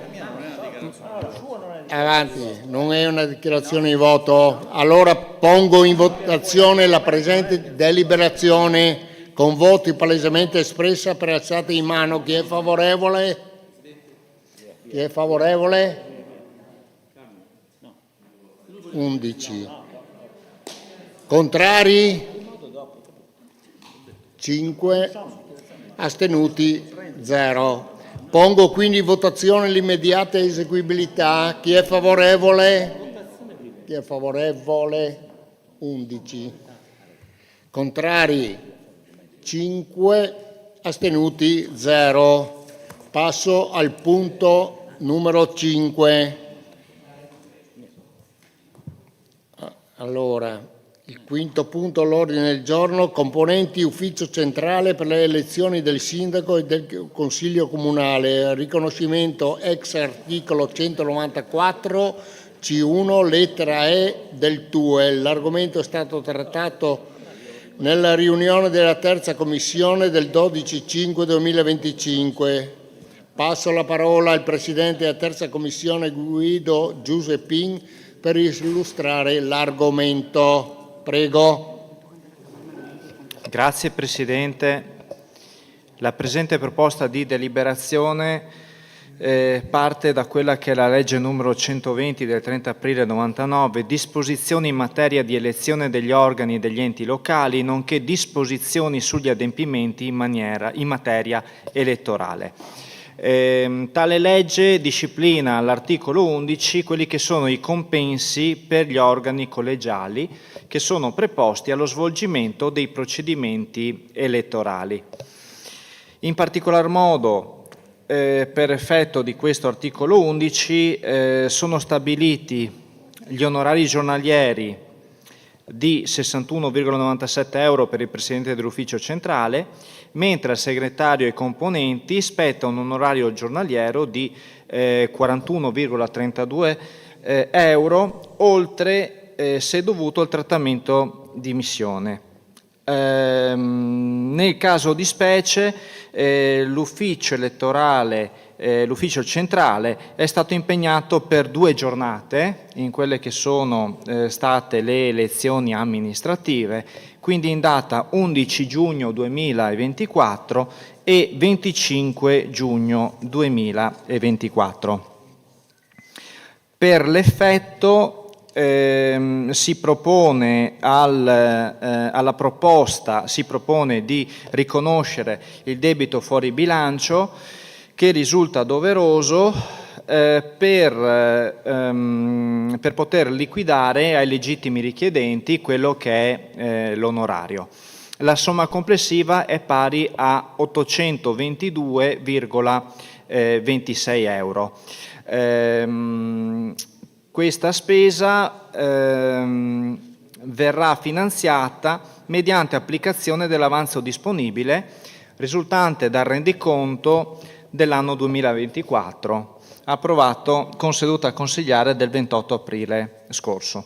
Da un punto di vista formale, sottolineo che il riconoscimento di questo debito fuori bilancio trova accoglimento in quello che è l'articolo 194,1 del TUEL, quindi il decreto legislativo 267 del 2000, dove prevede 5 casistiche per la legittimità dei debiti fuori bilancio e questo si rifà ai debiti fuori bilancio secondo la lettera E, quindi acquisizione di beni e servizi in violazione degli obblighi di cui ai commi 1, 2 e 3 dell'articolo 191 del TUEL. Grazie. Grazie consigliere Giuseppin. Ci sono interventi in merito. Prego consigliere Cirfera. Posso? Prego consigliere Cirfera assessore, perdon. Consigliere va bene, assessore, quello che... Allora, effettivamente su questa variazione, quindi su questa variazione c'è poco da dire, anzi, forse c'è un po' tanto da dire. E quindi queste sono quelle occasioni in cui si dice che c'è stato un errore. Sicuramente sarebbe scontato dire che non ci sia stato.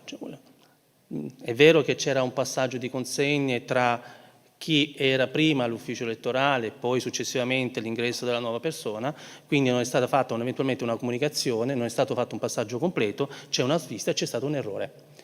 C'è stato un errore che è stato già messo in evidenza, io l'avevo già detto in sede di rendiconto di amministrazione, quando è uscito fuori questo bilancio, debito fuori bilancio, ho chiesto anche scusa nei confronti di quelle persone, sempre in sede di rendiconto di amministrazione, che non avevano percepito quello che effettivamente gli toccava. È per questo che io chiedo in questo momento da parte di tutti, perché quindi è effettivamente un errore di cui ne prendiamo atto, ne do atto da parte degli uffici e quindi anche da parte nostra, di non cortesemente strumentalizzare questa variazione di bilancio. Cioè nel senso, c'è stato, lo condivido, lo dico apertamente, c'è stato un errore e quindi vorrei che si potesse passare direttamente alla variazione definitiva, all'approvazione della stessa. Grazie Assessore Cirfera. Mi sembra che la consigliera Moretto voleva intervenire. Sì, faccio un intervento e unisco due cose. La prima, Presidente, è che lei deve garantire l'applicazione del regolamento e quindi chiarire quando su una delibera interviene un relatore che la illustra e quando invece interviene il Presidente di Commissione per fare un resoconto dell'andamento della Commissione. Io ringrazio nuovamente l'assessore per il suo intervento, che è stato sicuramente più utile di quello che abbiamo sentito prima, che è una lettura della delibera che avevamo già sentito anche in Commissione. In Consiglio Comunale il Presidente fa un riassunto dell'andamento della Commissione e poi c'è un relatore, se vuole essere l'assessore o se l'assessore vuole delegare, che illustra la delibera. L'assessore l'ha appena illustrata in estrema sintesi, ma quindi questa è la prima parte. Le chiedo di garantire l'applicazione del regolamento. La seconda cosa è che non penso che neanche in Commissione sia emersa la volontà di strumentalizzare questa variazione di bilancio. Non è mia intenzione, ma credo di nessuno, farlo neanche questa sera. Certo è che lei ben sa che quando si presenta un debito fuori bilancio, della quale le opposizioni possono certamente avere un racconto dei motivi che l'hanno generato, del percorso che l'ha portato, ma si tratta comunque di un atto che va al di fuori dei documenti di programmazione e che quindi è difficile che veda anche l'approvazione delle opposizioni. No. Le dico così, anticipo già, faccio anche la dichiarazione di voto e che così si conclude.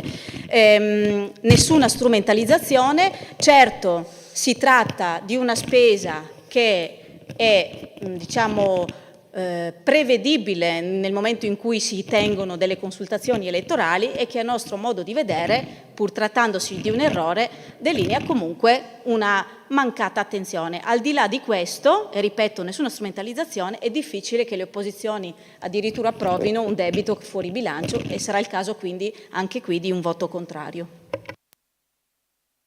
Grazie consigliera Moretto.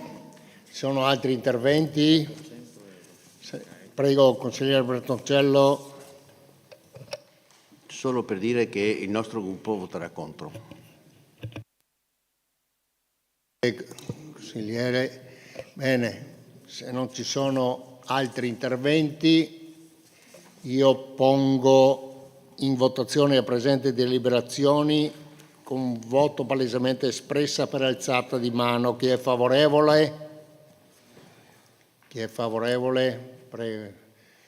11, contrari 5, astenuti 0. Pongo quindi in votazione l'immediata eseguibilità. Chi è favorevole?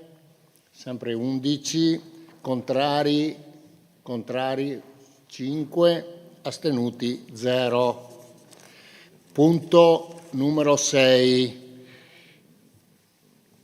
Allora, sentenza del TAR per il Veneto numero 1069 del 2019, applicazione articolo 194 del decreto legislativo 267 del 2000. L'argomento è stato trattato nella riunione della terza commissione del 12/5/2025. Passo la parola al Presidente della terza commissione, Guido Giuseppin, per illustrare l'argomento. Prego. Grazie Presidente. Questa proposta di deliberazione di Consiglio è stata poi anche trattata, discussa in terza commissione. Brevemente trattasi di un debito fuori bilancio riguardante l'applicazione di una sentenza TAR del 2019. L'oggetto del contenzioso nasce per la definizione di un condono, ex legge 269/2003, per un cambio d'uso e per opere di ristrutturazione edilizia di un fabbricato di oltre 1000 metri quadri da uso agricolo a destinazione produttiva artigianale. Vi sono state domande di condono del 2004 integrate parzialmente nel 2005, nel 2006 vi fu una richiesta di integrazione da parte del Comune che non ebbe risposta e nemmeno in un sollecito conseguente negli anni del 2013. La situazione venne impugnata, il Comune si è costituito un giudizio e vi è stata la sentenza del TAR del 2019 con la quale è stato dato ragione al Comune circa la tipologia del condono e anche per quanto riguarda il merito, controparte è stata condannata alla quantificazione ha dato ragione appunto al Comune per la quantificazione dell'oblazione e del contributo di costruzione, quindi per un importo superiore a 110.000 euro. Successivamente la sentenza del TAR è stata impugnata presso il Consiglio di Stato, che si è definitivamente pronunciato a favore del Comune, con sentenza pubblicata il 30 gennaio 2024. Quelli che sono gli oneri che costituiscono il debito fuori bilancio sono relativi appunto a rifusione di spese di lite, in quanto il Comune aveva anche presentato istanza, aveva chiamato in giudizio anche i proprietari precedenti dell'immobile, in quanto aventi diritto negli anni rispetto allo stesso. Questo debito fuori bilancio trova assicurazione di regolarità rispetto a quello che è l'articolo 194, comma primo del TUEL, lo stesso che abbiamo menzionato nella delibera precedente, in riferimento appunto al comma A, sentenze esecutive. Diciamo che il pagamento spontaneo delle spese di lite ha avuto origine appunto dall'indicazione del legale del Comune che in data 24 marzo 2025 ha invitato il Comune al pagamento spontaneo di tali spese di lite. Per questo motivo si ritiene di procedere al finanziamento della spesa mediante applicazione di 10.054,72 euro dell'avanzo accantonato a fondo contenzioso, risultante appunto dal rendiconto dell'anno 2024 al capitolo di spesa 3.119 oneri da contenzioso sentenze. Grazie. Grazie consigliere Giuseppin, ci sono interventi in merito? Prego, assessore Cefera. Allora, se un attimo di attenzione, in questa sede non vado a rimettere, a ridire tutto quello che abbiamo detto in sede di commissione in merito della sentenza, chi doveva pagare, chi ha vinto e chi ha perso, perché ne abbiamo già parlato in commissione. Giustamente però mi erano fatto anche notare i consiglieri, i membri della commissione, di perché si era aspettato, siccome la sentenza era dei primi mesi del 2024, come mai stiamo effettuando adesso il pagamento, portiamo in consiglio la variazione inerente al pagamento, quello che sono delle sentenze. Allora, che comunque fanno riferimento a due note, che sono del 24 marzo del 2025.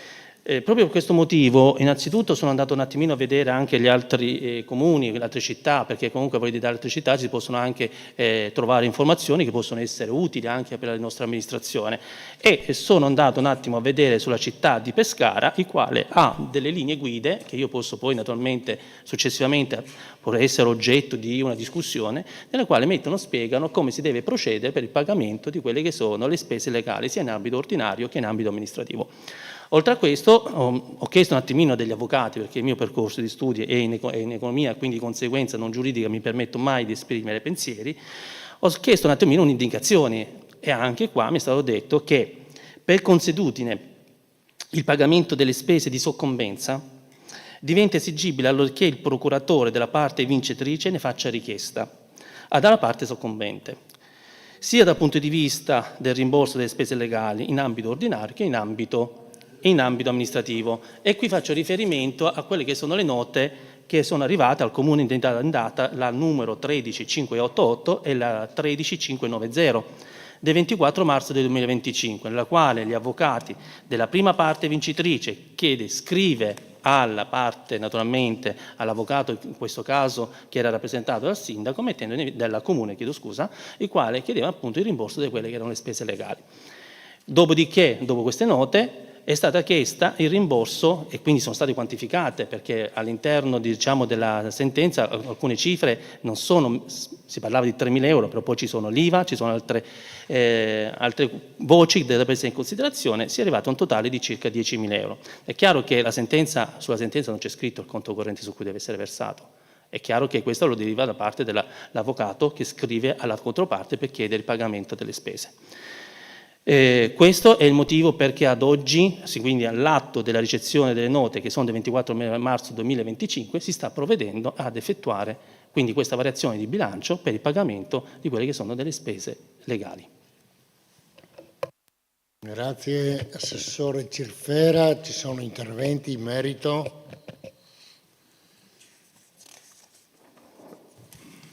Prego Consigliere Bertoncello.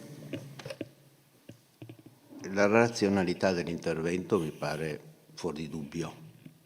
Il tema è un altro, è che in termini cautelativi, se c'è il monitoraggio delle cause in corso e anche le sentenze, nei bilanci di previsione queste somme indicativamente devono essere previste. Perché altrimenti non siamo privati noi gestiamo risorse pubbliche. Allora io posso andare a cercarmi tutte le delibere, le determine dei comuni di tutta Italia, posso chiedere tutti i pareri legali che non c'entrano niente col fatto che noi questa sera stiamo votando una delibera di debito fuori bilancio. Allora le motivazioni e l'iter non fa una piega. Il problema è sempre a monte. Allora, io avevo chiesto, so che a qualcuno li avete trasmessa, ma forse questo doveva essere un patrimonio di tutto il Consiglio, perché è già 3 volte che pongo il problema delle cause in corso che ha il Comune di Portogruaro. E comunque anche questo dimostra, voglio dire che il bilancio deve essere puntuale e, come posso dire, prevedere anche queste risorse, perché il rischio di avere, se no ogni volta abbiamo un debito fuori bilancio. Se seguiamo questo percorso, no, ma sta scherzando, ma stiamo scherzando, ma stiamo... Se il fondo... No, scusi, ma scusi Assessore, voglio dire, se io ho le risorse accantonate a bilancio perché ho delle cause in corso, voglio dire, non è un debito fuori bilancio, se mi permette, non è un debito fuori bilancio perché io pago con le risorse che ho a bilancio. Comunque, guardi, non voglio... Ma io voglio dire, sto dicendo una cosa banalissima. Se il Comune di Portogruaro monitorizza le cause in corso e monitorando le cause in corso viene a conoscenza anche dell'esito della sentenza, voglio dire, una buona amministrazione accantona delle risorse per evitare il debito fuori bilancio. È sempre avvenuto così, sempre, qualsiasi amministrazione, almeno fino ad oggi. Perché il debito fuori bilancio non è una cosa banale, perché noi votiamo contro, mica perché non comprendiamo le ragioni che lei pone all'attenzione a noi. Il debito fuori bilancio non è un caso che tutti i debiti fuori bilancio devono essere trasmessi alla Corte dei Conti. Voglio dire, perché evidentemente la Corte dei Conti su questi specifici casi vuole capire se ci sono delle responsabilità o meno. Punto. Siccome noi non governiamo, voglio dire, noi ci poniamo, così faccio anche la dichiarazione di voto, nel senso che noi voteremo a questa contro, ma perché è un debito fuori bilancio. Punto. Non entro poi nelle valutazioni che potrei entrare. Grazie consigliere Bertoncello. Altri interventi in merito? Se non ci sono interventi, io pongo in votazione la presente deliberazione con voti palesemente espressa per alzata di mano. Chi è favorevole? 11. Chi è contrari?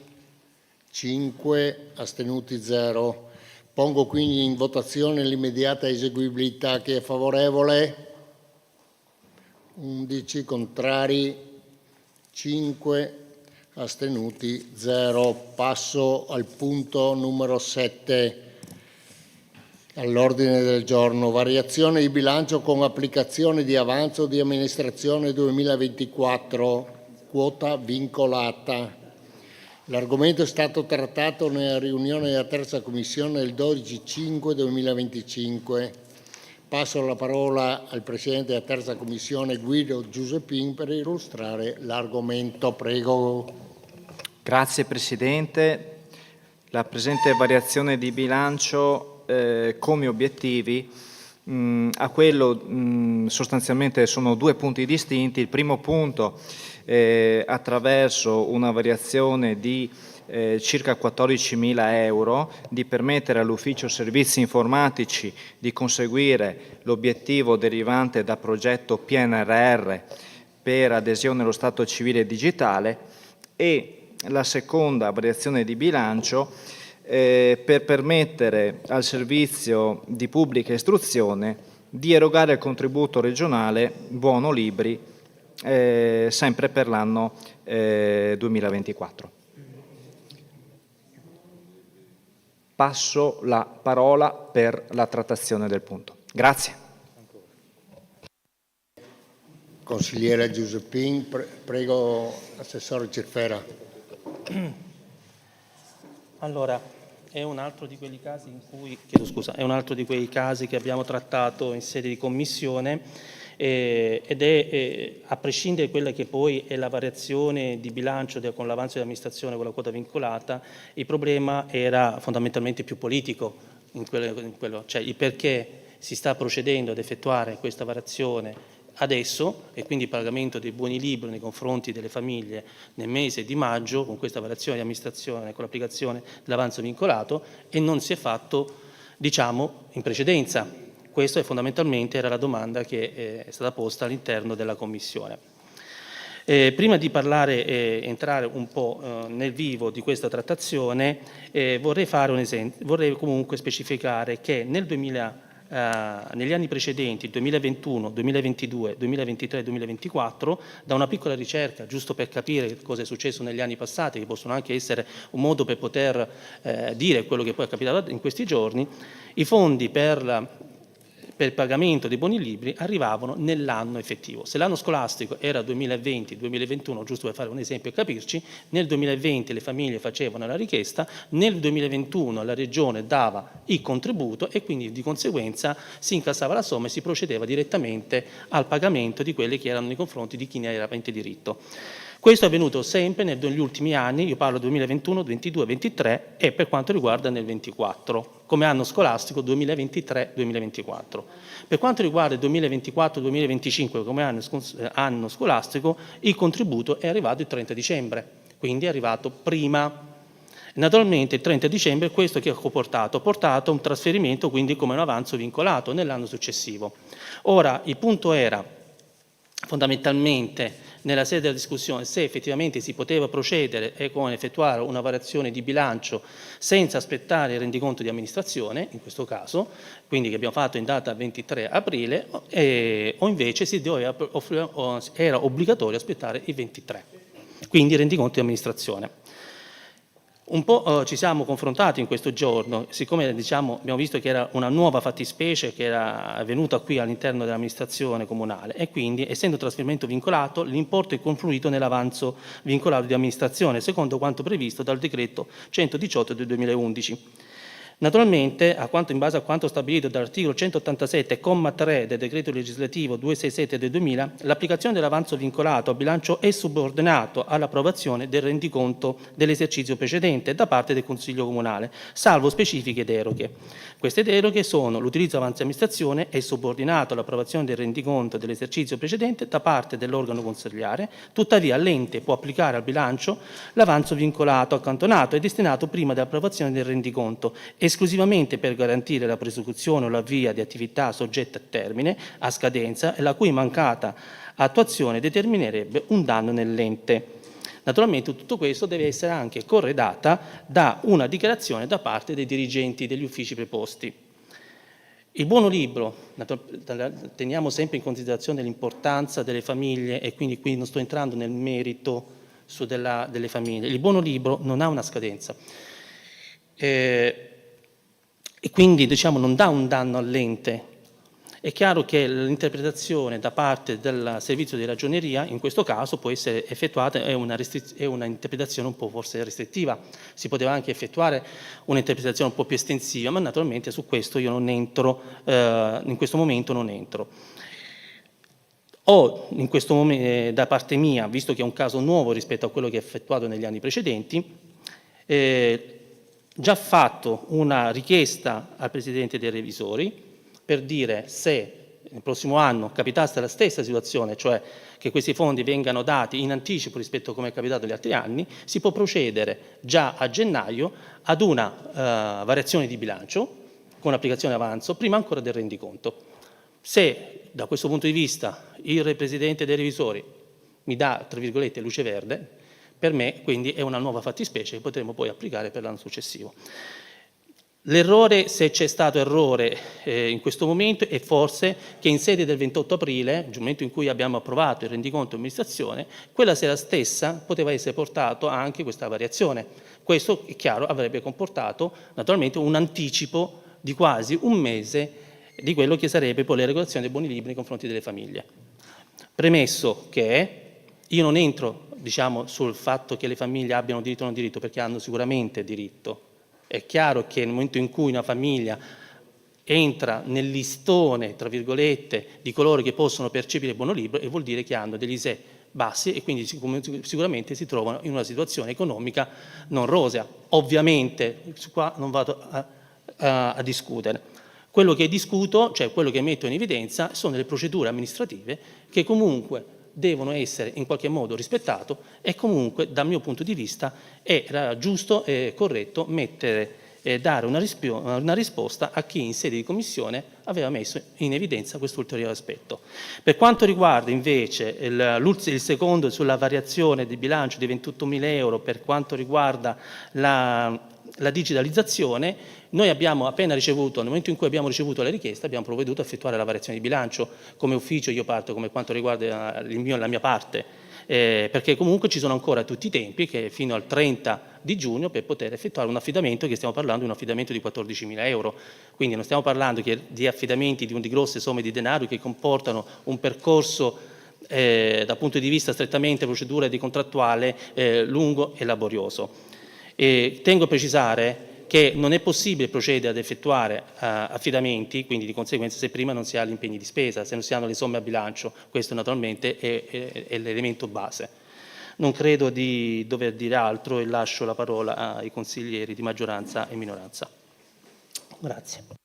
Grazie Assessore Cerfera, ci sono interventi.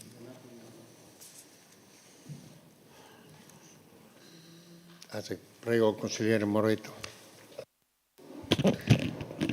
Grazie Presidente, ringrazio anche l'assessore per la risposta alla domanda che era stata posta in Consiglio Comunale, in Commissione Consigliare, scusatemi. Ma prendiamo atto che la Regione quest'anno è arrivata in ritardo, no? Quindi possiamo...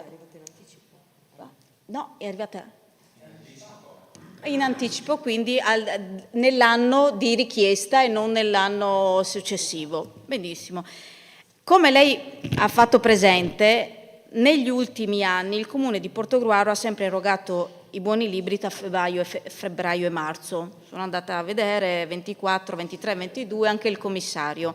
E mi risulta che anche nel territorio, anche quest'anno però, i buoni libri siano in altri comuni stati erogati tra febbraio e marzo. avranno fatto una magia, probabilmente tecnica, però questo è successo.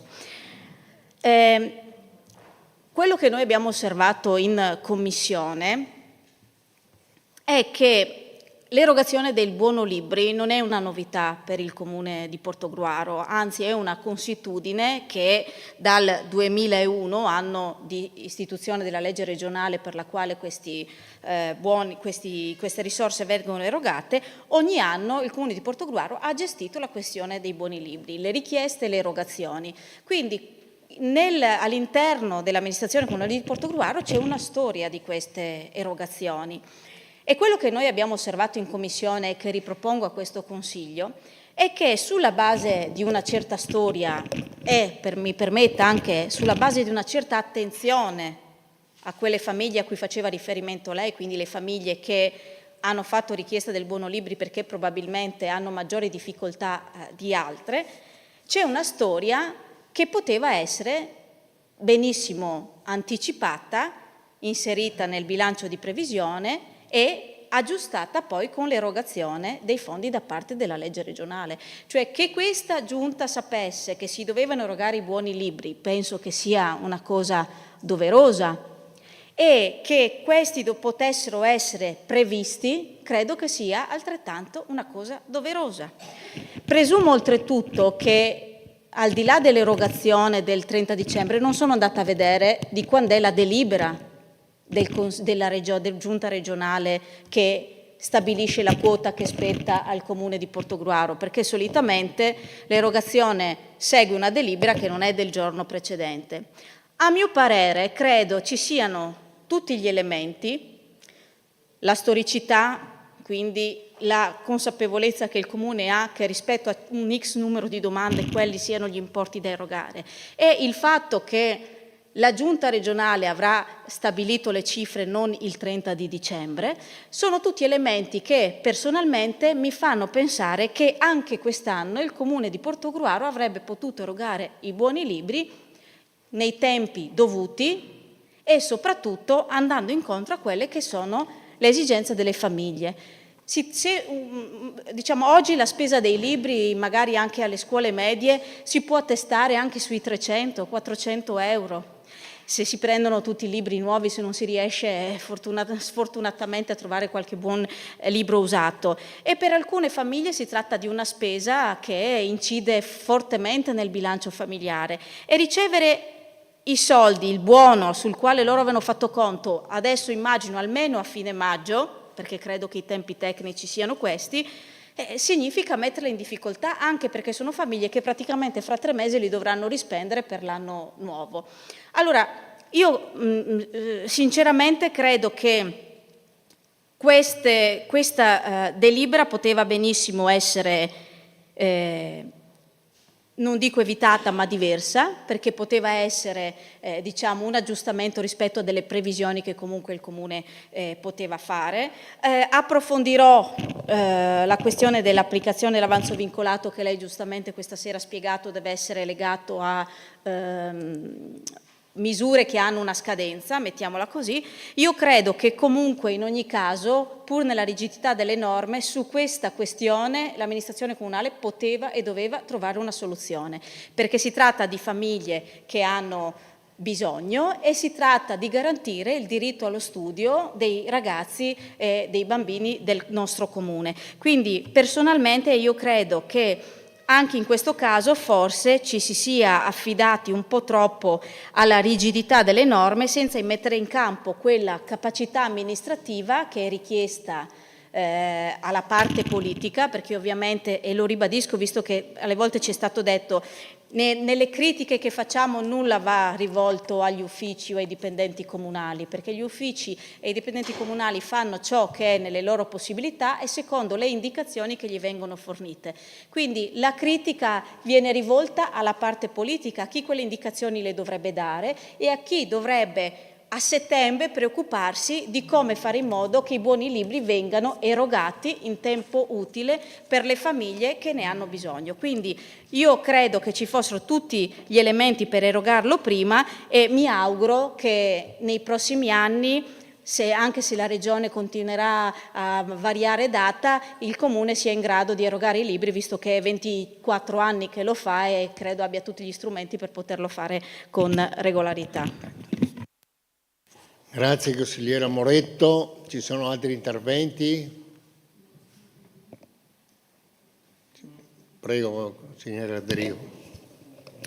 Grazie Presidente. Io sarò molto breve perché la consigliera Moretto ha anticipato praticamente in toto il ragionamento che volevo fare.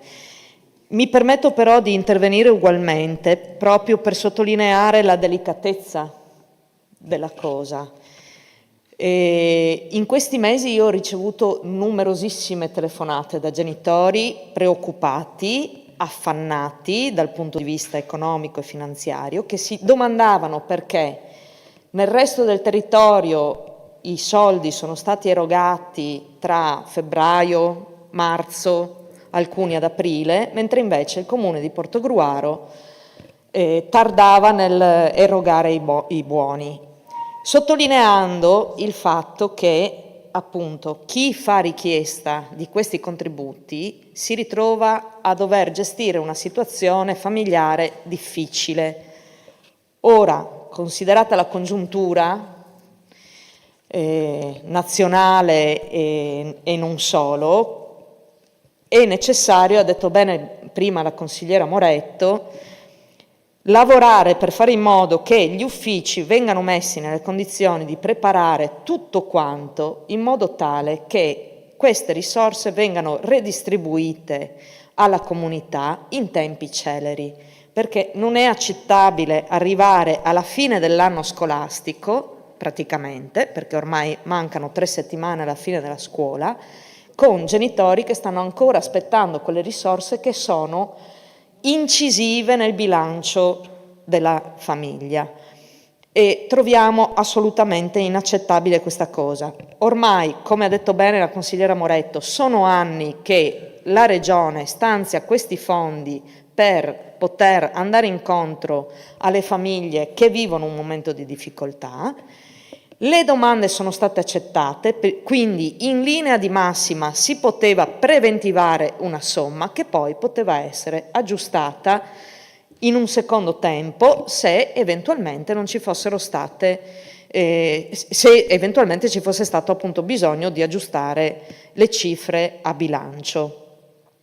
Tenendo conto del fatto che in un bilancio del Comune, secondo me, risorse di questo tipo incidono, per carità di Dio, ma non così tanto, cosa invece che si aggrava particolarmente sulle casse delle famiglie che in questo momento stanno vivendo un momento di difficoltà. Quindi anticipo anche per il gruppo di cui faccio parte che il nostro voto sarà diciamo così, a favore dell'erogazione del contributo, e ci mancherebbe altro, ma vogliamo porre l'attenzione e vogliamo fare una riflessione sul fatto che questa partita è stata gestita in maniera assolutamente inaccettabile. Grazie consigliera Derigo. Prego, ci sono altri interventi? Chiedo se ci sono altri interventi. Prego, consigliere Geronazzo. Niente, solo per agganciarmi al ragionamento che hanno fatto le mie colleghe prima. Prima la Sara Moretto, come ben detto, ha spiegato molto bene il nocciolo della situazione e spero che qualcuno lo abbia capito. Ma la parte politica deve fare il suo lavoro.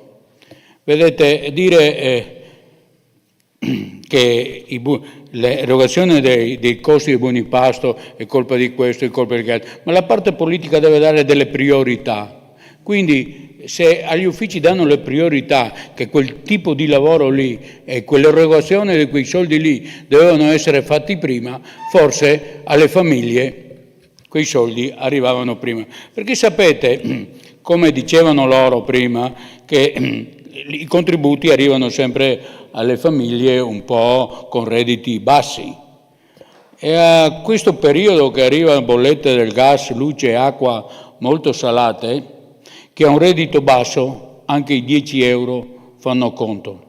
Se noi non teniamo conto del stato sociale di quella gente, vuol dire che non abbiamo capito i nostri cittadini. Quindi, signor assessore o consiglieri comunali, chi è preposto, spero che il prossimo anno un occhio di riguardo lo abbiate e fate in modo che quei soldi arrivano prima possibile alle famiglie, prima possibile, non essere sottovalutate come mi sembra di vedere in questo momento, perché ormai è stato sottovalutato il problema. Adesso lo fate perché ormai è obbligo farlo, ma non va bene, non va bene questo tipo di atteggiamento. Quindi, signor Assessore, visto che lei è preciso, le prego di dare delle priorità agli uffici per erogare certi finanziamenti, perché prima guardano le famiglie che hanno i redditi bassi e dopo per quelli che hanno i redditi alti si può combinare in maniera più agevole. Grazie. Grazie, consigliere Geronazzo. Prego, consigliera. Concordo in tante cose che sono state dette da una parte e dall'altra. Il mio voto comunque sarà favorevole. Intanto il buon Libri deve arrivare e questo è pacifico. Arriva con 2 mesi di ritardo, non sono un ritardo enorme ma è un ritardo che poteva essere previsto, può essere. Io invito tutti a valutare con estrema attenzione il momento di carichi di lavoro degli uffici comunali in questo momento, da quando è stato, da quando c'è da gestire questo PNRR, che sono una cifra importantissima e che sta mettendo sotto pressione gli uffici, e poiché è un termine entro il quale terminare, rendere operativi le opere, e quindi determina anche prioritariamente questo tipo di necessità, a volte o si mette in secondo piano o sfugge addirittura qualcosa, come forse è successo anche le volte scorse. Io chiedo, o meglio, noi chiudiamo un occhio, sebbene, torno a ripetere, su certe cose bisognerebbe sicuramente porre l'attenzione. Mi permetto, non so se io purtroppo prima avevo chiesto di intervenire per dichiarazione di voto, non sono stato visto, e mi permetto di dire 2 cose veloci su un punto precedente, se posso, se me lo permettete, perché comunque non c'è una replica, ma non è niente. Comunque entro i termini di 15 minuti. Ok, sì, no, è velocissimo. Ma è stata una mia dimenticanza, l'ammetto. Volevo dire che nonostante i tagli che avete visto su eventi, su cultura, eccetera, eccetera, io credo di aver visto a Portoguaro in questo inizio di anno, sebbene io comunque non abbia avuto un ruolo prettamente attivo, un numero di attività, parlo di eventi, superiore agli ultimi anni. Parlo di un carnevale dove tornano i carri dopo tanti anni,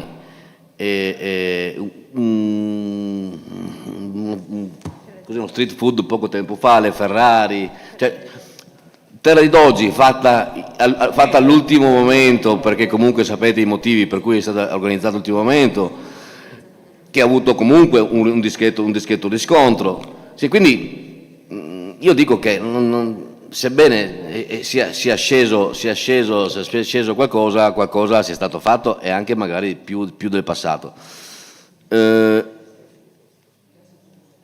Risorse destinate più da una parte rispetto che dall'altra, attività produttive meno 13.000 euro. Io credo che rientri anche questo. Sì, se possibile, io non ho problemi. Non sto accusando nessuno, sto solo Vabbè, ad ogni modo, qualcuno di là è stato anche assessore alle attività produttive e sa che 2 eventi su principalmente Terra di Doggi e Fiera di Sant'Andrea fanno parte del bilancio, del portafoglio delle attività produttive.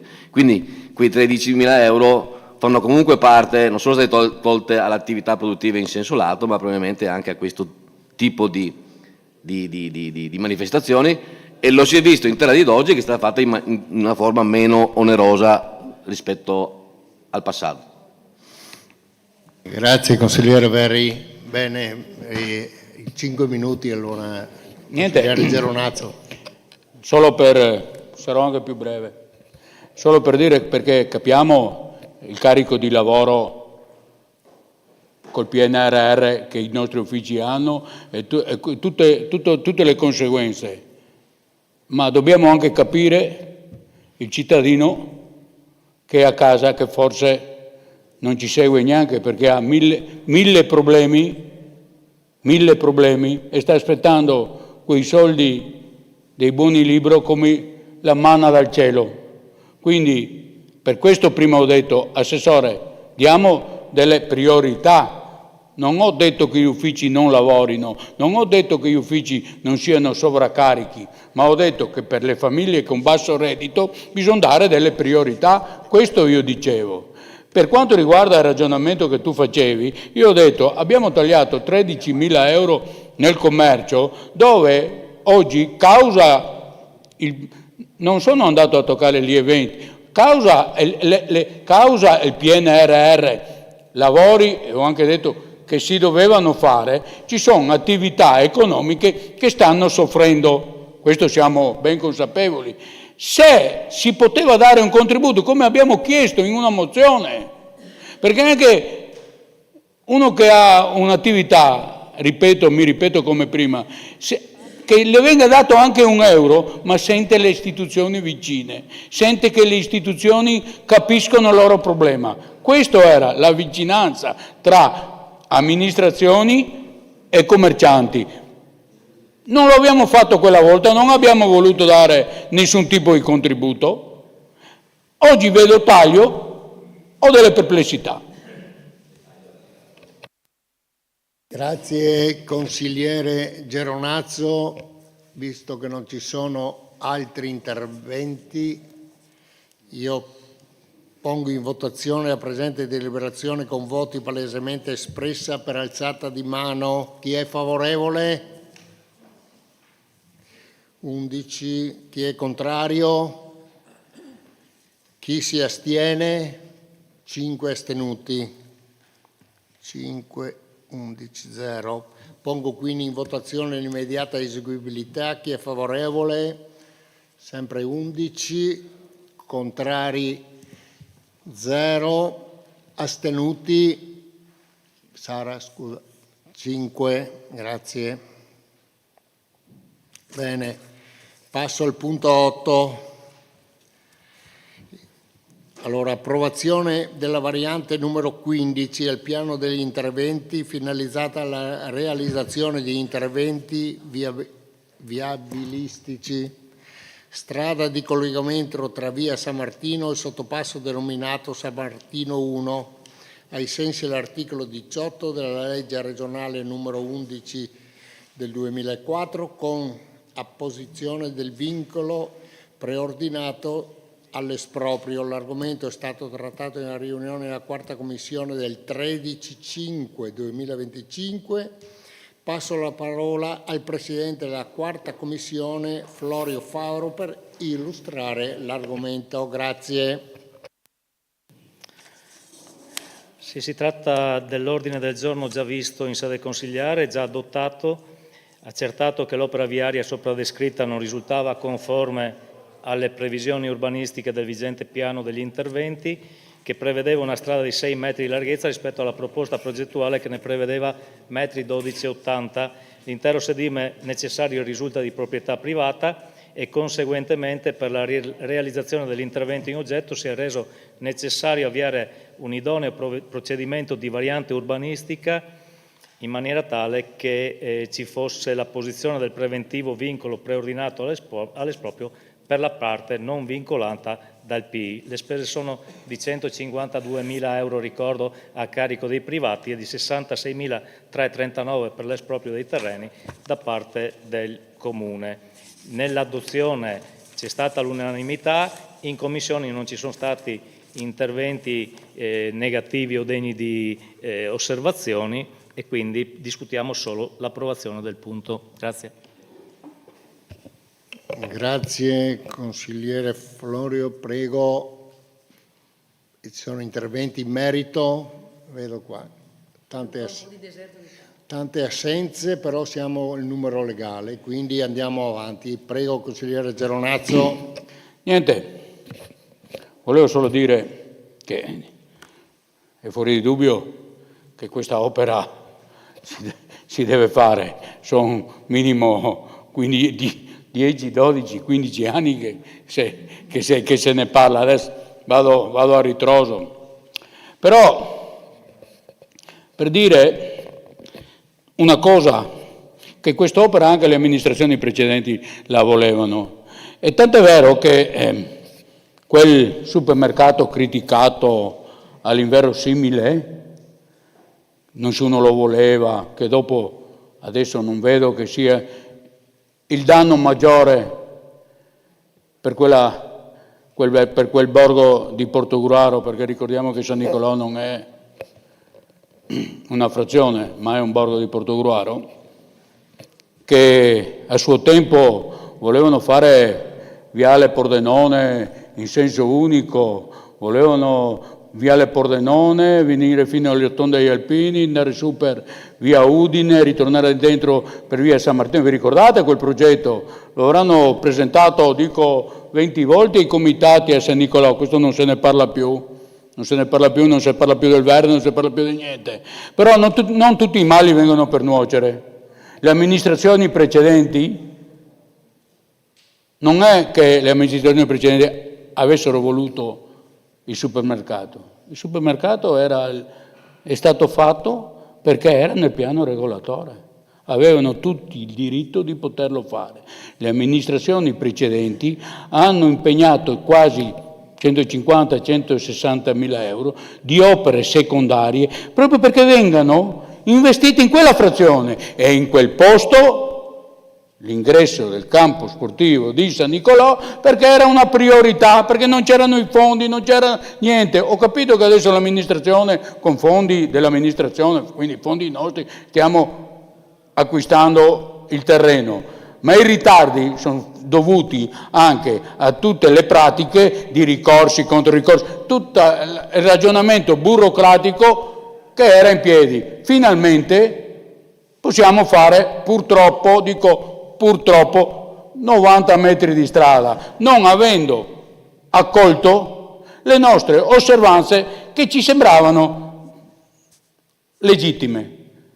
Ci hanno detto che per la pista, per quanto quello che abbiamo chiesto, lo faremo dopo. Sempre lo faremo dopo. Un'opera quando si fa, si deve farla completa, perché se no fa a fine dei passaggi pedonali. Vediamo se cammina gente sulla rotonda. Non si fa dopo. Se è una cosa che si deve fare, bisogna farla. Grazie. Grazie consigliere Geronazzo. Ci sono altri interventi? Prego, consigliera Moretto. Grazie Presidente, solo un breve intervento, giusto per ricordare, perché come si diceva poc'anzi, questa delibera è un passaggio formale che conferma quanto avevamo già visto in Commissione e in Consiglio nella scorsa, qualche tempo fa. Io ribadisco in questa seduta quello che era stato detto in Commissione allora, ovvero che il progetto definitivo sarà fatto in un momento successivo e che in quel momento potranno essere prese in considerazione le osservazioni che avevamo fatto in Commissione e che avevamo tentato di fare anche qui in Consiglio Comunale attraverso un ordine del giorno che è stato bocciato dalla maggioranza. Per noi rimangono valide le considerazioni fatte allora. Questo piccolo tratto di strada è funzionale ad un progetto ben più ampio sul quale ci sono ancora molte incertezze e che noi riteniamo invece dovrebbero essere chiarite per poter procedere in maniera completa alla realizzazione anche di quest'opera, e come avevamo detto allora è per noi doveroso che questo piccolo tratto di strada, siccome funzionale al futuro accesso di un impianto sportivo utilizzato per lo più da giovani ragazzi e bambini per gli allenamenti e le gare, questo percorso debba essere messo in piena sicurezza ciclo pedonale, quindi anche diciamo con la messa in sicurezza dei pedoni, questo l'avevamo detto in commissione, e in più avevamo suggerito che, visto che si innesta in un'area che comunque è immersa nel verde, questa potesse avere qualche attenzione più a non essere solo 90 metri di asfalto, ma qualcosa che al di là dei vincoli urbanistici fosse una scelta di questa amministrazione di renderlo più compatibile e sostenibile anche da un punto di vista costruttivo. Quindi le considerazioni che avevamo fatto allora per noi rimangono valide anche quest'oggi, e ci auguriamo che in fase di progettazione definitiva e esecutiva queste possano essere prese in considerazione. Bene, grazie consigliera Moretto. Ci sono altri interventi? Prego. Consigliere Bertoncello. No, una battuta. Questa è la quinta opera che si conclude, speriamo, in 10 anni. A tutti la valutazione. Per dichiarazione di voto noi votiamo a favore. Bene, grazie consigliere Bertoncello. Visto che non ci sono altri interventi, io pongo in votazione la presente deliberazione con voti palesemente espressa per alzata di mano. Chi è favorevole? Sindaco, lei? Sì. 11. Chi è contrario? Chi si astiene? Niente. Allora, pongo quindi in votazione immediata eseguibilità. Favorevoli? Contrari 0, astenuti 0. Bene, che ora abbiamo fatto? 22. Allora io passo al nono punto. Prego. No. Al nono punto, proposta di mozione servizio asilo nido a Portogruaro. In data 14/5/2025, acquisita al protocollo 21/6/97, pervenuta da parte dei consiglieri comunali Moretto Sara, Camillo Cristian del gruppo consigliare Civiche per Sara Moretto e Geronazzo Luigi del gruppo consigliare Uniamo Portogruaro. È arrivata la proposta di mozione ad oggetto servizio asilo nido a Portogruaro. Passo la parola ai consiglieri proponenti per la lettura. Prego, consigliere Moretto. Grazie Presidente. La mozione in discussione pone l'argomento dell'asilo nido di Portogruaro, in particolar modo il primo dei 2 edifici in costruzione, ma per la prima volta chiede che in questo Consiglio Comunale non si discuta di muri, ma si discuta di servizio. Nelle premesse si fa riferimento al fatto che questa struttura, per la quale è prevista l'accoglienza di 60 bambini dai 0, che poi non sono 0, ma insomma dai 0 ai 36 mesi di età, con la possibilità prevista dalla legge regionale di aumento del 20% dei posti fino al raggiungimento di 72. Lo abbiamo voluto scrivere in premessa, si tratta di un momento storico per la nostra città che da anni chiedeva un servizio dedicato alla prima infanzia nel territorio comunale e anche con una capienza che consentisse di sopperire alle liste d'attesa che pur ci sono a Concordia oggi per l'asilo in convenzione. Ma proprio per questo, visto che è un importante appuntamento, pensiamo che vi sia anche l'opportunità di costruire un progetto educativo innovativo e anche un progetto da un punto di vista organizzativo molto innovativo. Riteniamo quindi che lavorare, confrontarsi sulla strutturazione del servizio fosse una grande opportunità. Purtroppo però siamo al 19 di maggio. In diverse occasioni esponenti della maggioranza hanno assicurato che il primo asilo nido sarebbe entrato in funzione, in servizio a settembre 2025.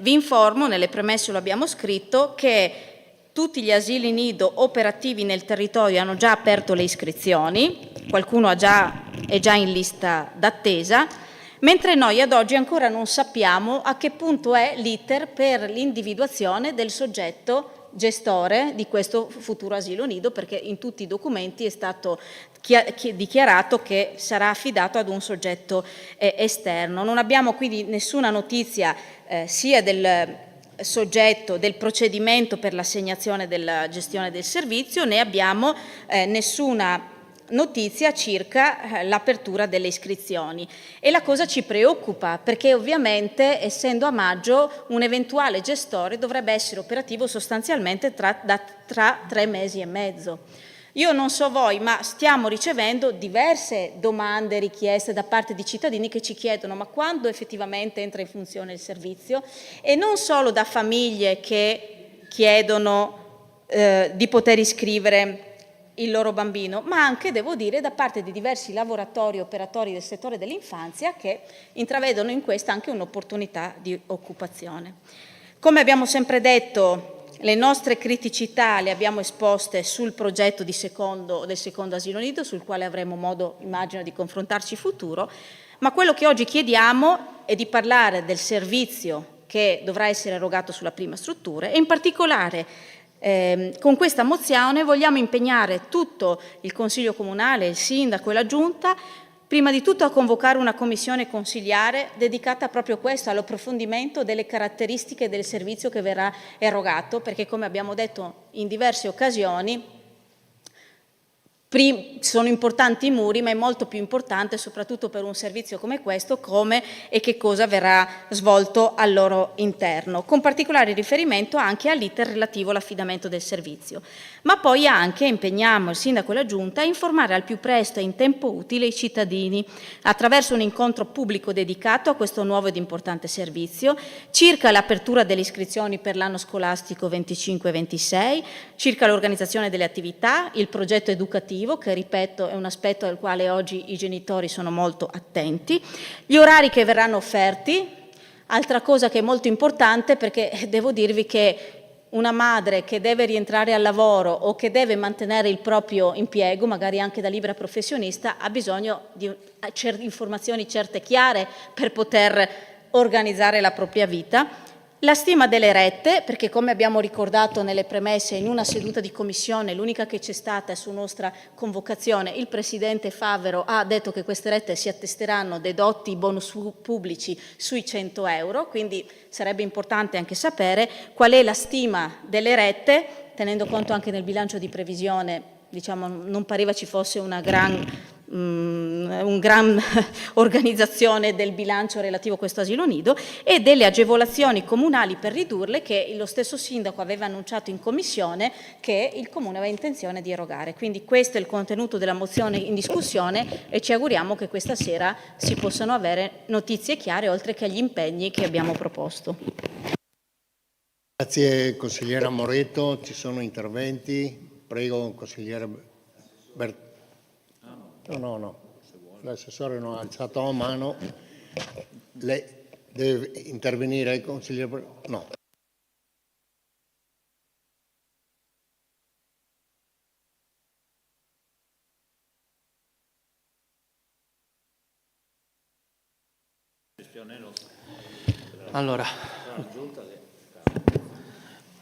Allora, per quanto riguarda la risposta alla mozione sul servizio d'asilo nido di Portogruaro, intervengo io, ma naturalmente in nome per quanto riguarda tutta l'amministrazione.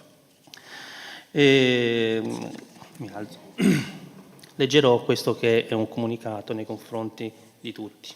Allora, il tema dell'asilo nido sicuramente è centrale e capisco naturalmente tutte quelle che sono le preoccupazioni espresse. Proprio per questo motivo vogliamo fornire alcune informazioni aggiornate e complesse sullo stato del progetto e sulle scelte che l'amministrazione sta portando avanti. Il primo dei 2 blocchi dell'asilo nido in via Bertoni è ormai ultimato sotto il profilo edilizio e progettato per ospitare fino a 60 bambini nella fascia dei 0-3 anni. Piano? Perfetto. È un passo importante per Portogruaro e una risposta concreta a un'esigenza reale delle famiglie. Detto questo, ad oggi non c'è ancora una data certa per l'apertura e lo diciamo con la massima onestà. Ci sono due motivi principali. Il primo riguarda la cabina elettrica, che è pronta come struttura, ma manca ancora il collegamento alla rete da parte del gestore. I tecnici parlano di giugno-luglio, ma qui parlo con cautela che ci viene dall'esperienza. Non possiamo dare per certa una scadenza finché non avremo comunicazioni ufficiali. Abbiamo visto cosa è successo, ad esempio, con il palazzetto dello sport di Pradipozzo, dove i lavori sono stati più volte rinviati per ragioni che non dipendevano direttamente da noi. Il secondo motivo è che ancora sono in corso dei lavori nel secondo blocco, nella fase iniziale, proprio quanto a quello completato. Si tratta di un contenitore attivo con rumori, polveri e mezzi in movimento. Non è l'ambiente giusto per iniziare un servizio rivolto ai bambini così piccoli. La salute e il benessere dei bambini per noi vengono prima di tutto e quindi aprire mentre il cantiere è operativo sarebbe naturalmente una forzatura. Proprio per questa certezza l'amministrazione ha già preso contatti e sta ottenendo la proroga per l'accordo con l'asilo comunale di Concordia Sagittaria anche per l'anno educativo 25-26. Così garantiamo da subito un'alternativa reale alle famiglie senza lasciare nessuno senza risposte. Sul tema delle rette è stato citato pubblicamente il riferimento a una retta mensile netta attorno dei 100 euro. Intendo netta al netto dei bonus. Si tratta naturalmente di un obiettivo che condividiamo nell'ambito di un servizio pubblico accessibile, ma va comunque collocato nell'equilibrio tra sostenibilità economica e qualità educativa. A chiarimento va detto che la retta non è ancora stata definita ufficialmente. Sarà stabilita all'interno di un capitolo tecnico che accompagnerà la procedura dell'affidamento sulla base di un piano economico-finanziario coerente e sostenibile. Questo documento definirà in modo preciso il modello di gestione e l'equilibrio tra la qualità del servizio e accessibilità per le famiglie. Oggi, parlando sempre delle famiglie, possono contare su due strumenti fondamentali per quanto riguarda i bonus. Abbiamo il bonus nazionale che prevede fino a 3.000 euro annui, circa 273 euro al mese per 11 mesi, per le famiglie con ISEE fino a 25.000 euro, che poi tenderà naturalmente a scendere in base all'aumentare dell'ISEE stesso. E poi c'è anche il contributo della Regione Veneto, il decreto regionale del 15/10 del 2024, che viene regolato direttamente ai servizi educativi accreditati, sia civili che pubblici, con lo scopo proprio di ridurre le rette. Grazie alla combinazione di tutte queste misure, il costo effettivo per le famiglie potrebbe essere sicuramente minore, significativamente ridotto. Naturalmente è sicuramente più accessibile alle famiglie, solo naturalmente, e lo sottolineo, solo naturalmente le condizioni continueranno a persistere nel tempo e quindi lo permetteranno di raggiungere. L'amministrazione si impegna a definire il quadro economico in modo trasparente e prudente, evitando annunci prematuri in questa occasione, ma mantenendo ferma la volontà di rendere il servizio accessibile al maggior numero possibile di famiglie. Per quanto riguarda la gestione, la procedura per individuare il gestore sarà avviata appena le condizioni tecniche lo permetteranno. Sarà un bando trasparente con criteri chiari, perché l'obiettivo è avere un servizio educativo serio, affidabile e all'altezza delle aspettative. Anche le iscrizioni saranno aperte con il giusto anticipo rispetto all'effettiva apertura, così di permettere alle famiglie di organizzarsi per tempo. È utile ricordare che in base alla legge regionale Veneto numero 22 del 2002, i servizi educativi per la prima infanzia rientrano nell'ambito dei servizi sociali. Questo che significa che la competenza tecnica amministrativa sull'annito fa capo al settore dei servizi sociali, che si sta già in questo periodo occupando dell'avvio dell'ambito territoriale sociale, l'ATS, e di tutte le pratiche connesse alla futura attivazione. Proprio per questo motivo altri uffici comunali, compreso quello dell'istruzione, stanno collaborando in maniera trasversale per supportare questo percorso, agevolare i passaggi tecnici e garantire un avvio ordinato ed efficace del servizio. In particolare, il mio assessorato alla scuola ha dato la propria disponibilità e sta lavorando alla stesura del regolamento comunale per il funzionamento dell'asilo nido, con un atto fondamentale che dovrà essere discusso e approvato nelle sedi competenti e che conterrà i criteri di accesso, gli orari e tutte le indicazioni operative necessarie. Naturalmente cogliamo questa occasione per esprimere un plauso all'ambito sociale per il lavoro che sta portando avanti in un momento particolarmente anche complesso, derivante anche dall'impiego dei fondi PNRR insieme agli altri uffici dell'area tecnica. Il nostro approccio è concreto, stiamo facendo i conti con i limiti tecnici e burocratici, ma senza mai perdere di vista l'obiettivo finale. Non vogliamo vendere illusioni e non vogliamo più dare dati a caso. Preferimmo dire le cose come stanno, con realismo ma anche con determinazione. L'asilo nido si farà, sarà completo e sarà pronto e sarà un servizio all'altezza delle aspettative dei cittadini di Portogruaro. Grazie. Grazie, Assessore Cirfera. Sono interventi, prego, consigliere Geronazzo. Grazie Presidente, sarò molto breve, ma molto breve. Ho sentito la relazione dell'assessore. Non ho sentito se la mozione è favorevole alla maggioranza o minoranza. Ha fatto una relazione, giustamente. Ma 7 mesi fa, 6 mesi fa, che questa maggioranza mi ha ridicolizzato quando io dicevo ma voi per settembre dentro lì non mettete nessuno. E tutti in coro col sorriso a 37 denti, come no, dice come chi. Ma lei non si preoccupi, vedrà che a settembre facciamo tutto, avviamo anche il secondo. Io, con la mia perplessità, no, lavorando nei cantieri dei suoi ultimi miei 50 anni, sono andato a vedere il cantiere. E lì mi sono reso conto che qualcuno mi stava prendendo in giro. Perché, capite, per capire lo stato di un cantiere bisogna chiedere a uno che di cantiere ne va. Se ho mal di testa, vado da chi mi può dare la pastiglia per il mal di testa. Quindi, quello che ho sentito poc'anzi, rinnovare la convenzione con tutto quello che avevamo già detto, niente di nuovo. Ho sentito si farà.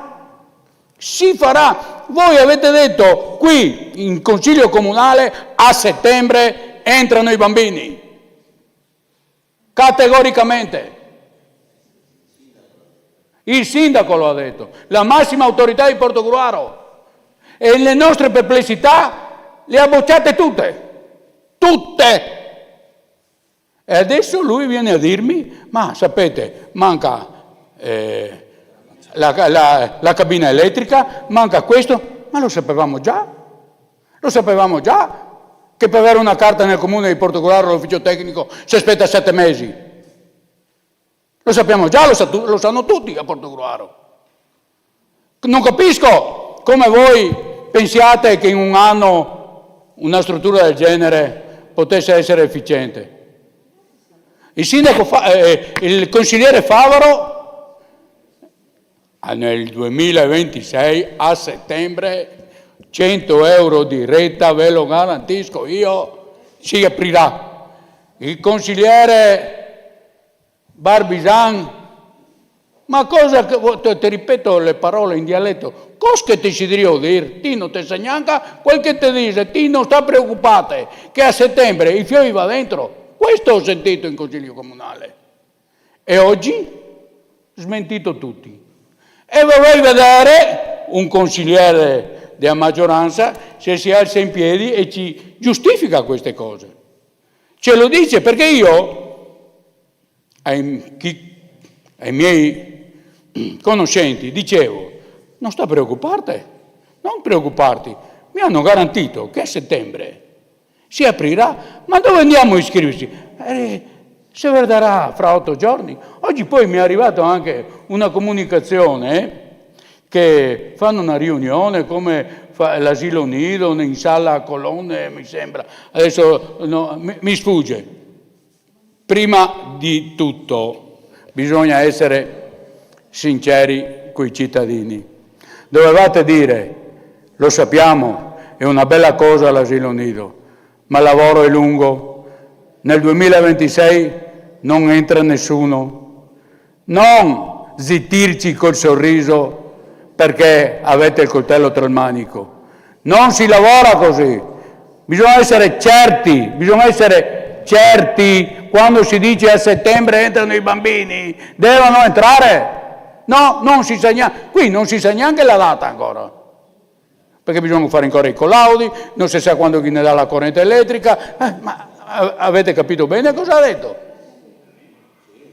Ancora una volta abbiamo fatto la nostra brutta figura con tutti i cittadini che si aspettavano l'asilo nido efficiente a Portogruaro quest'anno. Questo è il risultato di questa amministrazione.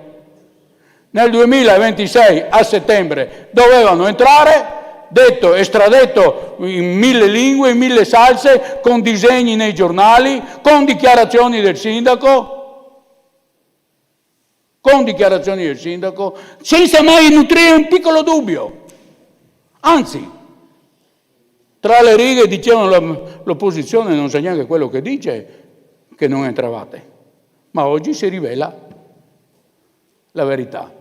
E questa è la verità. State sempre rincorrendo e incominciate a dire la verità ai cittadini che stanno fuori. Grazie consigliere Geronazzo. Altri interventi in merito? Se non ci sono interventi, prego consigliere Bertoncello. No, allora consigliere Drigo, prego. Grazie Presidente. Beh, innanzitutto parto ringraziando con i colleghi consiglieri dell'opposizione per aver presentato la mozione, perché se no a quest'ora ancora ci sarebbe il silenzio rispetto a questo tema, cosa che io personalmente ritengo gravissima, perché ricordo benissimo che pochi mesi fa, quando si è discusso del rinnovo della convenzione con il Comune di Concordia per l'asilo Scarabocchio, quando si è discusso del progetto del primo stralcio dei lavori e poi dell'ampliamento con il secondo asilo nido, siamo stati, ha detto bene il consigliere Geronazzo, derisi da un lato e anche tacciati di essere un po' l'uccellaccio del malaugurio, no? Come? No, siamo qua, dobbiamo rispettare i tempi, non ci sarà nessuna interferenza tra il primo blocco e il secondo blocco, quando sarà pronto il primo blocco partiremo con le iscrizioni e tutto quanto. Adesso una delle motivazioni per cui non è ancora dato sapersi la data di apertura almeno del primo edificio è che forse rumore, polvere, disagio che può arrecare la realizzazione del secondo non è tanto compatibile con lo stabilirsi lì di bambini che stanno tra i 0 e i 3 anni. Addirittura si dice non vogliamo fare annunci prematuri. Allora quelli che sono stati fatti mesi fa cos'erano? Cioè, bisognerebbe chiarire questo aspetto. Io ricordo bene che si è detto, e se non sbaglio durante la discussione sul rinnovo della convenzione con il Comune di Concordia, che la convenzione veniva fatta solo per questo anno scolastico, con una possibile proroga, ma si contava di non aver bisogno della proroga, perché a settembre il primo asilo sarebbe stato aperto. Tant'è che ricordo perfettamente che la consigliera Moretto da un lato e la consigliera Reghini dall'altro dicevano bene, quindi già possiamo pensare di iscrivere le nostre figlie all'asilo di Portogruaro senza andare in cerca di soluzioni alternative.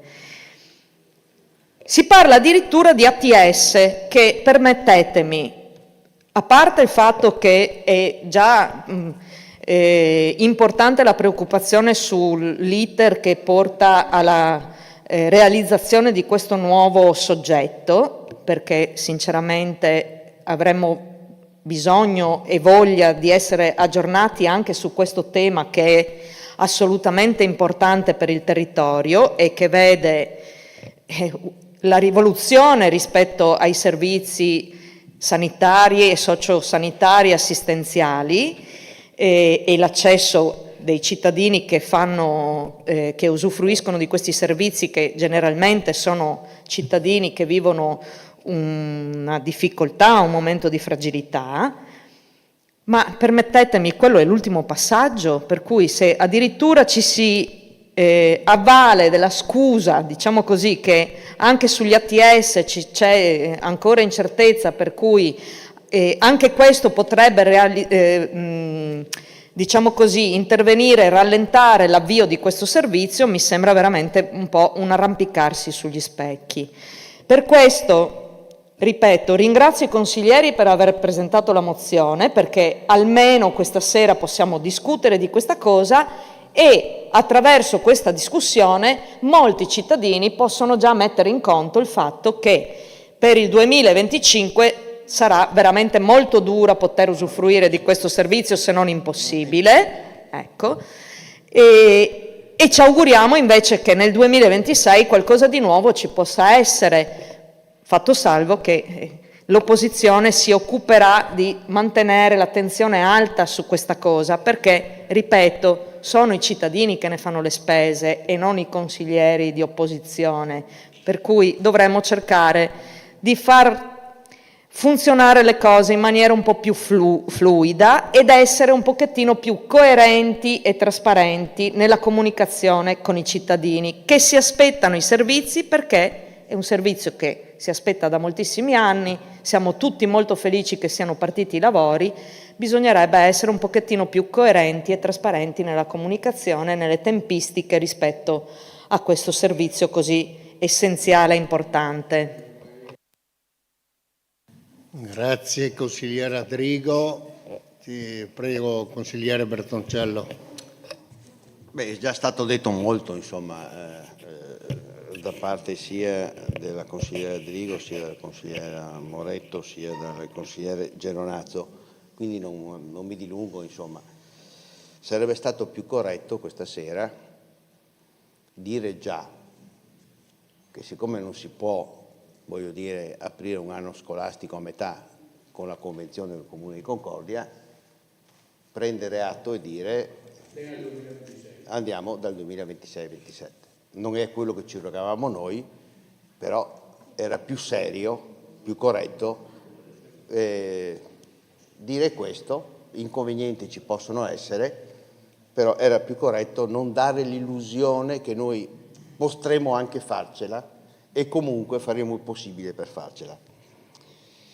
Vedete, sono molte cose, le ha elencate l'assessore al bilancio, se le mettiamo assieme arriviamo a un'unica sola conclusione, perché come ha detto l'assessore era prevedibile che con la scelta del secondo plesso sarebbe stato difficile non tenerne conto rispetto all'apertura del primo plesso.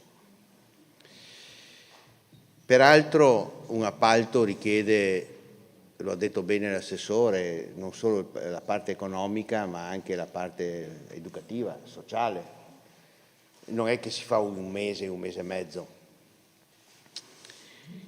C'è un problema, secondo me, che spetterebbe all'amministrazione comunale, al di là dei contributi nazionali e regionali, rivedere anche l'ISEE rispetto al regolamento che deve essere fatto.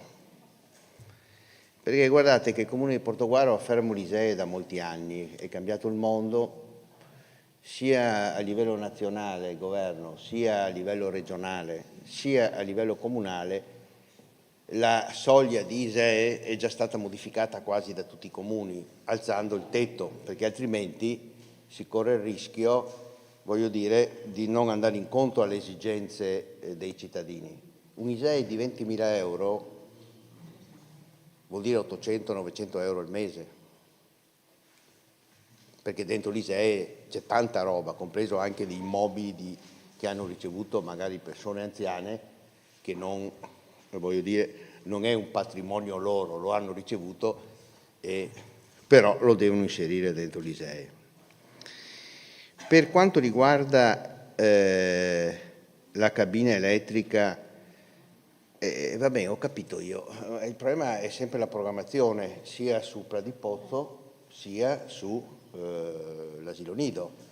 Il ritardo, faccio mente locale su quella di Pradipozzo, è legato all'esproprio del terreno per poter inserire dentro, se non vado errato, per poter inserire. E finché tu non espropri il terreno, voglio dire, l'ente preposto non fa sicuramente la cabina o non fa l'allaccio elettrico. Anche qui non c'è questo problema e doveva essere ancora più facile. Ma vedete che non c'è consiglio che noi non mettiamo in evidenza che c'è una totale, voglio dire, disorganizzazione e non intersezione tra uffici. Un ufficio non sa quello che fa l'altro. Io capisco tutte le giustificazioni del PNR, capisco tutto. Poi bisognerebbe in un'occasione particolare capire perché siamo arrivati in termini organizzativi del comune, siamo arrivati in queste condizioni adesso. Poi c'è un problema molto interessante che riguarda gli annunci. Allora, se facciamo la rassegna stampa, dai Vigili del Fuoco, per fare un esempio, per arrivare fino a questi giorni, c'è la rincorsa a chi va sulla stampa a comunicare che si è fatto, a prescindere. Qualche assessore mi dice, no, ma noi siamo seri, non comunichiamo prima le cose, le comunichiamo quando le abbiamo certe.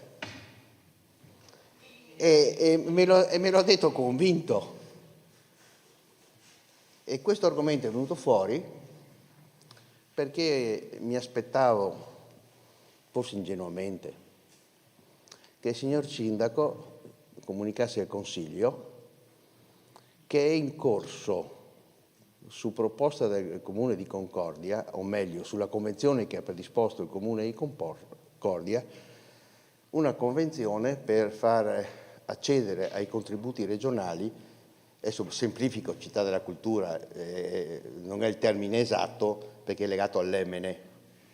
Sarebbe stato molto corretto, visto che c'è una delibera di giunta, e se c'è una delibera di giunta è opportuno che il Consiglio lo sappia.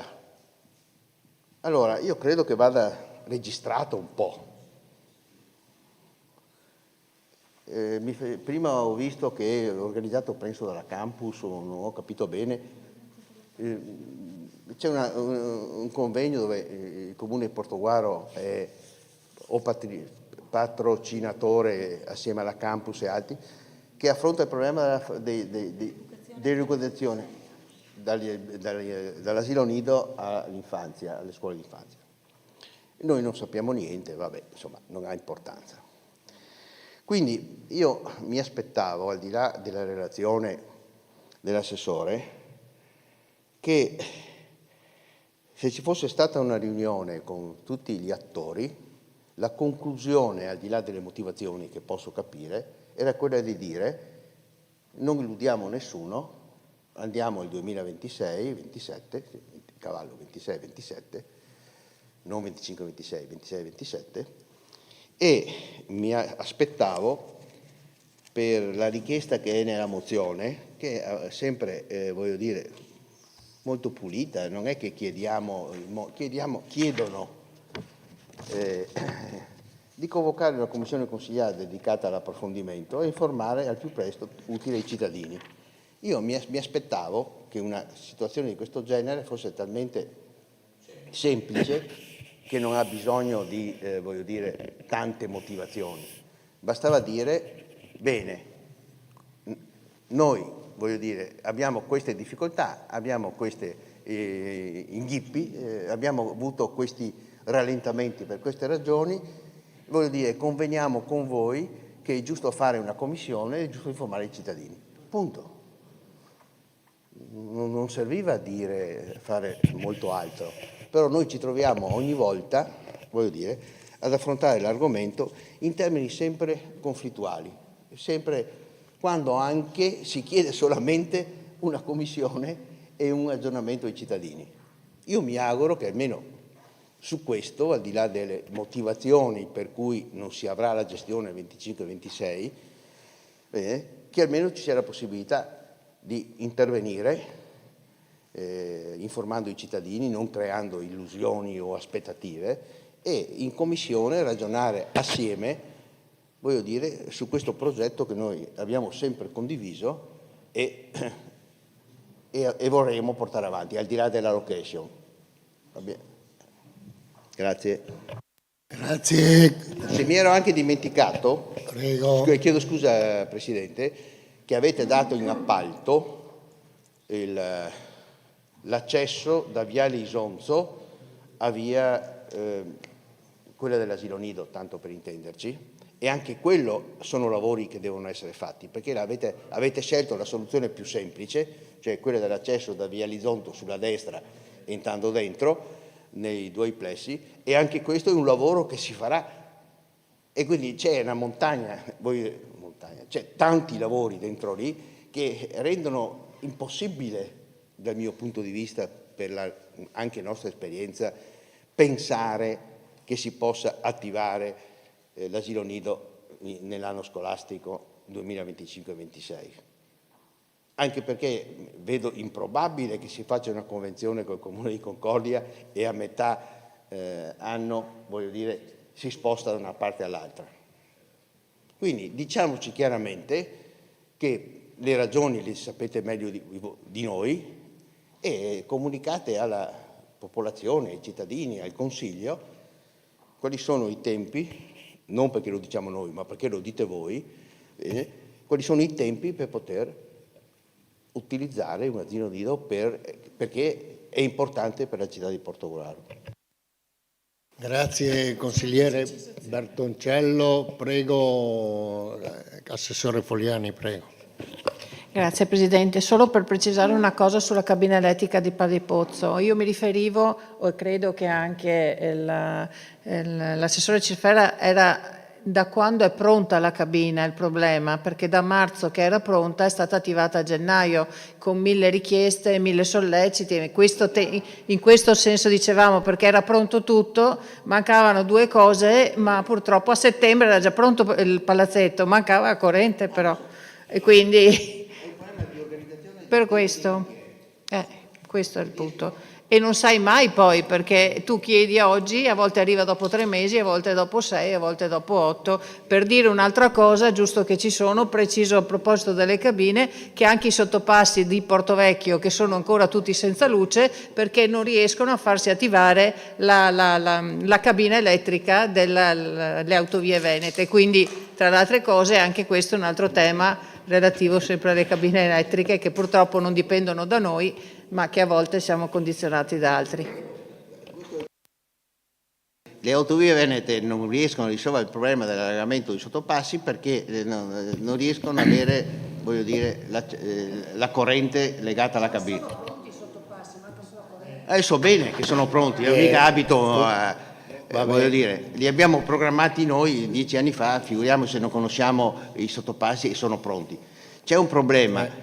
Ma c'è anche un problema di potere politico, cioè non è pensabile che un ente pubblico o pubblico-privato rispetto a una situazione di questo genere non abbia la forza per fare questa roba qua. Io credo, è impossibile sulla base della mia esperienza, cioè è un comune che ha un investimento grosso, che c'è un sottopasso che va sotto acqua e qualsiasi esso sia ci gioca su questa roba qua, non credo sia possibile. Grazie consigliere Bertoncello. Prego, consigliere Geronazzo, vuole intervenire? Sì, prego. Solo per dire, perché si porta sempre in ballo il palazzetto di Pradipozzo. Ma è frutto di esperienza allora il palazzetto di Pradipozzo. Se per attivare la cabina a Pradipozzo ci è voluto 6 mesi, forse per avviare questa qua, visto che ho l'esperienza negativa verso l'Enel, in base a quello che mi avete detto, che ci vogliono 6 mesi, io forse mi attivavo 6 mesi fa, visto l'esperienza che ho. Non è che dico perché a Pradipozzo ho aspettato 6 mesi, noi dobbiamo aspettare altri 6 mesi. Anticipavo, lavoravo, facevo qualcosa, perché se sapevo che ci volevano 6 mesi, Non è che fai paragone su altri cantieri. Mi porto il mio bagaglio di esperienza. So che vogliono 7 mesi per attivare una cabina e 7 mesi fa, quando voi mi avevate detto che a settembre aprivate l'asilo nido, si doveva attivare, ma questo non è stato fatto. Questo è il problema, questo non è stato fatto. E ribadisco, non è così che si lavora. Come diceva prima il consigliere Bertoncello, i cittadini si aspettavano l'apertura, perché mi ripeto quello che ho detto prima, lo abbiamo detto in 1000 salse, giornali a 4 colonne, con tanto di fotografia. Ma allora, mi fa il falegname Saria e Geppetto, ma non l'ho mai fatto Pinocchio. Grazie. Grazie consigliere Geronazzo. Prego assessore Fogliani. Sì, allora per quanto riguarda la cabina dell'asilo nido, appena ci hanno richiesto l'Enel proprio in specifico per poter come si dice, erogare l'energia nel territorio, in tutta quella zona lì, in più l'asilo, col carico dell'asilo, ci siamo subito attivati e abbiamo fatto la cabina nuova come era stato richiesto, quindi non ci sono tempi morti in questo caso, assolutamente no. Ovviamente la cabina è pronta, sarà pronta a giugno-luglio secondo loro. Noi teniamo conto che comunque c'è il punto di domanda. Però i tempi lì sono stati assolutamente rispettati, non c'è stato esproprio in ritardo. Grazie assessore Fogliani. Ci sono altri interventi? Se non ci sono altri interventi, prego consigliera Moretto. Grazie Presidente. Questa è la seconda volta in pochi giorni che attraverso una mozione presentata dalle opposizioni emerge una verità che questa giunta, questa maggioranza, altrimenti non sappiamo quando avrebbe detto e se avrebbe detto. E la verità che emerge questa sera è che vengono smentite tutte le dichiarazioni fatte relative alla ultimazione dei lavori del primo asilo nido e all'avvio del servizio di asilo nido, e il tutto sarebbe rimasto assolutamente nel silenzio se questa sera non avessimo posto la discussione sull'asilo nido. Io credo che questo, siccome siamo già alla seconda, incominci a diventare un modus operandi, un metodo, ma che non è accettabile. Quando nello scorso Consiglio parlavo di allergia all'informazione e alla comunicazione ai cittadini, qui incomincia a diventare una patologia grave però. Cioè, per un'amministrazione, per una giunta, fare degli annunci e sapere di non poterli rispettare e stare belli zitti senza informare i cittadini, per come la vedo io, è una cosa gravissima. Perché nel momento in cui si capisce, uno, che l'edificio non è accessibile nei tempi in cui era stato annunciato, e ricordiamoci che tutta la concentrazione dell'amministrazione era sui muri, sugli edifici, perché ricordo benissimo in sede di commissione anche il sindaco diceva intanto finiamo i lavori e poi dopo vedremo il servizio. Visto che la concentrazione era tutta sui lavori e nemmeno i lavori vengono finiti, veniamo a sapere per settembre, e soprattutto non c'è data certa per l'apertura, mi dispiace che la patata bollente questa sera sia stata in mano dell'assessore Cirfera, però le notizie che ci ha dato sono, a mio parere, che lasciano senza parole. Non c'è una data certa per l'apertura, non si è in grado in questo momento di stabilire il termine dei lavori del primo asilo nido. Questa sera si dice che comunque l'apertura sarà condizionata dalla conclusione dei lavori del secondo asilo nido, cosa che avevamo detto in maniera chiara in commissione. Avevamo chiesto: ma sarà compatibile l'apertura del primo nido con accanto un cantiere in corso? E ci è stato detto assolutamente sì, abbiamo fatto tutte le valutazioni e le due cose saranno compatibili. Questa sera veniamo a sapere che invece polveri e rumori del cantiere del secondo asilo nido non sono compatibili con l'entrata di 60 bambini di meno di 3 anni nel primo blocco. Quindi questa sera la maggioranza smentisce se stessa. Abbiamo sentito parlare, credo responsabilmente, di non voler fare annunci prematuri o di non voler vendere illusioni. Io questa sera chiedo: ma chi è che ha fatto gli annunci prematuri e ha venduto illusioni? Non certo queste opposizioni, ma chi invece ha annunciato l'apertura del primo asilo nido a settembre 2025. E non ce lo inventiamo, perché sennò altrimenti non ci avrebbero telefonato, come immagino tutti, per chiedere: ma allora parte l'asilo, ma dove si può chiedere per poter fare domanda di lavoro? Queste sono le richieste che ho ricevuto io. Io devo dire che mi fa anche specie il fatto che diversi esponenti della Giunta e della maggioranza sorridano al mio intervento. Io invece mi chiedo se non provate imbarazzo questa sera. Imbarazzo rispetto allo smentire un impegno che vi eravate come maggioranza attraverso il sindaco, visto che stasera si è detto che il sindaco rappresenta la maggioranza, ha annunciato a tutta la cittadinanza. Io credo che quello che abbiamo appreso questa sera è una notizia importante che comunque dovrebbe essere comunicata ai cittadini, e quindi io credo che, nonostante lo stato della situazione, che è gravissimo, la nostra mozione non venga meno. Prima di tutto perché la necessità di una commissione dedicata all'approfondimento del progetto è quanto mai urgente. Perché se, da come abbiamo capito, nessuno ancora ha messo testa su come avviare le procedure per l'affidamento del servizio, quindi nessuno ha pensato a che orari offrire, a che tipo di servizio proporre, eccetera, forse è davvero urgente che si possa fare una commissione nella quale confrontarsi, vedere i servizi delle strutture esistenti, eccetera. Quindi il primo punto rimane assolutamente valido.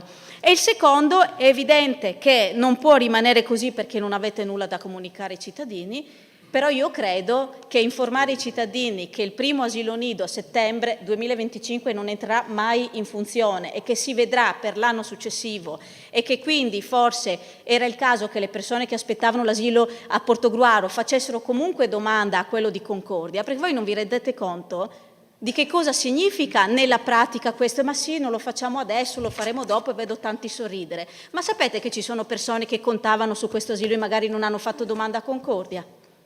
E non l'hanno fatta in tempo e magari sono in lista d'attesa, oppure neppure in lista d'attesa, perché è così che funziona. Le famiglie che devono mandare un bambino al nido a settembre si muovono a marzo, stanno a guardare quando si aprono le iscrizioni negli asili nido, monitorano, si iscrivono, e tanti, magari pensando, visto le rassicurazioni ricevute, che si apriva a Portogruaro, non hanno fatto domanda altrove. Sapete cosa vuol dire per una famiglia restare a piedi senza servizio di asilo nido? Che magari qualcuno dei due, più probabile la mamma, resti a casa da lavorare. Questo succede.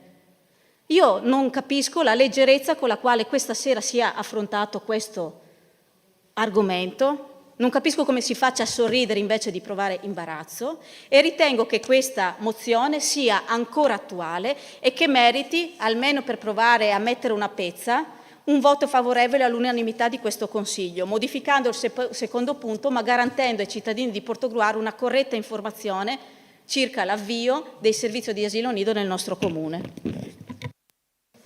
Grazie consigliera Moretto. Se non ci sono altri interventi, io do la parola al signor Sindaco, prego.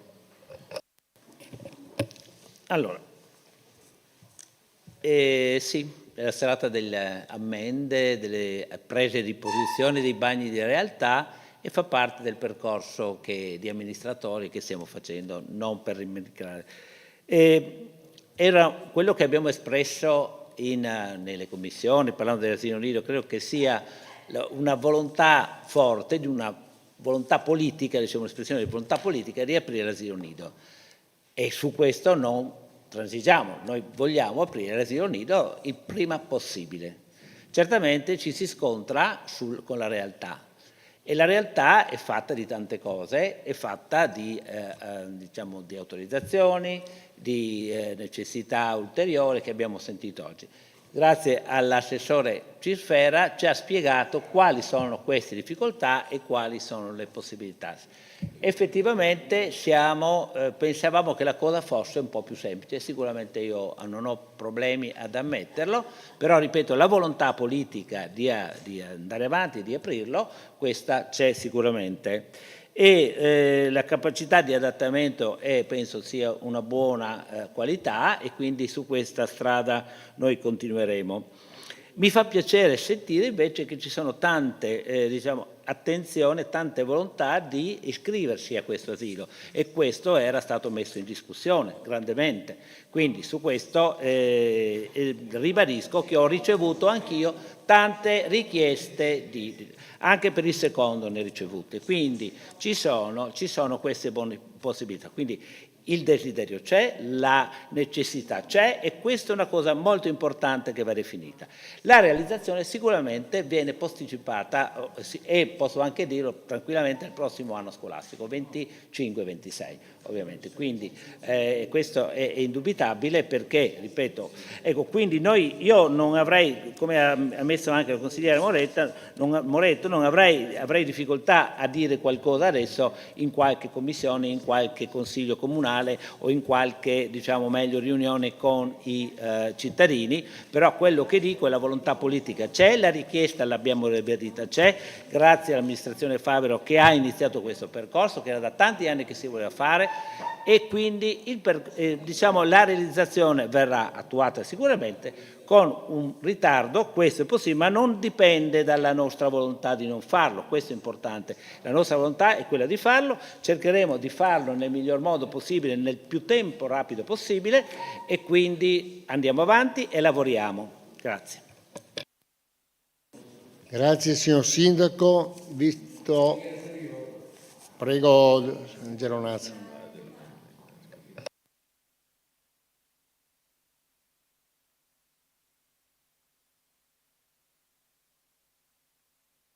Non volevo intervenire, ma il sindaco mi ha punticchiato. Perché, caro signor sindaco, noi non abbiamo mai avuto perplessità del secondo asilo nido. Noi abbiamo avuto perplessità dove veniva collocato. E siamo precisi, perché noi sostenevamo che in un territorio di 110 km quadrati, o 102 mi sembra, 102, 110, adesso mi sfugge, 102 mi sembra, 102 km quadrati che ha il comune di Portogruaro, noi ritenevamo che sarebbe stato giusto il secondo asilo dislocarlo o in una frazione o appena limitrofi al centro di Portogruaro, non tutti e due concentrati nello stesso posto. Queste erano le perplessità che davamo noi, perché questo sistema di concentrare il tutto nel centro di Portogruaro, come avete fatto con i medici condotti e quant'altro, se va a finire che le frazioni spopolano. Questo è il problema. Se una coppia non trova un servizio nella periferia, va da sé che non mette famiglia. E quindi è nostro compito creare servizi anche nelle limitrofe periferie di Portogruaro. In base questo dico, noi non abbiamo mai avuto perplessità sul secondo asilo. Noi abbiamo sempre sostenuto che lì la locazione in quel posto non era consona. Questo dicevamo e voglio che lei, signor Sindaco, la prossima volta non dica che non vogliamo, perché noi lo abbiamo sempre voluto, sia il primo che il secondo. Nessuno di noi ha mai detto che a Portogruaro non serve un asilo. E il primo abbiamo detto va bene lì, ma non il secondo, perché lì si ci concentra, ritornando sempre col ragionamento che abbiamo fatto, a nostro modo di vedere, abbiamo lì si concentra scuola, asilo e quant'altro.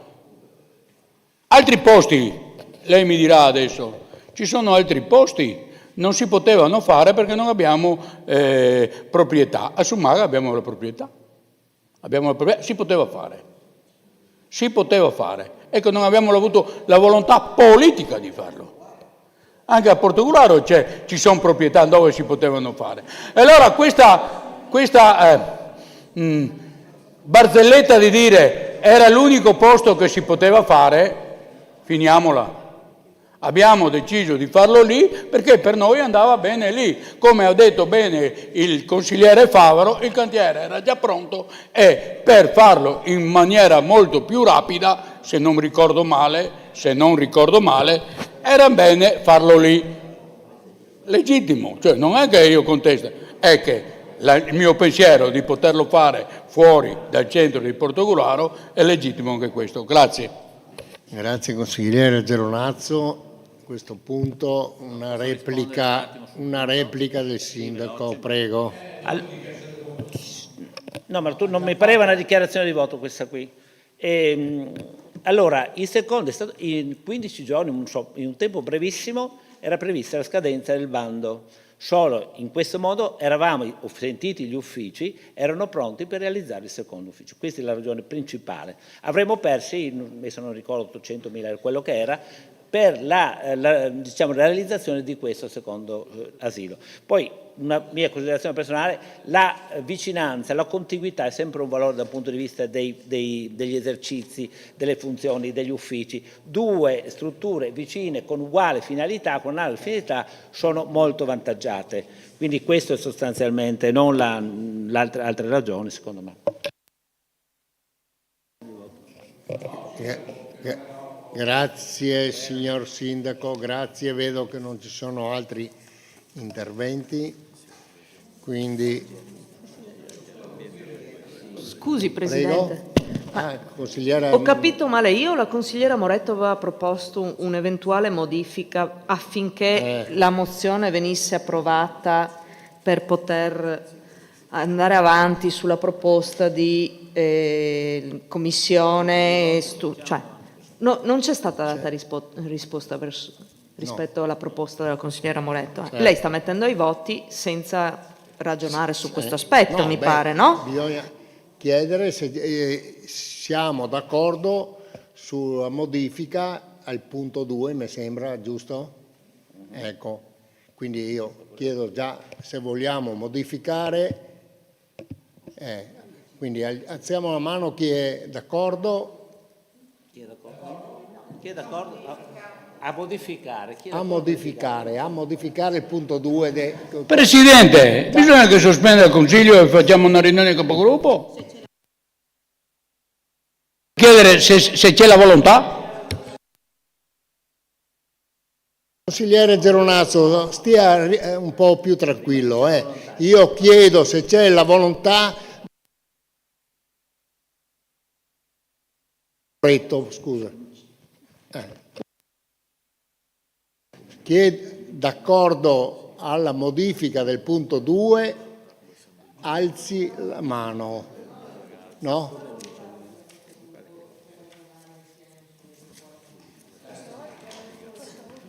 Dai, bene, insomma qua, sì, ecco, bravo. Allora Presidente, la mia proposta è, alla luce delle dichiarazioni dell'assessore e del sindaco, dalla quale apprendiamo che il quadro relativo al progetto non consente di svolgere il secondo punto della mozione, propongo che il primo punto rimanga lo stesso, ovvero che ci si impegni a convocare una commissione consiliare dedicata all'approfondimento del progetto relativo al servizio che verrà offerto e allo stato dell'iter relativo all'affidamento. Questo credo sia possibile perché ci si riunisce e si dice quali sono le idee rispetto al progetto del servizio e a che punto è l'iter, se è da iniziare si verrà a dire che è da iniziare. E modificare il secondo dicendo a informare al più presto in tempo utile i cittadini sui tempi di avvio del servizio di asilo nido nel primo edificio di via Bertolini. Il che vuol dire tutto e niente, cioè nel senso che deciderà il sindaco come informarli, se con una riunione, se con un comunicato, ma insomma che in qualche modo si comunichi ai cittadini che a settembre 2025 non possono iscrivere i loro bambini all'asilo nido di via Bertolini. Questa è la proposta che faccio. Allora, io sospendo per 10 minuti. Sì. L'ha già formulata la richiesta, possiamo, secondo me puoi procedere. La sospendete e Sì, decidete l'ha già esplicitata allora. in modo... Allora ponete i voti così. Sì, dai, possiamo andare ai voti. Appunto, perché... Io ho proposto questa modifica, visto che il testo del secondo punto è superato dai fatti, e quindi se i capigruppo sono d'accordo mettiamo in votazione il testo in questa seconda versione. E qualcuno parlerà, dirà cosa pensano. Il testo è tra i capigruppo, giusto? Va bene, sarà il capigruppo eventualmente. E quindi no, sospendiamo i 10 minuti e andiamo 5 minuti e vediamo se c'è la volontà o meno avanti. Dai, 5 minuti. Capigruppo.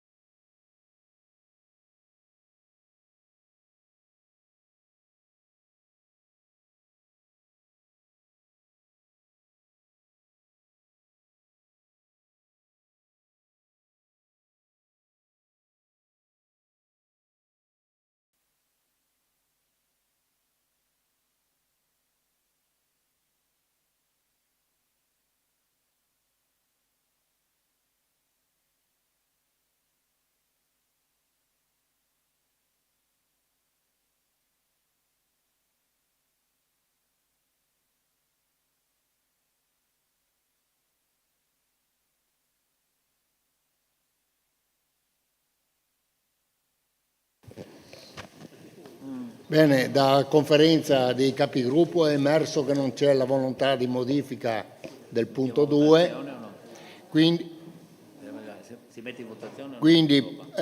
esatto, pongo quindi in votazione la proposta di mozione servizio di asilo nido a Portogruaro con voti palesemente espressa per alzata in mano.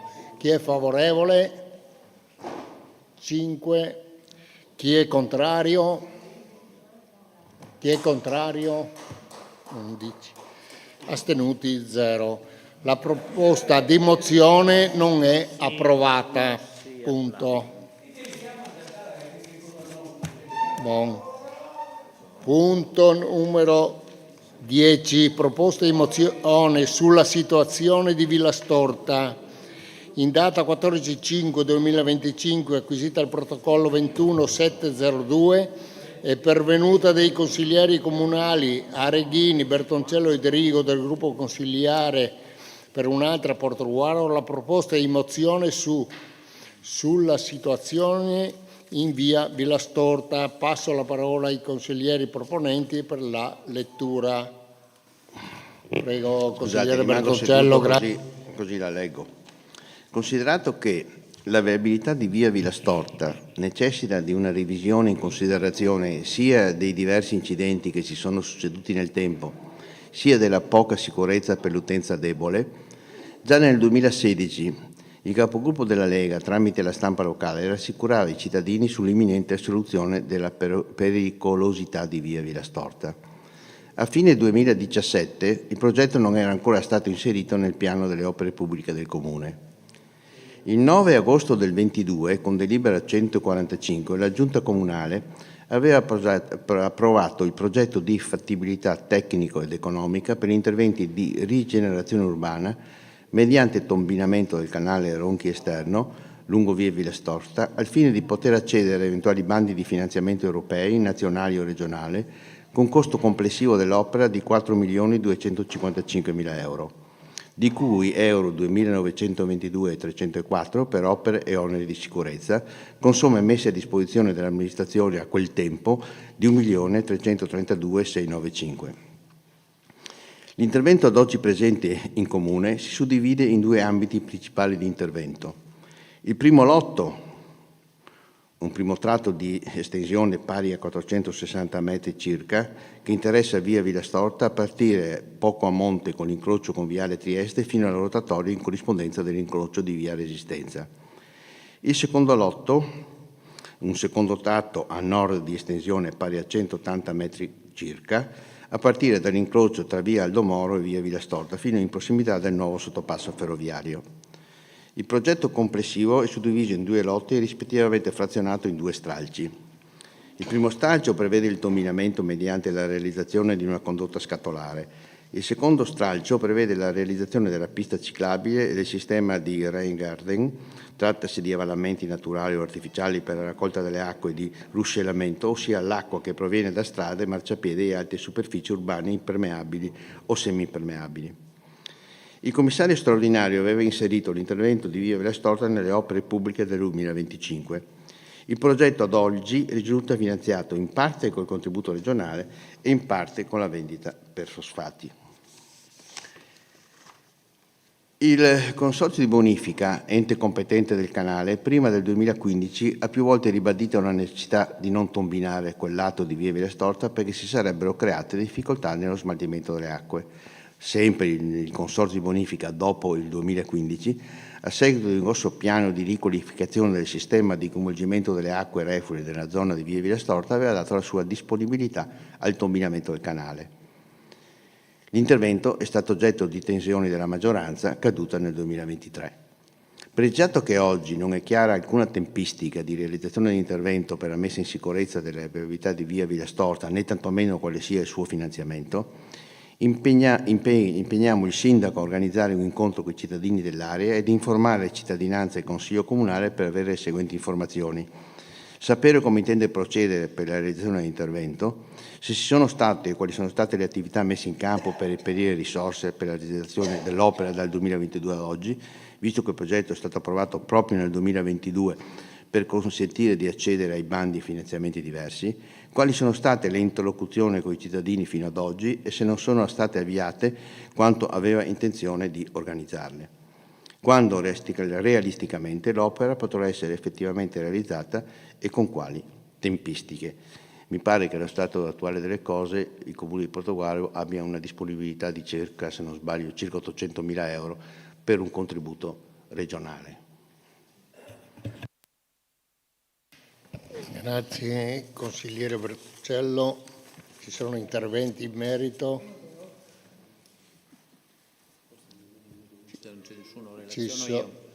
Se non ci sono interventi, do la parola al signor Sindaco. Prego. Si tratta di opere di cui si parla da molto tempo, opere anche importanti che però hanno una complessità tecnica notevole. Io farò un excursus sulle operazioni che sono state fatte, gli interventi presso vari, soprattutto consorzi o comunque indagini sono state fatte, bandi eccetera, dal 2022. E già nel 2022 era intenzione dell'amministrazione eseguire degli interventi di messa in sicurezza idraulica del territorio comunale, tra quali il tombinamento del canale Ronchi esterno lungo via Villa Storta, il cui sedime potrà essere in futuro adibito a collegamento ciclopedonale. Ricordato che il comma 9 dell'articolo 3 del decreto numero 14 del 18 del Ministero delle Infrastrutture e dei Trasporti dispone che un lavoro può essere inserito nel programma triennale dei lavori pubblici che purché sia stato approvato il documento di fattibilità delle alternative progettuali, oppure, secondo le previsioni del decreto di cui è l'articolo 23,3 del decreto legislativo 50/2016, il progetto anche di fattibilità tecnica economica. Per poter anche, fra l'altro, accedere ad eventuali bandi di finanziamento europei, nazionali o regionali che potevano essere emanati nei mesi successivi per finanziare l'intervento sopra citato e per un eventuale inserimento dello stesso negli interventi previsti dell'annualità 2022 del programma Opere 22-24, si è provveduto alla redazione del progetto di fattibilità tecnica ed economica dell'intervento stesso. Con determinazione dirigenziale numero 397 del 22 febbraio del 22 è stato affidato all'ingegnere Andrea De Ghezzi di Portogruaro l'incarico per la redazione del progetto generale di fattibilità tecnico-economica dell'opera pubblica denominata Interventi di rigenerazione urbana tramite la riqualificazione e adeguamento del canale Ronchi esterno in comune di Portogruaro. Successivamente, con deliberazione del commissario straordinario con i poteri del Consiglio numero 1 del 29/3, deliberazione numero 1 del 29 marzo 23, è stato approvato il DUP 23-25 e i documenti in essi contenuti, tra cui il programma triennale lavori pubblici 23-25, prevedeva tra altri l'annualità del 25 l'opera pubblica denominata appunto interventi di generazione urbana tramite riqualificazione e adeguamento dei canali Ronchi esterni in comune di Portogruaro, secondo lotto tratto nord, importo era 1.205.000, finanziato in parte con contributo regionale e in parte con fondi propri dell'amministrazione, di cui al progetto trasmesso in data 27/6/22 dall'ingegnere Andrea De Ghezzi. Con delibera regionale numero 338 del 2023 è stato approvato un bando pubblico per la concessione di contributi ai comuni veneti per investimenti per la progettazione e per la realizzazione di opere pubbliche per la messa in sicurezza del territorio a rischio idrogeologico. Con la delibera della Giunta Comunale 28 del 27 settembre 23 è stato approvato ai fini della partecipazione al bando di cui sopra il progetto di fattibilità tecnica e economica degli interventi di rigenerazione urbana tramite la riqualificazione e adeguamento del canale Ronchi esterni. Approvazione in linea tecnica del progetto di fattibilità tecnica per secondo lotto tratto nord. Con la medesima deliberazione, sempre del settembre 23, è stato deliberato di chiedere un finanziamento pari a 500.000 e nel caso di assegnazione del contributo di impegnarsi a cofinanziare l'importo complessivo di spesa previsto per la parte eccedente il contributo regionale eventualmente concesso, istanza avanzato con nota protocollo 40476 per euro 500.000 di finanziamento massimo consentito. Poi, con la delibera della Giunta regionale numero 461 del 2 maggio 24, avente oggetto elenchi degli interventi afferenti laurea, tutela e sicurezza dei territori finanziati mediante ricorso all'indebitamento per l'anno 24, legge regionale 22 dicembre 23 numero 22, bilancio di previsione 24-26, sono stati destinati 3 milioni in euro per misure di sostegno per interventi di salvaguardia e messa in sicurezza idrogeologica. E tra questi, per l'intervento di Portogruaro relativo al canale Ronchi, un finanziamento di 500.000 euro. Questo è l'iter più o meno complesso dei vari tentativi.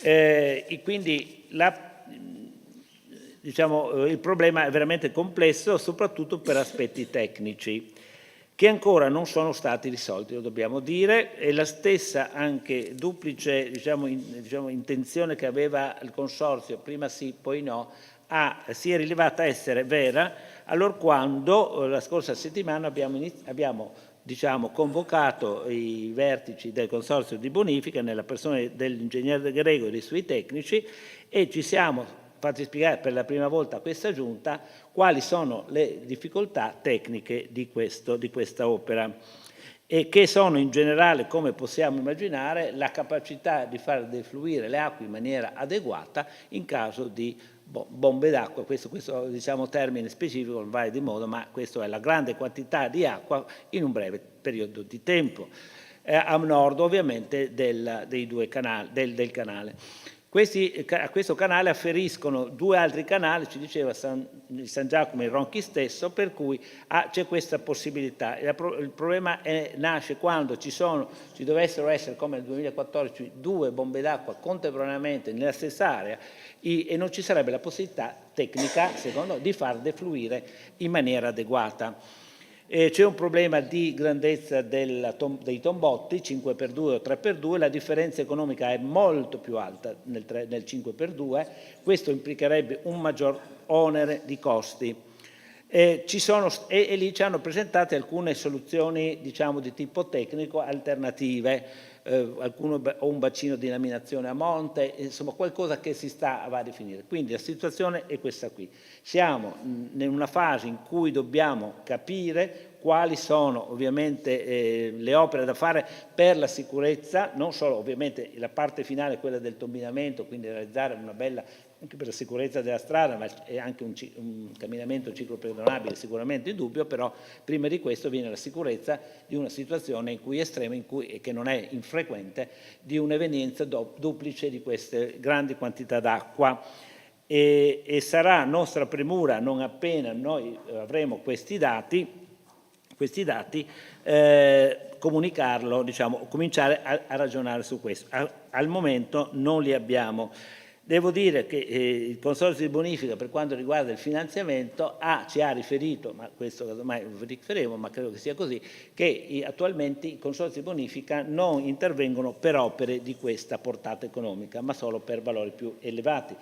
Ovviamente questo ci è stato detto e questo verificheremo, perché comunque il valore dell'opera come minimo siamo sui 4-5 milioni di euro. Questo non sono 1 milione, 1,2 milioni. Quindi a proposito di bagni di realtà, questo è un altro bagno di realtà e questa è la situazione. È ancora molto prematuro, ma però ci siamo dati anche un appuntamento qua, a breve, per avere una maggiori delucidazioni in merito.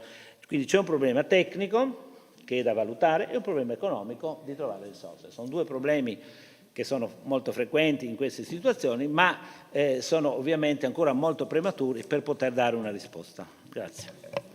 Grazie signor Sindaco, ci sono interventi? Prego. Niente, se non ci sono interventi. Prego, consigliere Bertoncello. Allora, questa mozione, o meglio, attraverso questa mozione, ancora una volta diamo la possibilità al Consiglio, ma non la stiamo dando ancora ai cittadini, l'iter, le difficoltà, i tempi di realizzazione che partono dal 2016 come idea e come programma elettorale di tutte le amministrazioni che si sono succedute, perché questa era un'esigenza sentita da non solo i cittadini di quell'area, di Aldomoro, eccetera, ma perché c'è una concentrazione di servizi dalle scuole allo sport alla via Aldomoro che bisognava essere presa in considerazione seriamente. L'ho scritto anche, l'abbiamo anche detto nella mozione, le difficoltà che oggi vengono elencate come tecniche si erano già superate, nel senso che la preoccupazione del Consorzio di bonifica rispetto alle ragioni che ho detto lei erano già superate.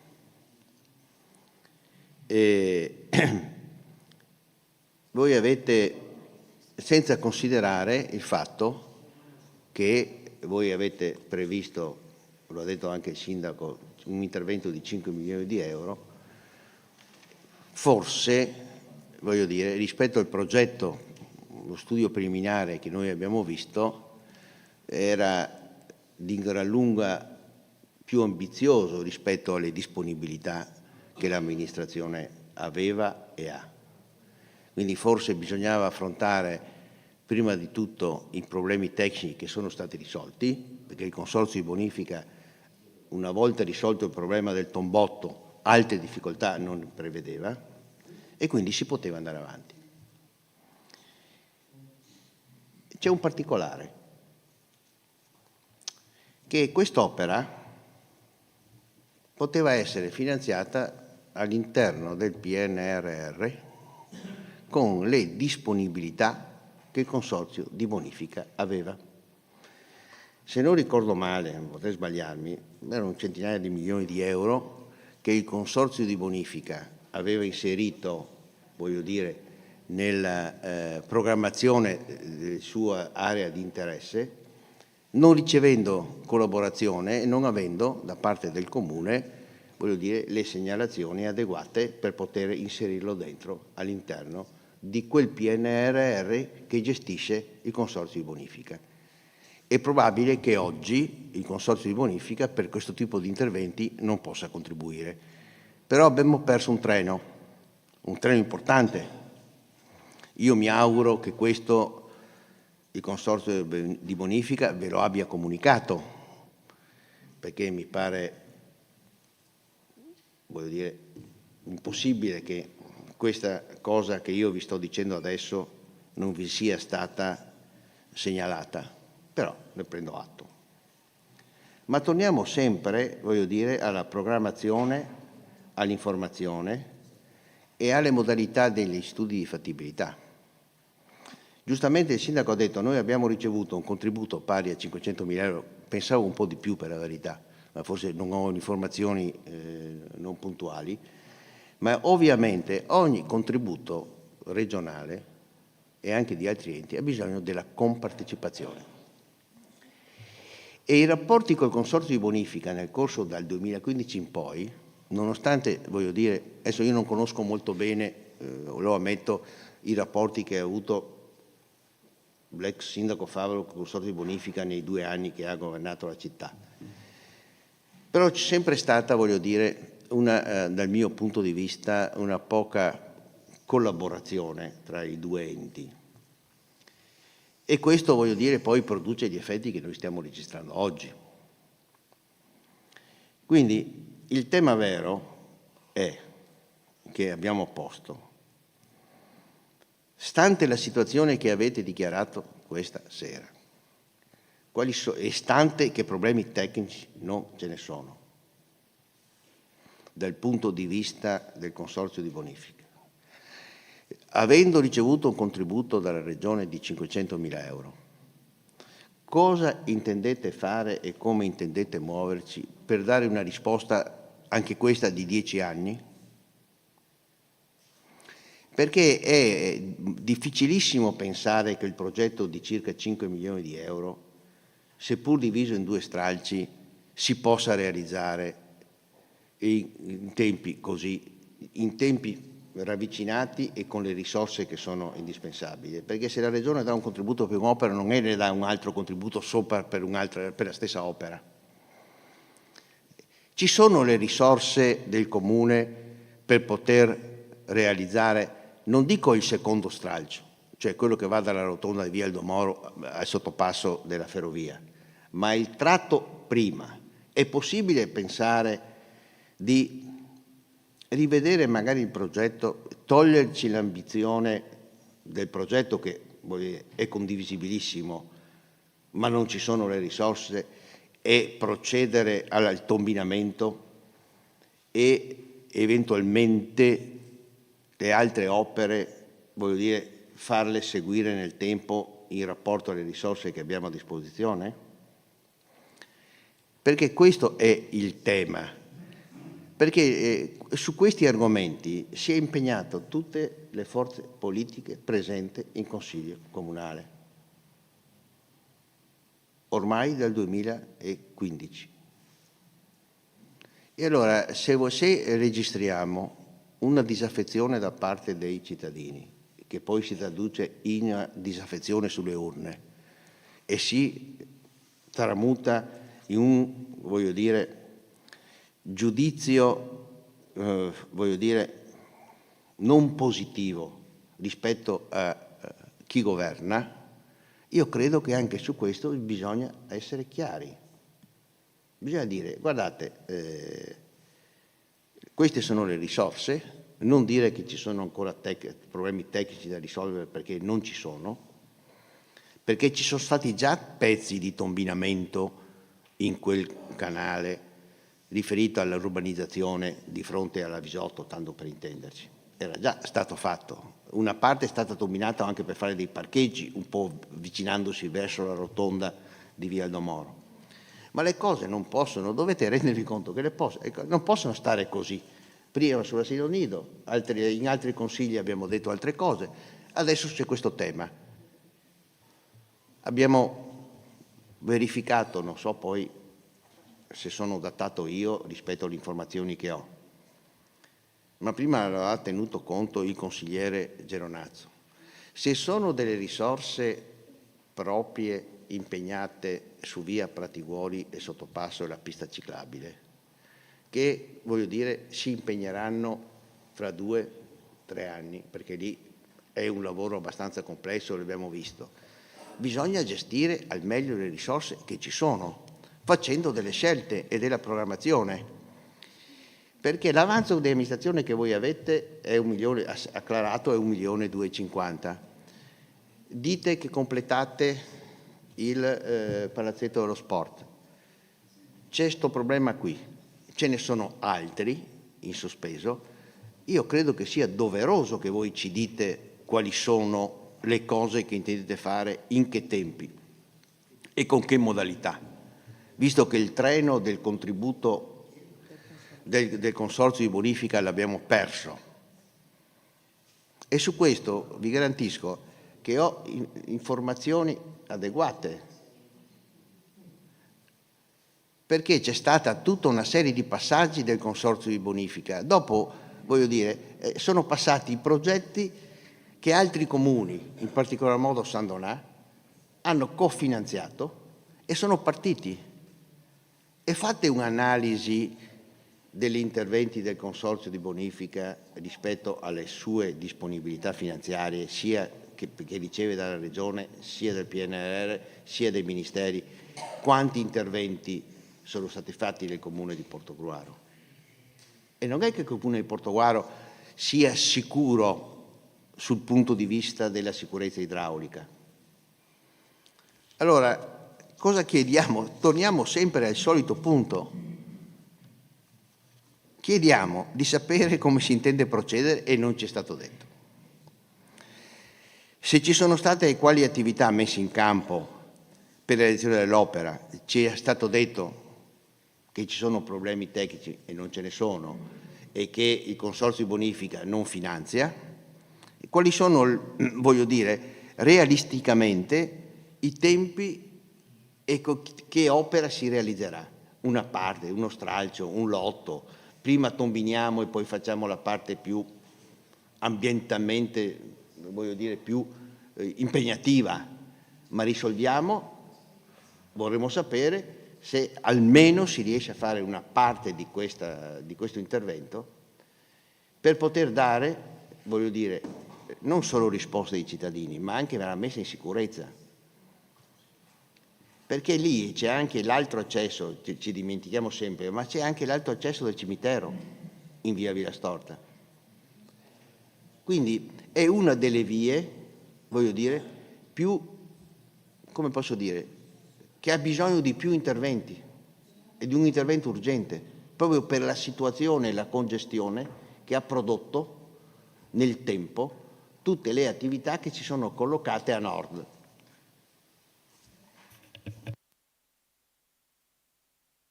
Grazie consigliere Bertoncello. Ci sono altri interventi?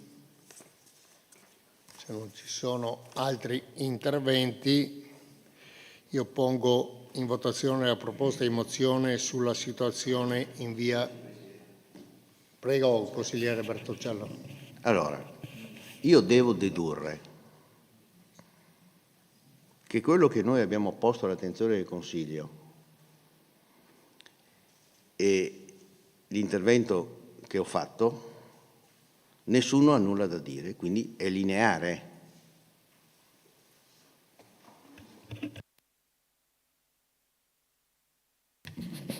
Consigliere Geronazzo, prego. Grazie Presidente. Quando si parla di questioni così complesse e così difficili per la nostra città, bisognerebbe avere un attimo di attenzione, bisognerebbe avere un confronto, un dialogo, per capire anche se la mia idea è giusta o è giusta l'altra. Qui purtroppo siamo sempre davanti a un muro che non si sa bene qual è veramente l'idea, se queste idee se sono favorevoli o contrari, perché qui è il posto giusto per esprimersi, per avere il confronto. Ma se il confronto, quando facciamo le riunioni di capogruppo, ci calcano i tempi, quanto impieghiamo noi, perfino a che ora arriviamo, capiamo bene che è molto difficile dialogare con questa maggioranza.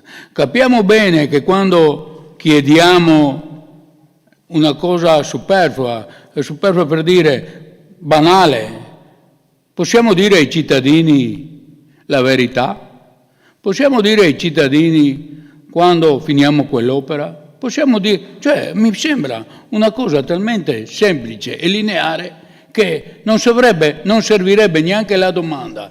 Sentirsi dire io la boccio perché non l'abbiamo proposta noi, questa non è democrazia, perché il giusto e sbagliato non è né di destra né di sinistra, e il giusto e sbagliato è a favore del cittadino, che della politica, come dicevo prima, il cittadino che ha già problemi di finanze o problemi con redditi molto bassi, chiede solo servizi, chiede solo verità.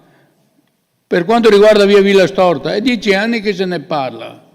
10 anni che se ne parla e ogni volta si rinvia. Vogliamo prenderla di petto e cercare per una volta di dare risposte, perché anche là c'è un comitato, mi sembra, in via Villa Storta, se non vado errato, di dare delle risposte concrete, andare lì e dire: signori, noi non vi facciamo niente, non è una cosa sbagliata. Signori, ci stiamo impegnando per fare questo, questo, questo.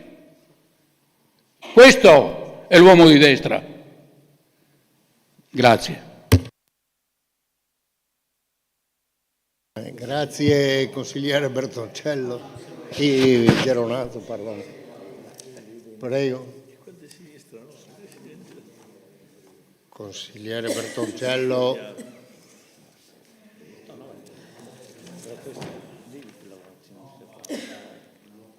Dunque, non essendo altri interventi, io pongo in votazione la proposta di mozione sulla situazione in via Villa Storta con voti palesemente espressa per alzata di mano. Chi è favorevole? No, chi è favorevole alla mozione? Chi è favorevole? 5. Sì, esatto. Una crisi epilettica aveva. Chi è contrario? Astenuti? Nessuno. La proposta non è approvata. Sì, però la prossima volta faccio così. Ora Sinistra, 23 e 33. Ma non ho risposto qua. Io vado al punto 11. Proposte di mozione, individuazioni sedi di voto alternative alla scuola. In data 14/5/2025 acquisita il protocollo 21709 è pervenuta da parte dei consiglieri Moretto Sara, Camillo Cristian del gruppo consigliare Civiche per Sara Moretto e Geronazzo Luigi del gruppo consigliare Uniamo Portruaro la proposta di mozione ad oggetto individuazione sedi di voto alternativi alla scuola. Passo la parola ai consiglieri proponenti per la lettura. Grazie. Grazie Presidente. La mozione è molto semplice e, facendo seguito a quella già proposta in materia di asilo nido, è una mozione che parla ai bisogni e alle difficoltà delle famiglie portogruaresi. Nei giorni scorsi i genitori di alcuni istituti, di alcuni plessi del nostro comune hanno ricevuto comunicazione che per i loro figli la scuola finirà il 4 di giugno, quindi togliendo gli ultimi giorni di scuola, proprio perché si terranno i referendum dell'8 e 9 giugno 2025. Qui il danno è limitato, ma comunque si tratta di giorni in cui i bambini e gli alunni non possono essere a scuola, e questa situazione, che si ripete quasi ogni anno, come abbiamo scritto nella mozione, crea notevoli disagi alle famiglie che, se non hanno soluzioni interne alla famiglia, devono servirsi di babysitter, di ludoteche e di altri servizi a pagamento. Noi abbiamo messo in premessa, siamo ben consapevoli della carenza di disponibilità di spazi pubblici, tant'è che comunque, per esempio, nella frazione di Lison si paga l'affitto di una sede che non è comunale per l'esercizio del voto, ma crediamo anche che vi debba essere una manifestazione di volontà di un'amministrazione comunale di intraprendere un percorso che non finisce domani mattina, che può essere lungo, ma che è quello di individuare sedi alternative alle scuole per l'allestimento delle sezioni elettorali. Quello che chiediamo questa sera è molto semplice, è quello di condividere tutti insieme questa volontà, la volontà di intraprendere questo percorso, senza darci dei tempi, perché siamo i primi a sapere che è un percorso complicato, ma che questa sera il Consiglio dia un messaggio unanime alle famiglie portogruaresi, quello sì, lavoreremo in futuro per cercare di evitarvi il disagio di far stare a casa i bambini da scuola, che comunque ne hanno un danno perché perdono delle giornate di educazione e anche di socialità con i loro amici, e anche di evitare il disagio delle famiglie che si devono riorganizzare con il lavoro e con le tasche e le spese del familiare. Quindi la mozione impegna il Sindaco e la Giunta ad avviare un percorso di individuazione di sedi alternative alle scuole per l'allestimento delle sezioni elettorali in occasione del voto. Mi sembra una mozione che parta da un bisogno condiviso, che abbia un impegno che non dà una scadenza domani mattina, ma che sancisce una volontà, e mi auguro quindi che almeno su questo ci sia la volontà da parte della maggioranza di condividere una strada. Grazie. Consigliere Moretto, ci sono interventi? Faccio qualche considerazione. Prego, signor Sindaco. No, beh, effettivamente questo problema è un problema annoso, tanto è vero che ho visto le sezioni elettorali da sempre sono collocate lì. E se sono da sempre collocate lì, probabilmente c'è un motivo, perché effettivamente c'è un problema oggettivo di trovare soluzioni per questi eventi che si ripetono non ogni anno ma con una certa frequenza, 2 o 3 anni ci sono. E quindi questo è un problema, ripeto, oggettivo, quest'anno un po' più sentito perché c'è stato un ponte molto lungo, poi le elezioni, poi il Giro d'Italia, insomma perdono qualche giornata in più. E se non è stato trovato fino adesso una soluzione, probabilmente c'è un problema, perché ovviamente queste zone non è che si inventano per un evento ogni 2 o 3 anni, quindi va a finire che mi pare che sono le palestre gli unici posti che potrebbero essere individuati, però io la metto proprio alla considerazione dei consiglieri, o comunque dopo, che vedete voi, ma è solo che c'è un problema per le palestre, ovviamente si fa solo Lugugnano e Summaga, sono effettivamente, mi pare che le votazioni si fanno in palestra, mentre Bertolini, Pascoli, Livenza, Pradipozzo, Giussauri, San Nicolò sono tutte nelle palestre adeguate. Adesso ci sarebbe eventualmente quella di Pradipozzo per la scuola di Pradipozzo, e poi c'è l'altro aspetto. Come? Sì, va bene, insomma, diciamo in previsione, è questo uno spazio. Poi c'è un altro problema che sarebbe i costi diciamo, dei box, di tutto ciò che serve quindi bisognerebbe avere in previsione, insomma, stanziare fondi per questo aspetto. Siccome è fine anno, diciamo questo è un problema importante ma sicuramente irrisolvibile, sembra, se da sempre non si è trovata soluzione, io lascio alla discussione del Consiglio i margini che vedo un po' stretti ma che ovviamente sarà da valutare. Grazie signor Sindaco. Altri interventi, prego. Non ci sono interventi in merito? Prego, consigliere Geronazzi. Cosa vuole? Il mio intervento è quasi superfluo dire, come ha detto il signor Sindaco, che tutti assieme questa mozione chiede solo di trovare un posto dove poter fare le elezioni e far sì che i nostri ragazzi continuino ad andare a scuola, penso che sia il minimo che si potesse chiedere, penso che sia il minimo di impegno che noi dobbiamo garantire ai nostri ragazzi. Quindi vorrei anche capire la vostra opinione e la vostra idea in base a quello che abbiamo proposto, perché per noi impegnare il Consiglio Comunale a trovare alternative ci sembra una cosa quasi normale. Non so per voi, o perché non voglio neanche pensare che a una cosa così un Consiglio Comunale non è d'accordo. Non voglio neanche pensare, perché perdono giorni di scuola per faccende a volte politiche che ai ragazzi può interessare di meno. Grazie.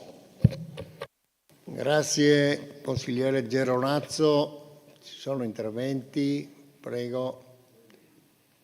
No, io guardo e basta che non mi sfugga qualche intervento.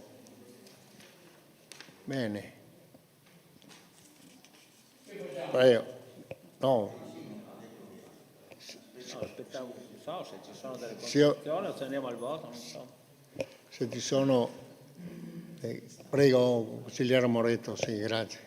Presidente, a me pare che il Sindaco abbia messo sul tavolo le difficoltà che tutti conosciamo, di carenza e difficoltà, però anche diciamo, l'apertura ad un ragionamento che, come dicevo, non deve essere chiuso domani mattina, ma che può essere affrontato. Adesso ne parlavamo, ma anche nei giorni scorsi con i consiglieri.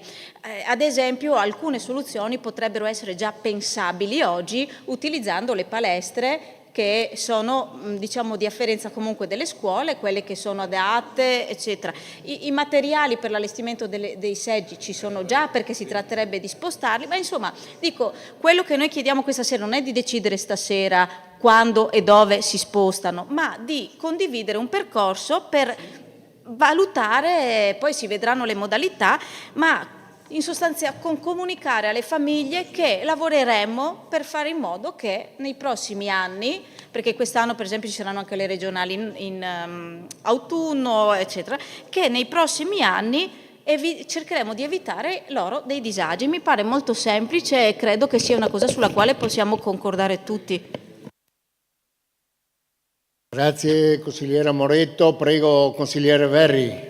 Sì, per dichiarazione di voto, chiamiamola come vogliamo, noi ne avevamo già affrontato questo problema prima ancora che uscisse la mozione, perché comunque era già attenzionato, come anche mi pare che avesse detto il sindaco, perché comunque ogni anno spesso si ripete questa cosa e volevamo affrontarla. Quindi votare favorevolmente a una mozione che ci impegna a continuare a cercare una soluzione a questo problema annoso, noi siamo favorevoli.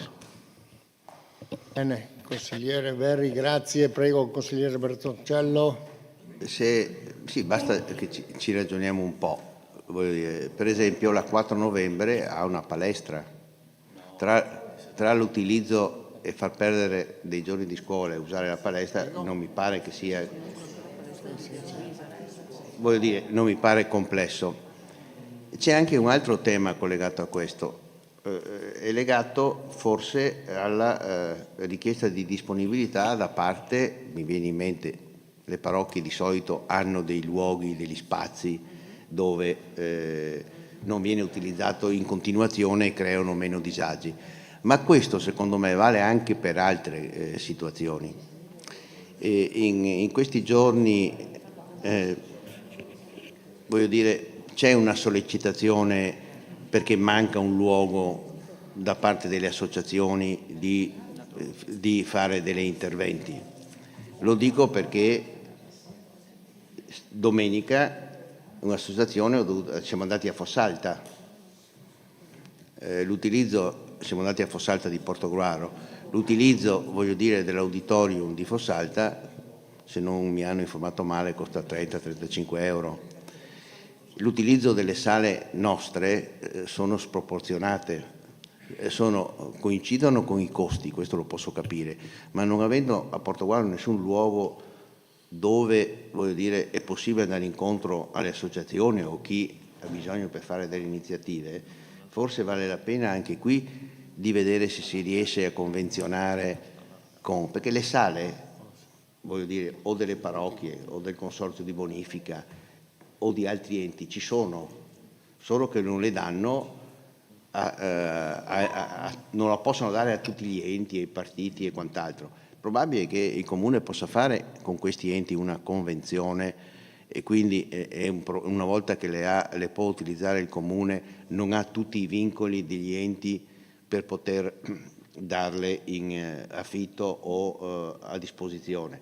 Ragionateci anche su questo, perché non è possibile che una città come Portogruaro non abbia un luogo dove le associazioni non possano trovarsi, perché non esiste, non c'è. E forse, voglio dire, da quando è stato tolto la sala del caminetto, noi ci siamo, voglio dire, in situazioni difficili.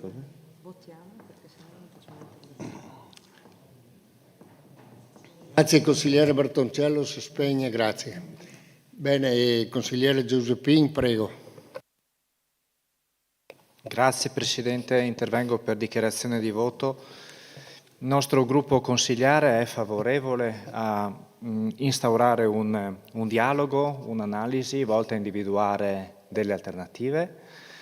Sicuramente sarà un percorso anche che dovrà tenere presente l'idoneità delle sedi, un rapporto costi-benefici, per cui andremo anche a individuare quale sarà poi anche la sede più opportuna, il tavolo di lavoro più opportuno per instaurare questo tipo di confronto. Ecco, nel merito di quelle che sono le imminenti consultazioni elettorali, volevo rimarcare il fatto che tuttavia siamo praticamente a chiusura dell'anno scolastico, per cui anche il fatto che le attività vengano sospese un paio di giorni prima a mio modo di vedere non è un grosso disservizio per l'utenza, come sarebbe stato invece probabilmente in altri periodi dell'anno. Grazie.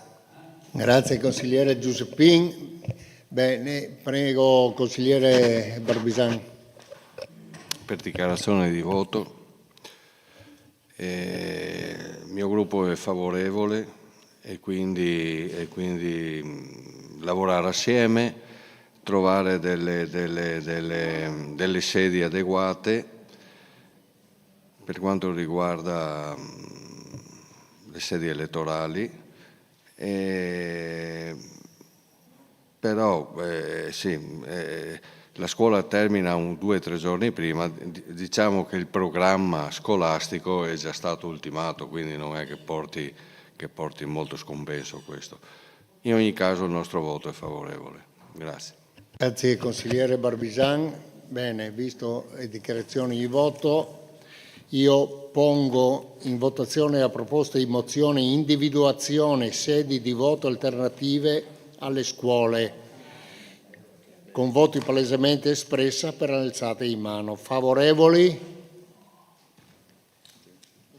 All'unanimità, quindi contrari 0, astenuti 0. La proposta in mozione è approvata. Bene, adesso, visto e considerato che comunque siamo vicini alla mezzanotte, ma ci mancano 2 interrogazioni, io chiedo di terminare entrambe le interrogazioni. No, per forza, il Consiglio decide se andare oltre la mezzanotte. Ecco, io chiedo chi è favorevole. Bene, siamo tutti favorevoli, vado avanti.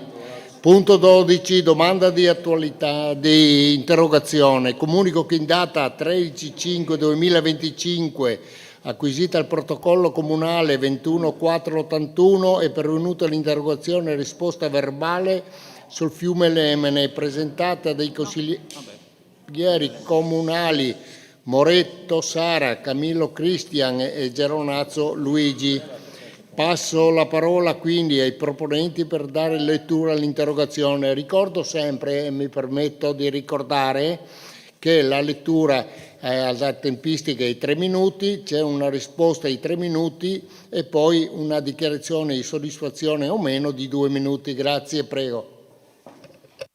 Grazie Presidente. Tralascio la premessa che in estrema sintesi esprime, mette nero su bianco alcuni fatti, ovvero il fatto che abbiamo sempre sentito parlare, anche questa amministrazione, questa giunta, di necessità dello sviluppo del turismo per Portogruaro, con particolari riferimenti allo sviluppo del turismo fluviale, per il quale vi è anche uno specifico obiettivo strategico nel DUP 2025-2027, ma riteniamo che la base per uno sviluppo del turismo fluviale sia la cura e la manutenzione del nostro fiume Lemene, che tra l'altro dà il nome anche al Parco Naturale dei Fiumi Lemene e Reghena, del quale orgogliosamente facciamo parte e che forse dovrebbe essere attivato maggiormente. Le questioni che poniamo con questa interrogazione sono molto semplici ma anche molto precise e derivano anche da quello che abbiamo visto con i nostri occhi attraverso le gite in Caorlina che sono state organizzate grazie ai volontari dell'Associazione Voga Concordiese. Le questioni sono queste: se esiste un programma di interventi e manutenzioni del tratto di fiume Lemene incluso nel territorio comunale con particolare riferimento alla pulizia dei fondali e delle rive. Se si intende procedere alla rimozione di una piccola imbarcazione che giace abbandonata da anni sotto il ponte lungo via Bon e che rappresenta ormai un evidente rischio di inquinamento ambientale. Se si è valutata la messa in sicurezza anche attraverso l'eventuale ordine di rimozione delle pedane in cemento ex lavatoi pericolanti che si affacciano sul fiume, alcune delle quali accessibili dalle strade pubbliche con evidenti rischi di incolumità.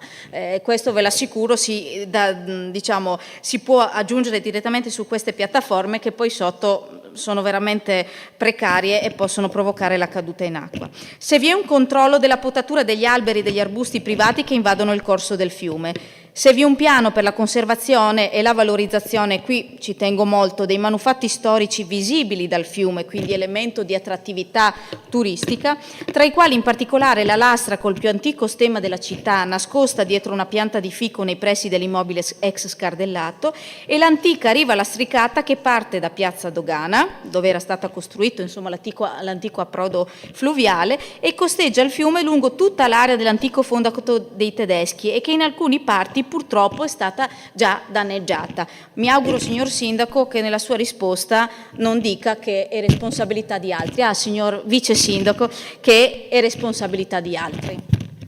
Grazie consigliere Moretto. Adesso passo la parola all'assessore Lippani, che ricordo che ha 5 minuti a disposizione. Grazie.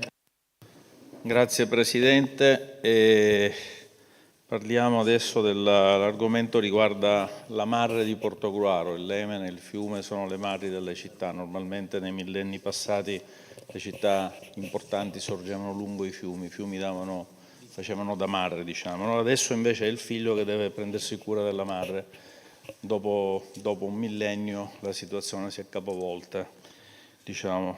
Allora, ricordiamo preliminarmente che le competenze per la gestione della navigazione sul fiume Lemene sono state trasferite dalla Regione Veneto, Genio Civile, al Comune di Portogruaro con la legge regionale 46 del 2017. In questo contesto il Comune si è già attivato per definire il piano di gestione degli approdi e pontili, affidando l'incarico di redazione del piano al dottor Ramo Gianluca, con 2 determinazioni, la numero 1144 del 23 maggio del 23, la parte relativa al piano, per 7.600 euro, e la 889 del 2425, incarico per le valutazioni ambientali del piano, quindi questo è abbastanza recente, per euro 6.400.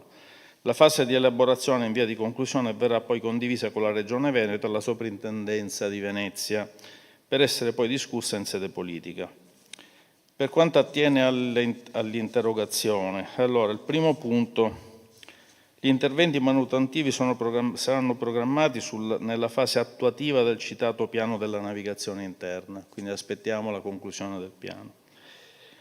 In merito alla piccola imbarcazione verrà rimossa chiaramente quanto prima, non appena si sa anche di chi è il proprietario, perché se non si trova si rimuoverà.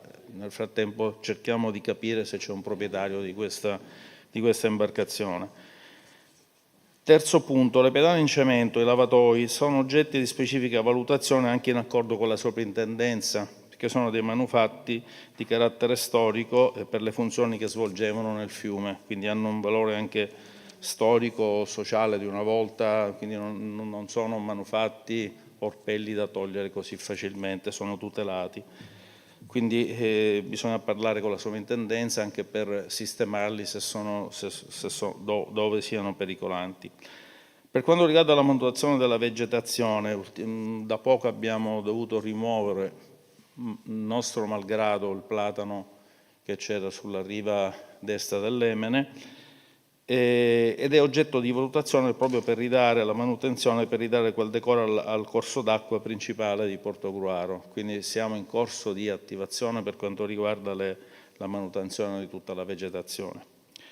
Una volta attivato il piano di cui sopra, sarà interesse di questa amministrazione comunale attivare tutte le procedure necessarie e le necessarie attività per proseguire gli obiettivi di cui sopra, tra cui anche quanto richiesto nell'ultimo punto dell'interrogazione, che è quel che riguarda lo stemma più antico della città, cioè, quindi quello sarà oggetto, assieme chiaramente alla sovrintendenza, di recupero, non appena però sarà attivato il piano di cui si era detto prima. Quindi l'interesse c'è e in questa direzione l'amministrazione si sta muovendo per tutelare il fiume, che ripeto è elemento importantissimo per la città di Portogruaro. Grazie.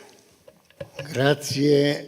Scusate, volevo anche ricordare che l'ultima pulizia dell'Emene è stata fatta dalle alghe con una barca della Regione 2 o 3 anni fa, quindi c'è stato già un dragaggio, una pulizia delle alghe, ed è una cosa molto importante che il fiume, credo lo potete vedere già anche adesso, è un fiume pulito, il Lemene, ed è navigabile. Grazie Assessore Lippani. Adesso la parola al consigliere Moretto per la dichiarazione di soddisfazione o meno. Grazie Presidente, grazie Assessore per la sua risposta. Io non posso che dichiararmi parzialmente soddisfatta da questa risposta, perché in realtà ho ben colto che tutte le cose che abbiamo posto sono cose che condividete rispetto a obiettivi da percorrere o interventi da fare, la rimozione della barca, quindi quello che noi abbiamo posto sono cose condivisibili. Quello che non mi è chiaro sono i tempi e le fattive iniziative che sono state messe in campo da questa amministrazione. Andrò a rivedermi il suo intervento per capire bene a quale piano lei facesse riferimento, che poi a cascata mi pare condizioni tutte le questioni che sono state poste. Quello che secondo me è necessario è provare a dare un cronoprogramma, seppure nelle difficoltà dei rapporti con gli altri enti, a questo tipo di interventi, attraverso anche la produzione di lettere, richiami, inviti, riunioni, tutto quello che è nelle possibilità dell'amministrazione comunale, per far sì che anche le parziali competenze di altri siano messe insieme alle competenze del comune e che si possa fare qualcosa per offrire nei prossimi anni a chi accederà ai Legite in Caorlina la possibilità di avere un fiume pulito, e siamo d'accordo, anche non invaso dagli alberi, nel quale è rimossa la barca e nella quale siano visibili quei manufatti che sono valore per la nostra città. Rispetto ai lavatoi preciso che infatti qui abbiamo scritto la messa in sicurezza. Se poi l'unica strada è la rimozione, credo che sia l'ultima spiaggia e si dovrà fare, però la messa in sicurezza credo altrettanto che sarà complicata, essendo proprietà private sulle quali bisogna in qualche modo incidere. Quindi io mi auguro che tutte queste volontà che lei ha anticipato vengano poi comprovate da fatti e atti concreti, che si possa tornare qui in Consiglio a discutere dei risultati ottenuti.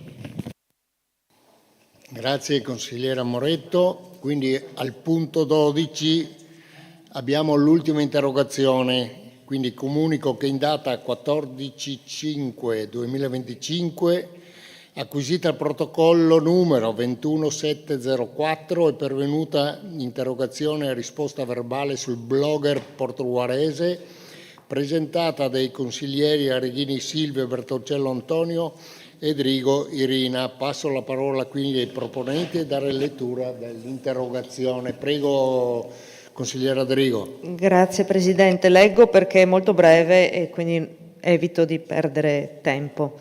Considerato che dalle notizie di stampa apparse recentemente è stato appreso l'esito di una causa che riguarda un noto blogger portoghese e considerato che tale causa è stata portata avanti per anni in diversi livelli di giudizio con un potenziale esborso economico del Comune di rilievo, chiediamo al Sindaco per quanto tempo questa causa ha interessato il Comune e in quanti livelli di giudizio, di conoscere le intenzioni dell'amministrazione comunale, se proseguire o meno sulla causa in parola con il prossimo livello di giudizio, di sapere quali sono le spese già sostenute rispetto alle sentenze emesse e se dovranno esserne sostenute delle altre, di sapere quanto tale causa è costata alle casse comunali durante questi anni e se le risorse erano state accantonate e per quale importo, e se non erano state accantonate di sapere come si intende sostenerle e se le spese sono già state liquidate o quando lo saranno. Grazie. Grazie consigliera Drigo. Passo la parola al signor Sindaco per la risposta. Okay. Ovviamente in questa risposta mi sono fatte aiutare dagli uffici, i quali hanno tutta la cronostoria della vicenda e dei dati richiesti. Allora, per quanto tempo? L'avvertenza legale tra il blogger portoghese e il Comune di Portogallo è iniziata nell'anno 2019 ed è proseguita fino al 2025 con i 2 gradi di giudizio. Il primo grado c'è stata una fase di studio della controversia e una fase introduttiva del giudizio, successivamente una fase di studio della controversia introduttiva, nonché la fase istruttoria dibattimentale, fase decisionale del procedimento penale. Qui gli estremi eventualmente, se vi interessano, di tutte con determinazione eccetera che posso allegarvi. Poi si è arrivata la sentenza del primo grado relativa al giudizio al Tribunale Ordinario di Pordenone, con relativa al giudizio del punto di primo grado dava esito favorevole per il Comune di Portogruaro. e condanna del blogger. Il blogger ha fatto ricorso, la fase di giudizio è proseguita in Corte d'Appello e determinata il 24 maggio del 24. C'è stata una costituzione di parte civile nella fase di Corte di Appello e quindi ovviamente con le conseguenze del caso. E l'esito del secondo grado è stato, c'è stata la soluzione del blogger e condanna delle parti civili in solido fra loro ed in favore dell'imputato alla rifusione delle spese di lite. Per quanto riguarda l'intenzione dell'amministrazione comunale se proseguire o meno, la nostra amministrazione non intende procedere con un eccessivo livello di giudizio, quindi in Cassazione assolutamente. Quali sono state le spese? Vi elenco. Allora, il primo grado di giudizio, le spese legali sono state 2.208,47, comprensivo di oneri ed IVA, già liquidate a saldo. Le spese invece al giudizio in Corte di Appello sono spese legali 3.647,80 impegnate e ancora da liquidare, le spese derivate dalla sentenza sfavorevole per euro 4.275,95. Siamo in attesa di acquisizione delle motivazioni che possono legittimare il riconoscimento del rimborso delle spese da debitore sul fondo rischi. Quindi la somma quanto è costata le casse comunali e se erano state vi riunisco le domande e per quale importo e se le spese sono già state liquidate quando lo saranno. Allora, le spese abbiamo detto relative al primo giudizio sono già state liquidate. Le spese invece riguardo al giudizio d'appello che è terminato pochi giorni fa praticamente di 3.647 comprensivo di ogni onere IVA già impegnate da liquidare a ricevimento della parcella da parte del legale a seguito a conclusione del procedimento e le spese relative agli incarichi legali sono già state impegnate a bilancio. Le spese derivanti da sentenza sfavorevole per euro 4.275 per diciamo come immagino sia relativo alla costituzione di parte civile. Le spese derivanti dalla sentenza sfavorevole, una volta acquisite le motivazioni che possono legittimare il riconoscimento del rimborso, vengono addebitate sul fondo rischi. Totale spese ammontano a 10 di tutta la causa 10.132,22. L'unica osservazione che posso fare è che ovviamente avendo vinto in primo grado ed avendo il ricorrente aver fatto ricorso, diciamo, era obbligo del Comune di opporsi al ricorso. Grazie. Grazie signor Sindaco. Passo la parola al consigliere Derigo per dichiarazione di soddisfazione o meno.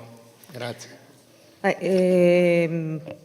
Alle domande che abbiamo posto abbiamo ricevuto risposta. Ci fa piacere sapere che non c'è l'intenzione di proseguire con ulteriori gradi di giudizio, visto e considerato che insomma, questi 10.000 euro a nostro parere potevano essere risparmiati tranquillamente. Quindi grazie.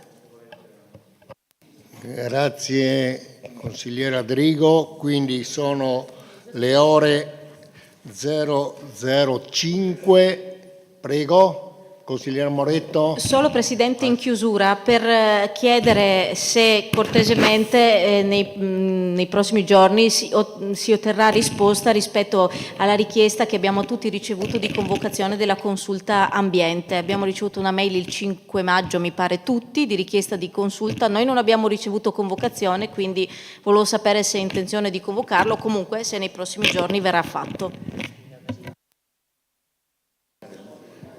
Grazie, con questo alle ore 006 dichiaro chiusa la seduta. Buonanotte a tutti e grazie.